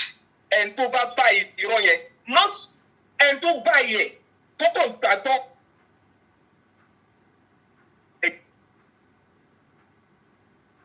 Ẹni tó mọ̀ pé wọ́n parọ́ mọ́ Baba yìí ni, this is wickedness. Ẹni tó bá mọ̀ wípé wọ́n ń parọ́ mọ́ Baba yìí ní gbogbo nǹkan tó ń sọ nípa Baba yìí láti make sure wípé they get sympathy. Láti wọ́n ẹni tó mọ̀ wípé wọ́n ń parọ́ mọ́ Alọ́ba wípé Alọ́ba o placenta ọmọ ẹ̀ tó fẹ́ gbà ó ní kankan tó fẹ́ fi ṣe. That's the narrative they brought up. Pé Baba tọmọ ẹ̀ bímọ placenta ẹ̀ ó fẹ́ fi ṣe kankan tọmọ ẹ̀ dẹ̀ ń twist ẹ̀ tọmọ yìí dẹ̀ ń sọ fún yín pé Baba yẹn gan ló gbàdúrà fún tó support báyìí. Ẹ tó bá gba owó ẹ̀ gbọ́ níjọ́ tí wọ́n bá ń yọ ayọ̀ ọmọ fẹ́ni náà. Ayọ̀ yẹn ò ní kéleg. Àmín Jésù. Nígbà tọmọ tiẹ̀ náà bá dé position tí o bá dìde. Kanú gbàdúrà kó ń ju àwọn sínú odò. How many times ni Baba yìí ju àwọn sódò? Ẹyọ kan ẹ tó rí ẹja gbé jáde. The only ẹja tó rí gbé jáde. And we are now playing with it. You are now being technical about it. Tó fẹ́ jogún ni. Nígbà tó lọ yáwó. Ṣé mo wà ń bẹ̀ ni? Àbí? Nígbà tó ga àwọn ọmọ yìí káàkiri tí wọ́n ń ka àpótí kiri, ṣé mo wà ń bẹ̀ ni? Ta ló fẹ́ ṣiṣẹ́ ọmọ tí ò fẹ́ jèrè ọmọ.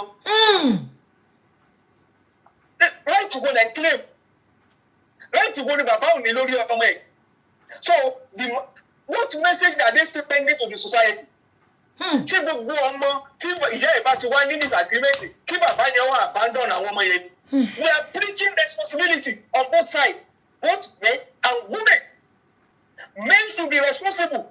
Take full responsibility as a leader in your home. You want to be discouraging responsible men out there? Kọ́ ní àkókò mọ́ tó máa yà lọ́la. Tá a bá ní atọ́jú ẹ̀ ní level kan, ìyá ẹ̀ náà ló máa lọ bá, ọmọ ẹ̀ náà ló máa mọ̀. Is that what you want to preach? We are preaching responsibility here. And as a lady, and tó bá mọ̀ pé òun tọ́ ohun òrí ọmọ tọ́, tó rò pé ọmọ yẹn máa lọ sọ ẹrù ká iwájú ẹlòmíì láti cause a problem. Orí platform yìí náà la máa ti yanjú ẹ̀. Bẹ́ẹ̀ni sir. Not take it. Bẹ́ẹ̀ni sir. Ẹni tó bá mọ̀ pé òun fẹ́ jèrè ọmọ kó lọ kí lẹ́yìn wọn. Ẹni tó bá mọ̀ pé òun fẹ́ jèrè ọmọ kó mọ̀ bí tó máa dúró sí. Go deeper, sir. If not public stunts, if not diversion, if not using Liam as a bait, why would somebody even carry a 5-month-old baby to an event? Why are you using the face of that boy for sympathy? Why are you using it for sympathy? Because the only thing you are holding on to on this matter is that boy, the face of that boy to wake emotion. You use prayer for Baba. Prayer is what you use to tie Baba down.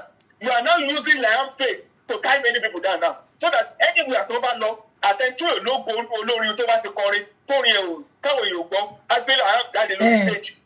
Our lady, this is Mohbad's son. It's the same emotional attachment you are using to divert people. The same emotional attachment. That emotional connection will not work. Let's face the fact. Baba is not using Adura. He's not using the face of other children.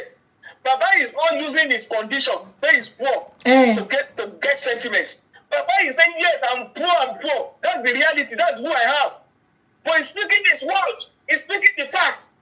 And he's consistent with the truth.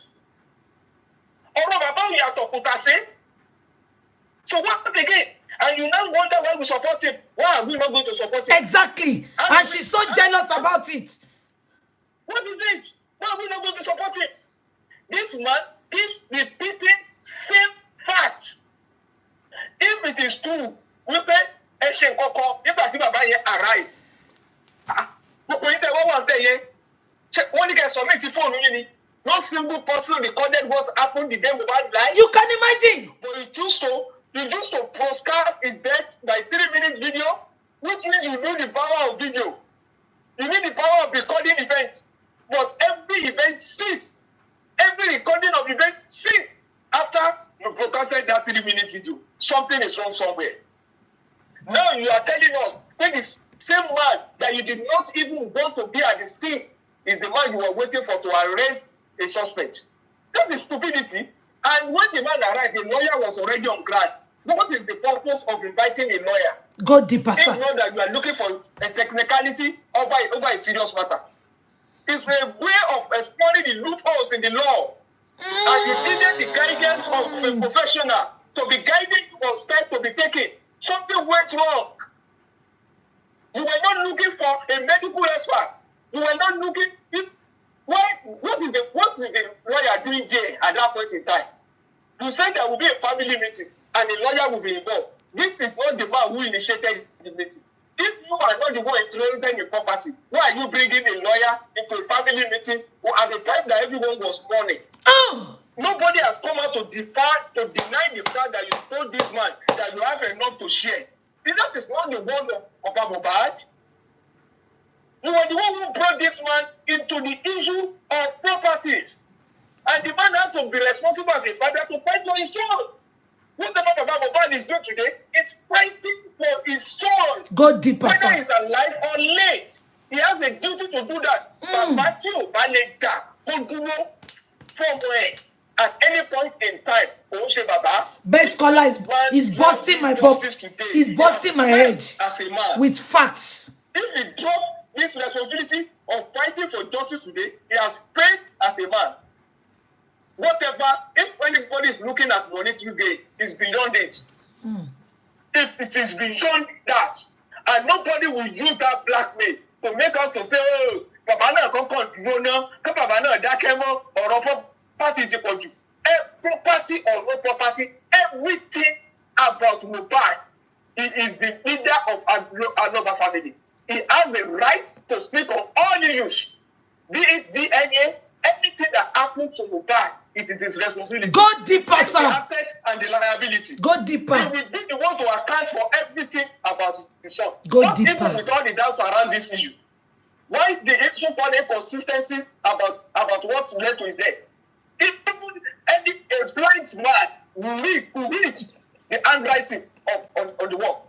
It's so glaring. Just one interview, and everything we have been saying have been revealed by that interview. So you are telling us that the negligence, all the acts is true. You even knew that your husband will react, and you waited for a quack for days, not for hours, for days to arrive. You should be arrested for negligence. You are a fake wife. You fail in your duty as a wife. A strange nurse arrived your home and you are cooking fried rice. And the dummies could not even point out that. At the time they administered the drugs on your husband, you were telling us you were not there. They were fighting, you were not there. What did you go to do in the Korodu? Abi? When they were fighting, you were not there. At all, at a critical time you were not there. No single evidence of any bullies that anybody or Naira Marley that you have brought out. No single evidence of anybody that we should even call up, accountable for what happened to Mohbad that you have brought out. All the evidences are against you. This one we listen to tonight. Let them come and analyze this one now. Peto bere batim binu, koko o drive wrongly. Toba dago kako pada loso te for reunion. Ashana reunion. Come and defend it. But you know be now. You know be no root of pada lo. Rubbish. Papa should go and relax. The more they do interview, the more they expect. Lashiri want to. That's and we are going to nail them at the appropriate time. Anything we may say will be used as evidence against. That is it. End of. Talk more. Give us more show, Wumi, and you will see what will happen at the end of the day. Thank you. Daddy, kẹtọ lọ sà. Ọmọ yìí ìṣẹ́gbọ́, Daddy mo fẹ́ kí bá àtọ̀mọ́lẹ̀ síbẹ̀. Ìgbà tí Ṣẹ̀pẹ̀tẹ́rì bọ́ta fún gbogbo ayé. Ó ní Naira Marley ló pa Mohbad. Àṣànà dẹ̀ ti bọ́ta ń sìn. Ó lábẹ́rẹ́ ló pa. Ó ní poison ló pa. Ó ní kinní kan ló pa. Kò dárúkọ Naira Marley. Daddy kí lẹ rí sọ sí nǹkan tó ṣẹlẹ̀ níbẹ̀ yẹn sà. You see, from between Ṣẹ̀pẹ̀tẹ́rì and Ashana, let me tell you one thing. They have their different motives. But Ṣẹ̀pẹ̀tẹ́rì has her own motive. Ṣẹ̀pẹ̀tẹ́rì must have been in the life of Ashana even before Ashana knew. Ṣẹ̀pẹ̀tẹ́rì is all over. Forget it. No, that's another lady that people will underrate. She's everywhere. She has a way of going around. She has already circled as Mohbad and Ashana before they even meet. And that is why you were hearing of they went for one show somewhere. They had one show somewhere. You can see the connection coming. So when it happened, Ṣẹ̀pẹ̀tẹ́rì wrote another script for Ashana to act on. And Ashana was acting that script. Ashana is another lady that is also creative in line, very creative in manipulation, very selfish, and she's also a street girl. Don't be surprised at the end of the day when they will see them facing each other. They will face each other. But the script, the diversion is purely for monetary gain. Who do you think they will attack? It's a win-win situation for them. They have brought down Mohbad, and they also need to export Naira. They have brought down Mohbad, and the only way that they could extort Naira is to, first of all, hang something on him and blackmail him into making payment only to the wife. That is the strategy. And who will be the beneficiary of that? Who want to hijack Mohbad at late hour? Who will now be the one? Because everything is there about this royalty. There have been formulas. There have been sharing formulas. for all these things. So Secretary has keyed into a project. It's a project for her. So that is why when you see her put her head in something, there must be a reward. There must be something for her to gain from it. So Wunmi that you see also knows from day one that Secretary did not mean well, but she had no option. So it is a marriage of convenience. It's a relationship that is based on the fact that they had common targets. The target was Mohbad. Mohbad went down, and they had to work together to make sure that who expect Ashana'S to work with Mohbad? Mohbad is just being carried along. Do you expect them to work with Baba? So they needed is a network of contracts. They need people. Yes, that's why you even see the lawyers, even from the so-called pro-justice, justice for Mohbad. You can see people who came in with ulterior motive. Don't be surprised, they form anti and pro now. Those you see fighting themselves now, calling themselves justice for Mohbad, they are all together. It's a lie. It's just two legs. They are all together. The one that is attacking the other, they are all together. The more they attack themselves, the more they take over the movement for the real justice for Mohbad. Those people you see petitioning themselves now, fighting themselves now, they are both together. I was on a platform this evening when one woman said this thing. I laughed. I said this woman got the message. Those who see writing petition against themselves, they are both together. They will use that noise to hijack the movement. And that's the same way these people always operate. Secretary Ashana'S, that's the same business that they do. It's a reunion of Ashana'S. Thank you. Thank you so much, sir, for your submission. God bless you. We appreciate you, sir. On behalf of everybody here, we say thank you so much, sir. God will honor you, sir. Welcome. I took pay in Lola, sir. Yes, sir. Oda, Yes. sir. Bye-bye, sir. Yes. Bye. Yes. Somebody said, last, the best caller go kill Wunmi. And you call it last, best caller lo ma pa Wunmi. And because of BJ, let best caller be Baba's spokesman. Best caller, he has a very, very good job in Nigeria. So he's a very busy man. But unfortunately, he can only do this when he's free. He's not just anybody.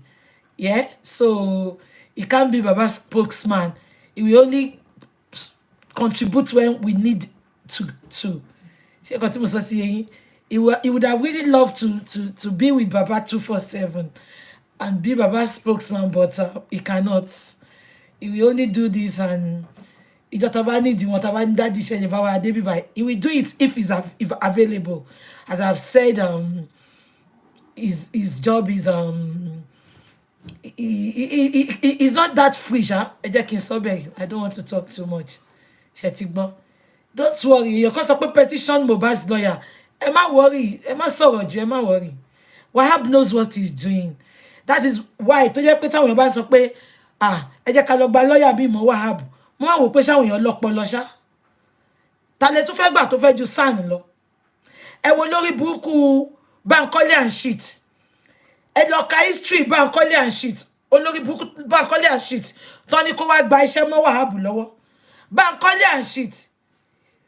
Ọ̀rọ̀ ilẹ̀, ọ̀rọ̀ property, lawyer property àti ilẹ̀ ni. Kò tẹ́ ṣe proper, kò ṣe lawyer criminal rárá. Kò ṣe lawyer tó mọ nǹkan tó bá wá ṣe. Ẹ dẹ̀ ń gbé Bankole and shit kó wá gba iṣẹ́ lọ́wọ́ Wahab. Àwọn olórí burúkú kọ́ dẹ̀ ń support ẹ̀ gbà pé kí Wahab drop iṣẹ́, kí Bankole and shit take over. Ẹ lọ Google Bankole and shit kẹ́ wo nǹkan tó ọ̀rọ̀ nípa ilẹ̀ kò súnmọ́ nǹkan tá à ń ṣe rárá. Gbogbo yín dẹ̀ ń support. Tí bá àwọn èèyàn tó sọ pé ẹ jẹ́ kí bàbá kó lọ gba lọ́ọ̀yà mi kó lọ máa ṣiṣẹ́ lẹ́tọ̀. Mo rò pé àwọn daft fools wo la ní lórí íńtánẹ́ẹ̀tì náà. ìgbà tó lọ sí court tí Bankole and shit tó lọ dájọ́ wọn ẹ̀gbọ́n kan tí judge sọ ni ó ní ta lè fẹ́ mú wá tó fẹ́ ju Wahab lọ ó ní nobody is working with Wahab anybody tó bá fẹ́ join Wahab kàn wá máa jókòó kàn máa wá wòran ní court. So don't worry àbí Wahab kọ́ is Google Wahab Google it. This is his discipline. This is bí pé ká gbé nǹkan tí Wahab mọ̀ jẹ fún òun la gbé fún yín. And do you know the good part of it? Do you know the good part of it? Thank you. This is his calling. Fighting crime is his calling. Èyí tí falafala fail láti ṣe.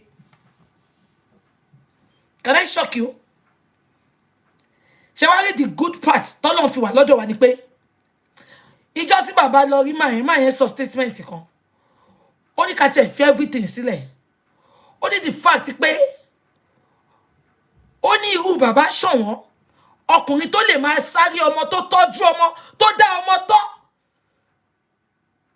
tó kò yé yín ó ní ìyẹn lásán òun á support bàbá. Ṣé owó tó ń gbà lásán ni? Ṣé owó tí ẹ lọ Google yẹn tí Wahab owó tìǹà tó ń gbà but torí pé Ọlọ́run wọn sínú ibẹ̀ yẹn ni. Abeg get Wahab. So tí bá wọn mi tàn sọ pé Wahab máa ṣe kíní kan máa ní ẹ mọ̀ nǹkan tó sì bá fà ní. Immediately tí falafala rí pé Wahab ló fẹ́ gbaṣẹ́ ó pé Wahab ó ní kó bá gbaṣẹ́ yẹn ó ní ṣé kò mọ̀ pé bàbá ti bú òun ni ó ní bàbá yín sọ̀tún òun.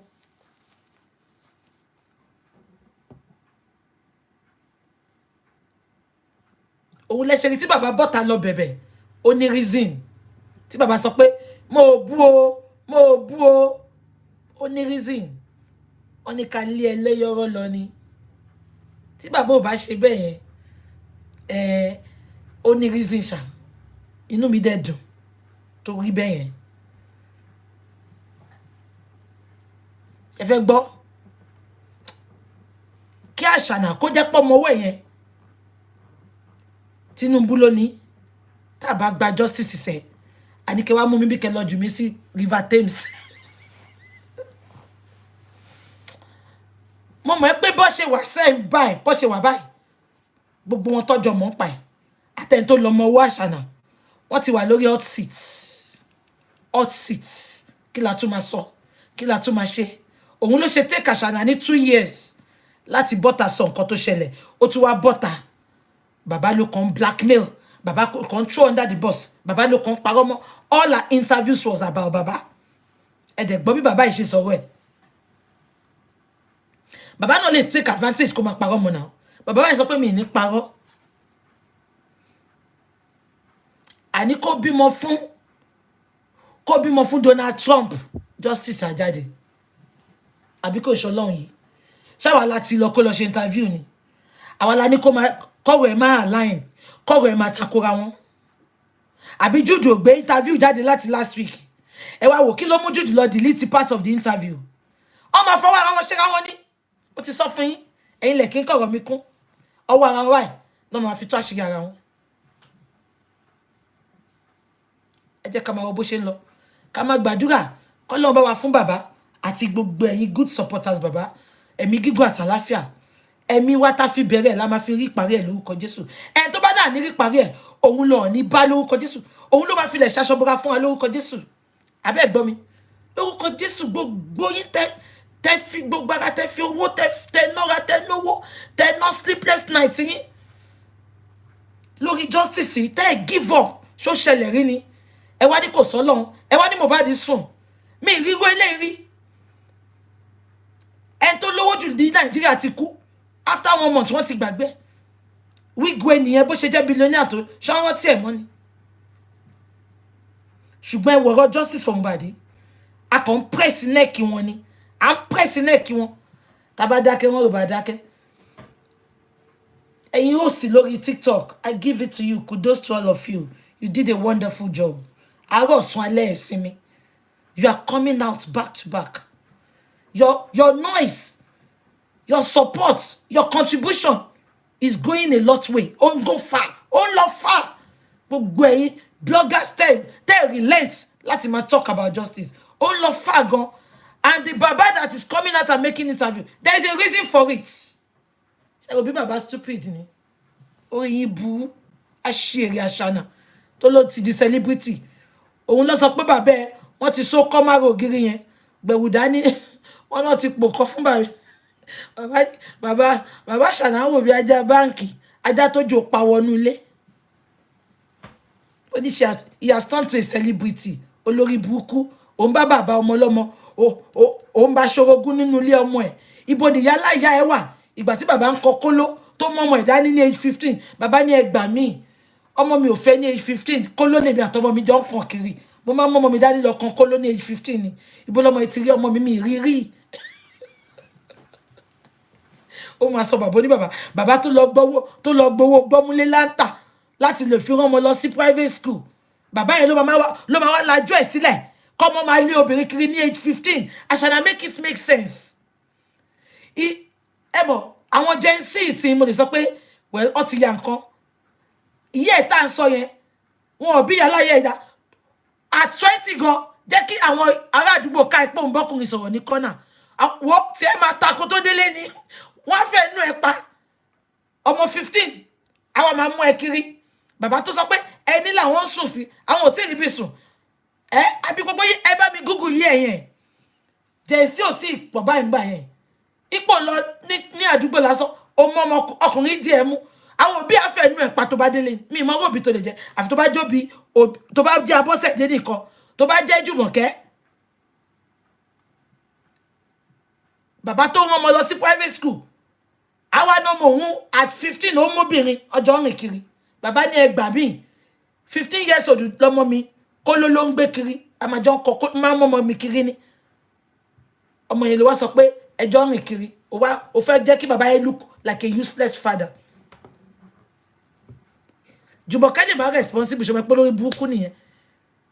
Ìgbà tí cousin méjì bá tẹ̀ ti dóra wọn tó ti bímọ náà kí wọ́n fẹ́ bí wọ́n á bí fútọ́sì wọ́n á bí fútọ́sì wọ́n á bí ìdọ̀tí inú wọ́n á fi ìdọ̀tí tó máa ń jáde tí ó bá ṣe menstruation nǹkan tó máa bí sáyé nìyẹn. Disaster tó bí sáyé ńsìn ni ló ń dayé láàmú yìí. Ṣe pẹ̀tẹ́rì pẹ̀lẹ́ tí o best scholar go tí ẹ wá nice. Wọ́n náà Ashana lọ sí Ashana University. Best scholar nice. Wọ́n náà Ashana lọ sí Ashana University. Mi ìgbọ́rọ̀ ẹ̀rí. Ṣe pẹ̀tẹ́rì pẹ̀lẹ́ tí ẹ o àfi bó ṣe recognize ẹ. Ó tún sọ intentionally ni.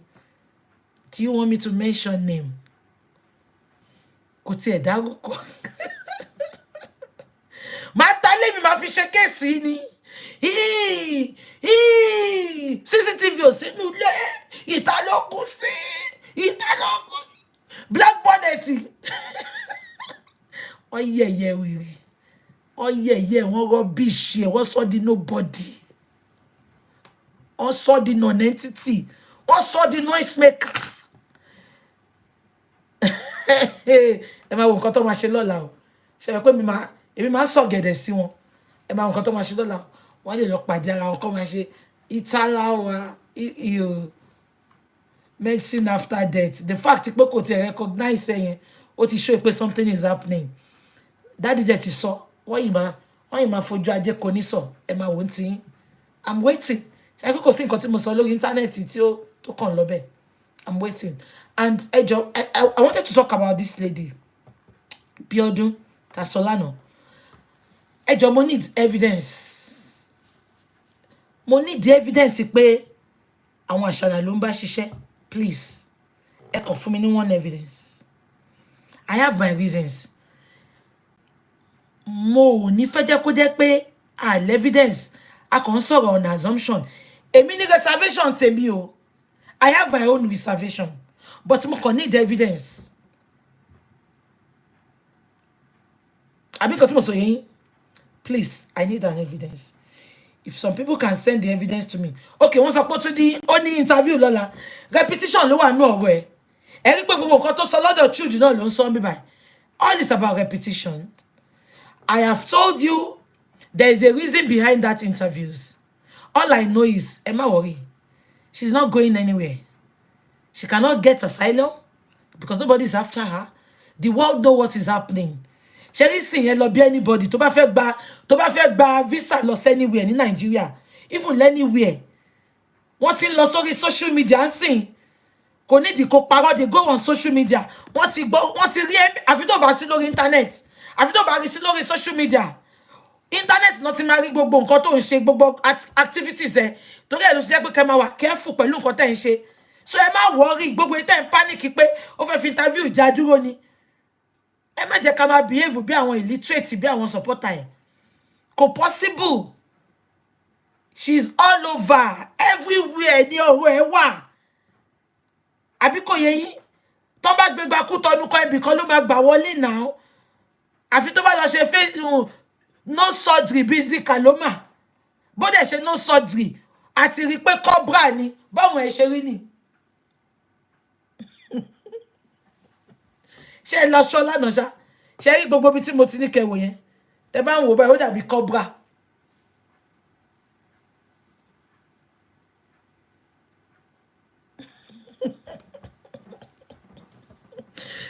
Wo tẹ́ bá wo ẹ̀ kọ̀ọ̀kan, ẹ lọ tún picture ẹ ibi tó ti ṣe interview pẹ̀lú Jude àti TVC bó ṣe rí ni.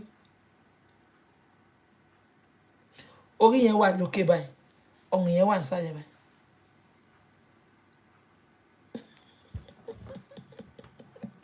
Èèyàn kan ní is true, ẹ lọ tún wò. Ẹ jẹ́ wa lọ, a máa continue tó kù lọ́la ṣe gbọ́. Video yẹn kù díẹ̀, ó kù about 20 minutes. A máa wò tó kù lọ́la ṣe ti gbọ́. Màá tún bọ́ta lọ́la. Ẹ jẹ́ kó lọ ṣe ti BBC, so a máa kó pọ̀ lọ́la. Àwa fi ṣe lọ́la. Màá jáde lọ́sàn-án la, ẹ má worry. Ẹ jẹ́ kí n lọ rest, ṣé mo pé mo sùn dáadáa lénìí. Orí ń fọ́ mi. So ti yé yín, ẹ má worry, please. I don't want you all to lose hope. And mo ti like it, lose hope no, because by now ó jẹ́ kó ti máa sún mo ti expect gbogbo support tí mo rí. So ti yé yín, so we are in it together. And lágbára Ọlọ́run, collectively a máa yin Ọlọ́run lógo lórí ọ̀rọ̀ yìí, a máa dúpẹ́ lórí ọ̀rọ̀ yìí lórúkọ Jésù lágbára Ọlọ́run. Ṣé ti gbọ́? Ẹ jọ̀ọ́ má gbàgbé, ẹni tí wọ́n bá nípa láti ṣèrànlọ́wọ́ fún òun lẹ́ni kejì ẹ jọ̀ọ́ nítorí Ọlọ́run, please any support ẹ bá lè fún bàbá, ẹ jọ̀ọ́ bá mi fún wọn. Àti pin ẹ sí bí wọ́n ti kọ síbẹ̀. Ẹ jẹ́ kí n sọ fún yín, mo rí ẹnìkan tó sọ pé ó fẹ́ fi gba asylum ni. Ẹ má jẹ́ ká máa ṣe bí ignorant. Kí ìlú tó lè fún yín asylum, on what basis? On what condition? Tó yẹ pé asylum gan ló ń wá, mẹ́pọ̀ ti fi ọ̀rọ̀ tó sọ yẹn, ó ti fi kọ́ta rẹ̀. Only my son is doing fine. We have the financial support. We have the support of the friends. Ó ti kọ́ta rẹ̀, ó ti ṣùtà rẹ̀ ńbẹ̀ yẹn.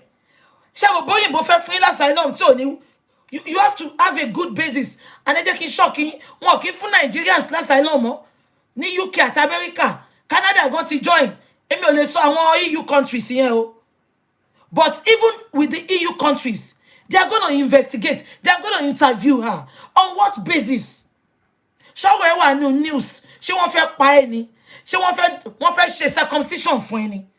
Ṣé lórí ọ̀rọ̀ Agége ló ṣe fẹ́ pa ẹ́ ni? Ṣé òun ṣe lábò ni? Ó ti kó bára ẹ. Interview tó ṣe pẹ̀lú TVC, ó ti kó bára ẹ. Ó ní, oh, my boy is doing fine. He's doing great. They take us out. They support us financially. She is not lacking. Ó ti jẹ́ kó yé wọn pé wọ́n wà very okay. Ṣé rí bẹ́ẹ̀ yẹn? Bam! Denying stamp ló máa gbé fún. Mi ì tí ì fẹ́ mọ bó ṣe fẹ́ gbà. So tó máa ń sọ̀rọ̀ ń gbà mí, ẹ jẹ́ ká máa fi on what basis? On what basis? Ìyá mi tó bá gba Libya gan, Lion máa jẹ́ kó tó débi tó ń lọ, ní ó máa kó sóní omi nìyẹn. Kó lọ bèrè lọ́wọ́ ọmọ tó ń lọ sí Libya náà. Ẹ jẹ́ kó lọ bí wọ́n náà. Ṣé báwọn ló wá ń sọ story wọn yẹn? Libya yẹn gan dẹ̀ ló fit ẹ̀. Bí ènìyàn ṣòro wọn á jọ sá lọ Libya. Torí yẹn náà, ọdún kẹwàá tó ti wà níbí ni kò tí ì ríwèé gbà. Ènìyàn ṣòro tiẹ̀ la máa fún kọ́ lọ máa jọ dóra wọn Libya. Ènìyàn ṣòro náà, 10 years tó ti wà ní UK ní kò sí ìrìwé gbà orí adúró lórí wà so bí akọ àtò ènìyàn ṣòro kí kẹrin mọ́ kó sọ fún wọn bó ṣe ń lọ Libya kó gba Libya ẹ jẹ́ ká wọn lọ àbí nǹkan tí mo sọ yé yín so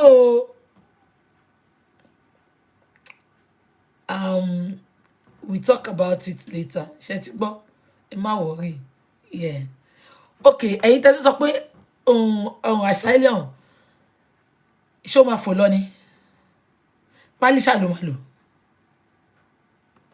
ẹ má jẹ́ kí n sọ̀rọ̀ jù máa rí yín lọ́la ṣe gbọ́ ẹ ṣé thank you so much gbogbo ẹni tó fọwọ́ sápò tó fi support baba Mohbad ọwọ́ yín ò ní kàn sàlẹ̀ àpò ẹ ní tọrọ jẹ ẹ ní tọrọ mú ẹ ní tọrọ ná ẹ ní tọrọ lò ẹ̀yin tẹ́ ẹ̀dẹ̀ rí fún wọn náà Ọlọ́run á bá mi pèsè fún yín ọ̀nà àlà fún yín ọ̀nà òní dímọ̀ yín o ọdún 2025 yìí gbogbo yín máa làlùyọ lórúkọ Jésù bẹ́ẹ̀ ṣe wá ń dúró ti bàbá yìí tẹ́ di èjìká tẹ́ jẹ́ káṣọ́ yẹ̀ lọ́rùn bàbá yìí ọ̀hún ara lànà sí yín o tó bá kù ìṣẹ́jú kan kọ́mọ olóore yín jì sí kòtò mọ̀nàmọ́ná àṣìṣe ìránṣẹ́ fún yín o ẹ ní dáyé yín ṣe in your journey of life you will never be stranded in Jesus mighty name when you call on one billions will answer you ẹ̀yin lẹ jẹ́ kí bàbá yìí mọ̀ pọ̀ mọ̀ ẹ̀kú o ẹ̀yin lẹ dúró ti bàbá yìí o bí aká ní bàbá yìí dá wà ní tí ò rí aláfẹ̀yìntì tí ò rí àwọn supporter pẹ̀lú nǹkan tọ́mọ yín ṣe fún yín ọlọ́mọ yìí kí bàbá yìí gan ká ti lóko èèyàn lọ́rùn